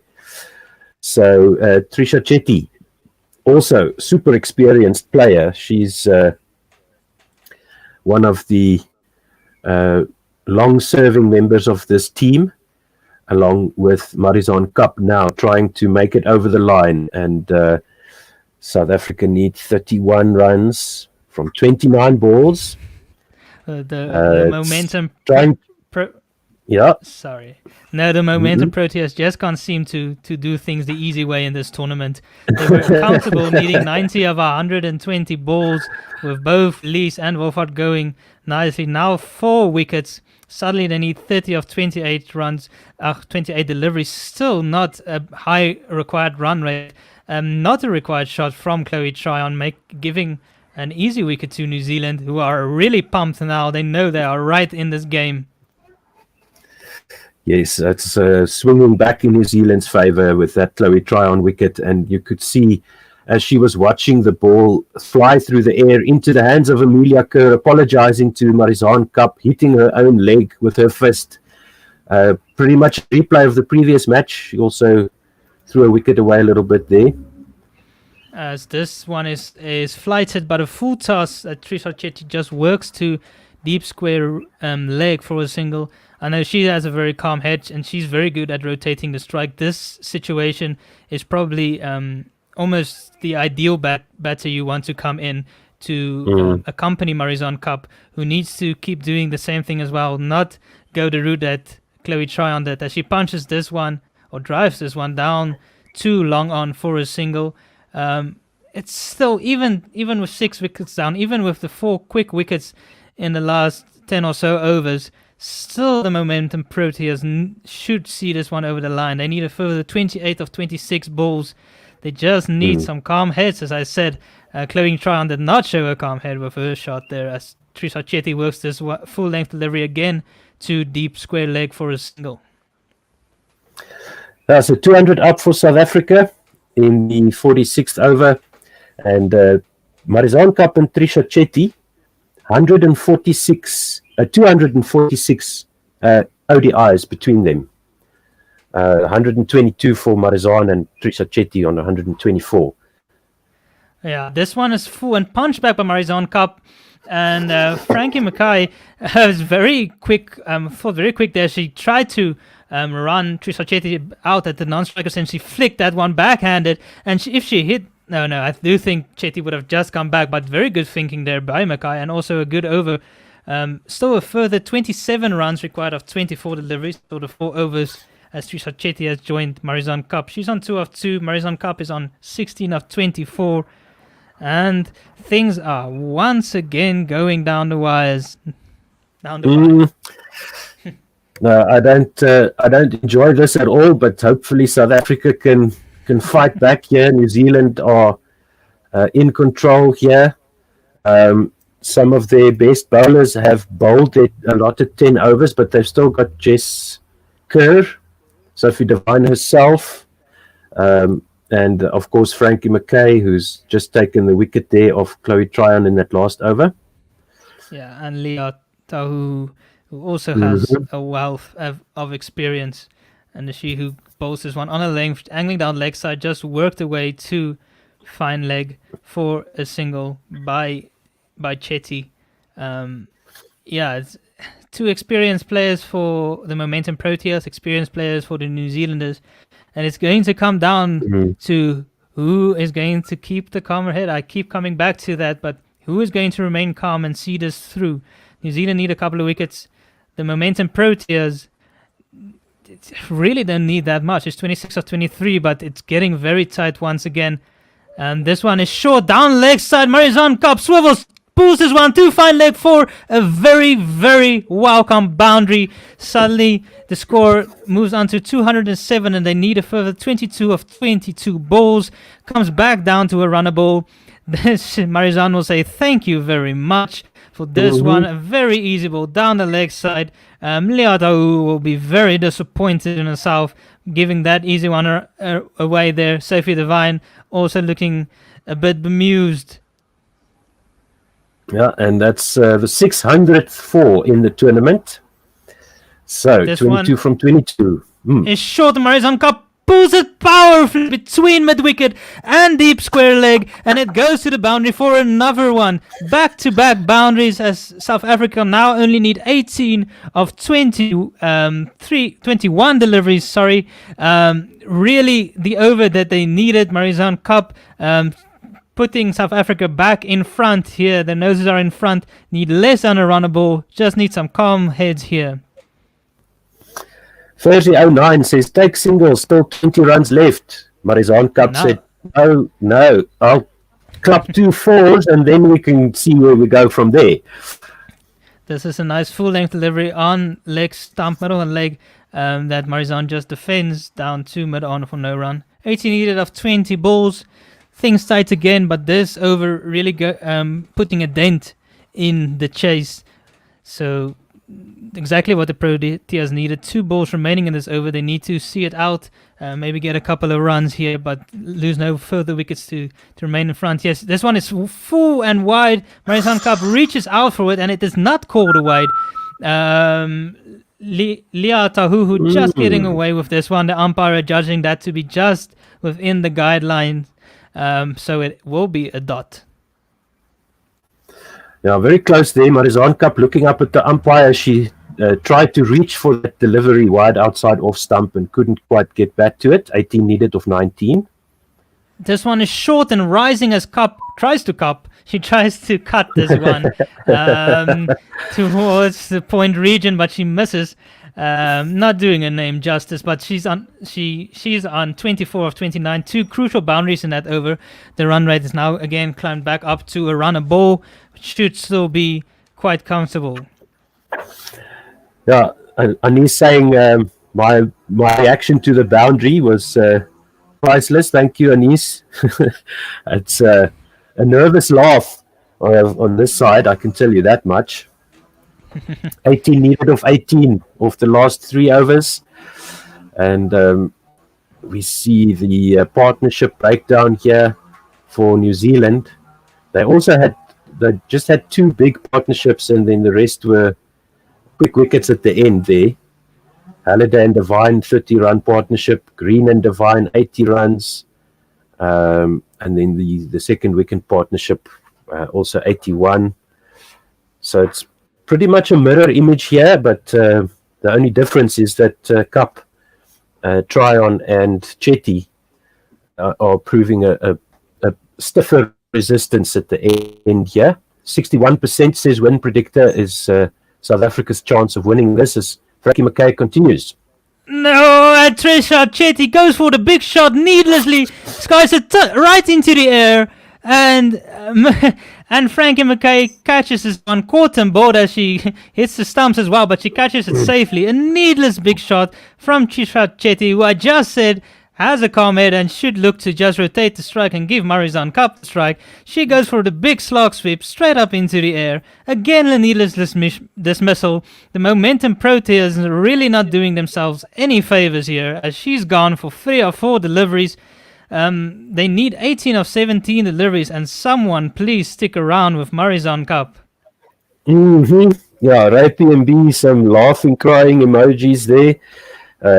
I know exactly how you feel, and this What can you say? Going for the big shot was Trisha Chetty.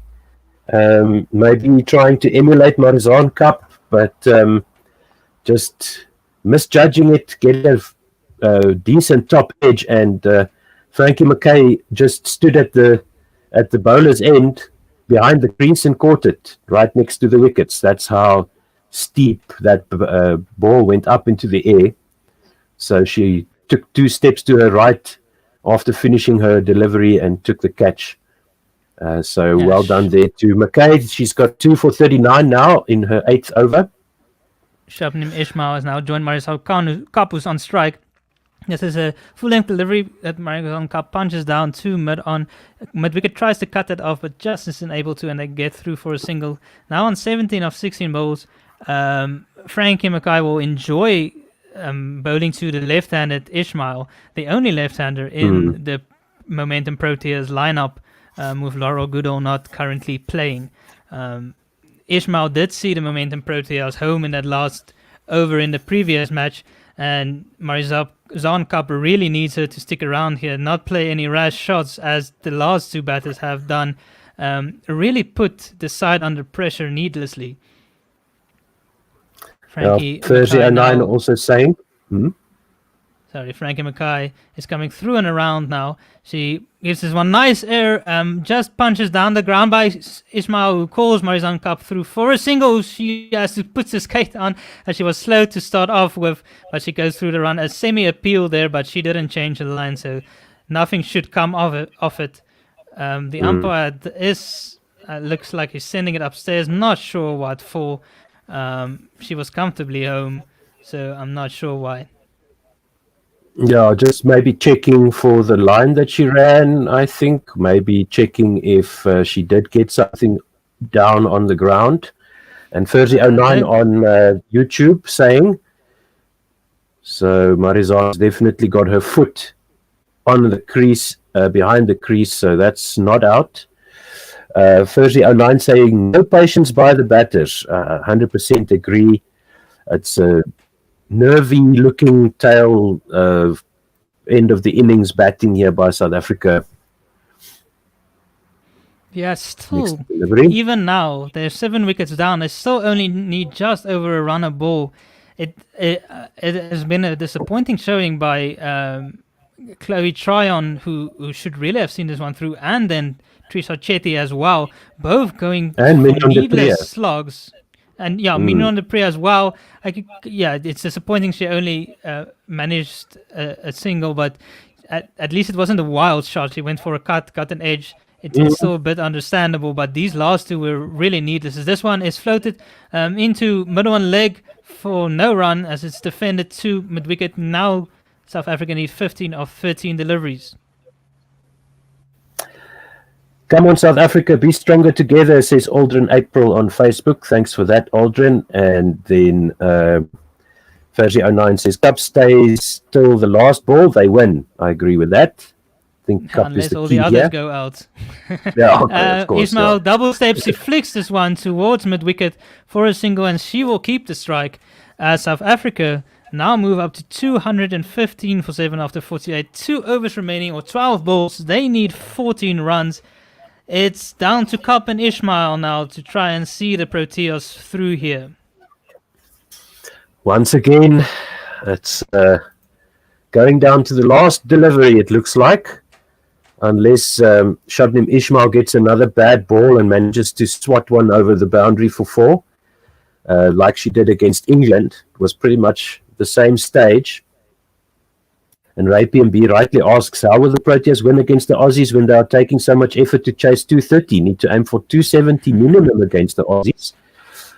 Yeah, well, we'll see what happens on the day and what the conditions are like, but I think you've got a good point there, Ray. Especially if you look at how South Africa fought back with the ball at the end of the innings. New Zealand could easily have scored 270, but South Africa really making it look a little bit more difficult than I think it should be for them. Just some key batters throwing their wickets away. You know, you've got to just put a price on your wicket. Get the opposition to get you out. But Yeah. of course, that's easier said than done. At once, I'm nowhere at near. once- I'm nowhere near even a club cricketer level. I'm just a cricket fan. So far be it from me to criticize, but yeah, it's the national team. We expect them to be the best that we've got, and I think when you see the players playing below their ability, that's frustrating.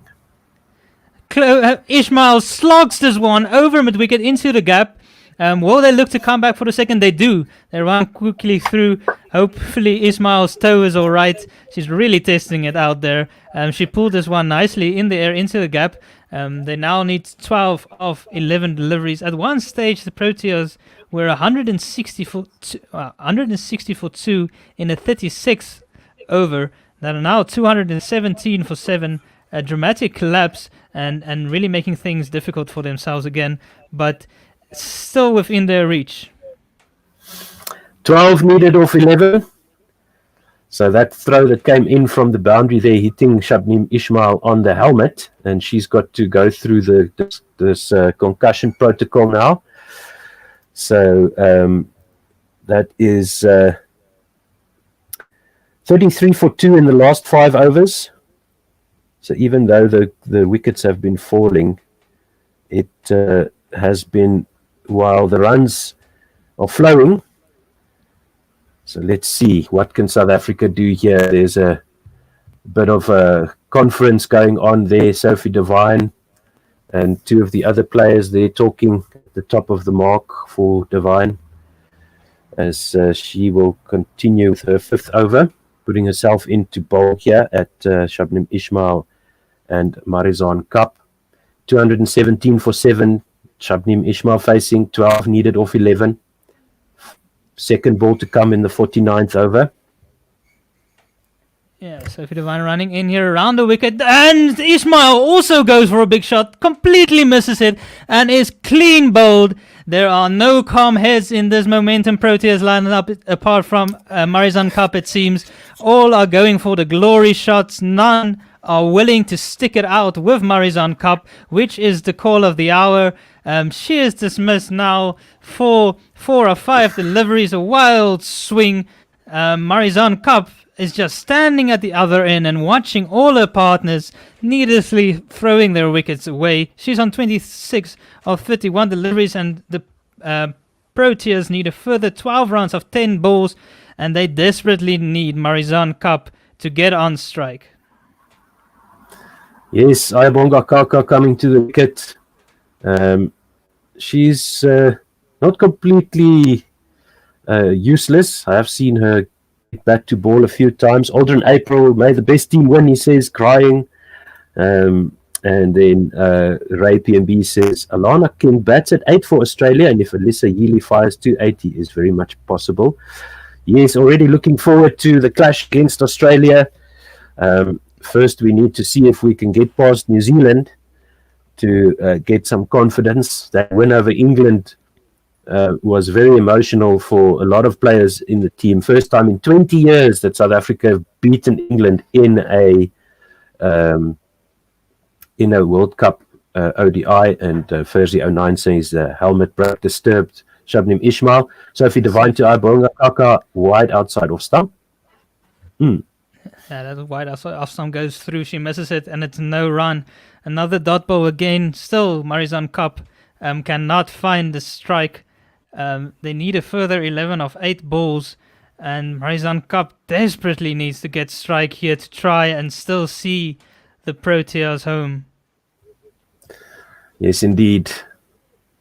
This one is again short and pulled straight in the air, but it lands in between mid-off and mid-on, and they do manage to get through for a single. Another wild swipe.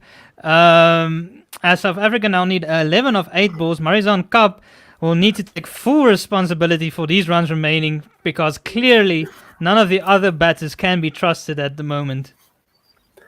Yes, Ayabonga Kaka getting a little bit more distance with her top edge than Trisha Chetty, so it lands behind the bowler in between mid-on and mid-off, and nobody there to collect it. Didn't go up quite as high, so not giving the fielders enough time to get in underneath it, and Marizan Cup scans the field now. Backward square leg on the boundary, deep mid wicket on the boundary, long on the boundary. Sophie Devine in. This one is full and hit over the top by Marizon Cup. One bounce to the boundary over mid off. And that brings the rate down to a runner ball once again. 7 of 7 needed. Marizon Cup taking the responsibility on herself to try and see the team through here, as she should.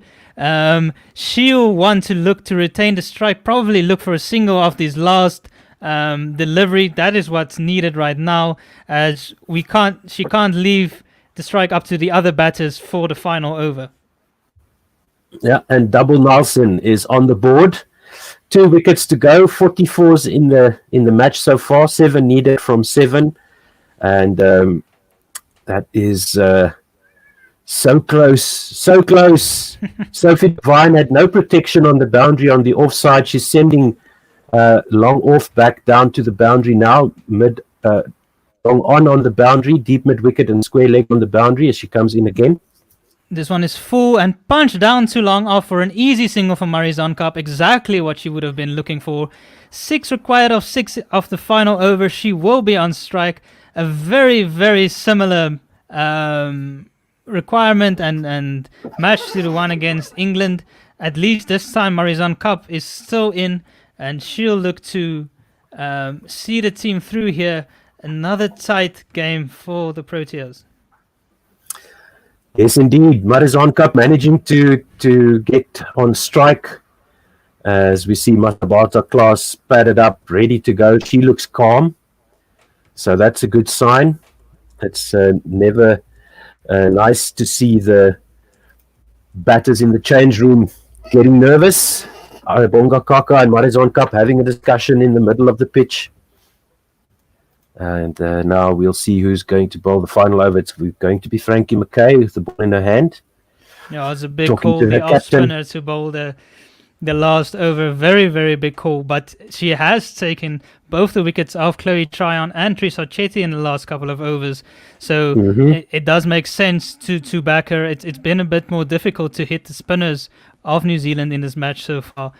And Marizon Cup will be facing up to her. Last over, 6 required of 6 balls. And Frankie Mackay, she is coming in over the wicket. And let's see what's happening here. This one is full outside the off-stump. Marizon Cup goes for a big slog sweep. She gets this one into the gap between mid-wicket and long on. And that goes to the boundary for 4. Marizon Cup, cool as ice. South Africa need 2 of 5 deliveries. Only a single required to tie things here. That could potentially take it to a super over. Cool as a cucumber is Marizon Cup. She says, no problems. Guys, I'll do this by myself. If you don't want to stick around with me, fine. I'll take all the strike. I'll hit all the boundaries. I'll do everything. Just leave it up to me, as she did in the previous game. Mackay coming in again here. Marizon Cup works as one. 2 mid-wicket. Will they be looking for 2? No. This one is straight 2 mid-wicket. They go through for a single. This brings Kaka on strike. At least now the ties are scored. So at this stage, South Africa can't lose the game prior to a super over there is. So they need 1 of 4 deliveries. Marizon Cup is giving Kaka as much advice as she can. She's telling her, come on, get the single. Try and keep it down the ground. You don't have to go for the big shot. There are gaps here, or I'm paraphrasing here because obviously I don't know a single word she's saying, but I'm sure it is sound words of advice by Marizon Cup. Things have come down to the wire. Another exciting match here by the Proteas. A lot of thrills and spills and blunders, and we'll see what Kaka can come up with. She's just nodding her head. Marizon Cup still giving her instructions from the other end. She looks determined. Kaka. She is. All the fields are in. Yeah, all the fielders have come up. Yeah, they've come up to try and prevent a single. Kaka's looking. She's thinking, what's she gonna do here? In for the third delivery. This one is turning in. They're going, scraping through for a quick single, and it throws out the keepers, and they get through. And South Africa have won once again in the last overs. Jubilation as the Protea ladies run onto the field. Cheers. New Zealanders are devastated again. Marizon Cup is on her haunches. She has pulled one out of the fire once again for the Protea ladies. What a phenomenal player she is. All-round contributions. She's as cool as ice. Finally, we see a smile out of her again as her players embrace her. Ayabonga Kaka managed to squirt that last delivery out Tsuma off for a single, and they scampered through for a single, I should say. They just managed to get through as it was thrown to the keepers in, and South Africa make it 4-4 in this World Cup, and almost pretty much seals their place in the semi-final ahead of the big match coming up against Australia. Yeah, like Anis says there on YouTube, they need to stop doing this to their supporters. These Protea ladies, they are winning games, and that's 100% correct. But they could have made this much easier for themselves. As we get some more comments in here. Aldrin April saying Cup is positive and calm. South Africa can win this game, and correct you are there, Aldrin. So close though. Thursday 09 was hoping for a super over. So thank you so much for all the comments and all the support. Do tell your friends about us, and we will be live again for the next South Africa women's match, which will be, I'm just going to check our schedule here,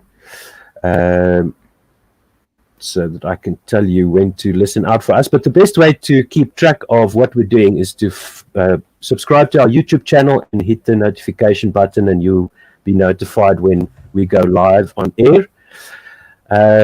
I'm going to take us through the scorecard, as if I may, Werner. You may. Just quickly pointing out that is the first time that South Africa has ever beaten New Zealand in a World Cup, and now chased down to 120 plus for the second time in a row. The first time a score has successfully been chased here at this ground in this World Cup. That is significant, hey? And but once again, they could have done it in a much easier fashion, but never mind. That's a discussion for another day, I think. We'll take the win, and no doubt the Proteas will still be a little bit worried about their batting.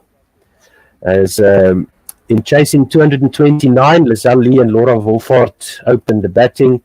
Lizelle Lee was run out with the score on 25 by Bates for 17 of 23. She hit 2 fours, strike rate of 73.91. Tasman Brits was the next wicket to fall with the score on 73. So a very nice partnership for South Africa between Brits and Wolfhard before Tasman Brits was stumped by the wicketkeeper Martin off the bowling of Amelia Kerr for 18 of 38. The next wicket to fall was Laura Wolfhard, the other end of that partnership, with a score on 161. Another big partnership between Sunay Lees, the captain, and Laura Wolfhard. Laura Wolfhard was caught LBW by Amelia Kerr for 67, and even though she referred it, that didn't save her. She scored a 67 of 94 balls, hitting 6 fours, strike rate of 71.27.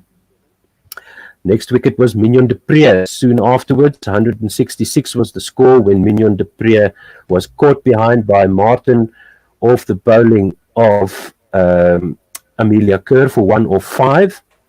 And then soon after that, Sunay Lees departed the scene, and she was caught behind by Martin off the bowling of Rowe, driving at a wide full delivery. 51 she scored of 73, 4 fours, and 69.86. So that really shook up the South Africans, but Marizon Cup and Chloe Tryon scored an essential 28 runs before Chloe Tryon threw her wicket away, caught by Amelia Kerr at deep mid-wicket off the bowling of Frankie McKay for 14 of 7, having hit 1-4. And then Trisha Chetty followed suit on the score on 211, also throwing her wicket away, hitting the ball high up into the air, and caught and bowled to Frankie McKay for 3 of 4 was Trisha Chetty. And then Shabnim Ismail with the score on 217, also playing a wild shot, bowled by Sophie Devine for 4 or 5 deliveries. But it was once again Marizon Cup, who I think has been appointed player of the match, scoring 36 of 35 with 4 fours at a strike rate of 102.8, who saved the day for South Africa, scoring the winning runs was Ayabonga Kaka, but Marizon Cup making it easy for her teammate to score 2 of 3. Ayabonga Kaka not out alongside Marizon Cup. 16 extras in the innings, and South Africa win the match with 3 balls to spare with 2 wickets in hand. Thank you so much once again, everybody, for listening and all your support. Thank you for all the other commentators. Cricket Bat Cat Jones coming through for us from Australia. That was great. So do join us again. I should have the schedule by now, shouldn't I? As we see South Africa taking on Australia on the 21st of March. And that is going to be a day game, so it will start at 11 o'clock South African time. So that means that we'll have another dark and difficult game to get through, but we'll do it, and we'll bring you that game, every ball of it. Thank you so much for listening. We do appreciate it. Have a good evening. Werner, final thoughts from you? Yeah, South Africa have moved up to second on the log, just behind Australia. The net run rate is only 0.23 because even though they've won all four has been nail biters. So it hasn't done their net run rate much good, but luckily, as long as you keep winning, the net run rate doesn't matter all that much. But the big match coming up is against Australia. Please, everyone, take a very deep breath, as I have to, because that last couple of overs was nervy. A lot of wickets going down, but thank you for supporting us. Thank you for tuning in. And yeah, from Otto and I, have a great day, and we will see you on the 22nd or the 21st for the match against Australia, which should be one of the best in this tournament. Thank you. Bye-bye.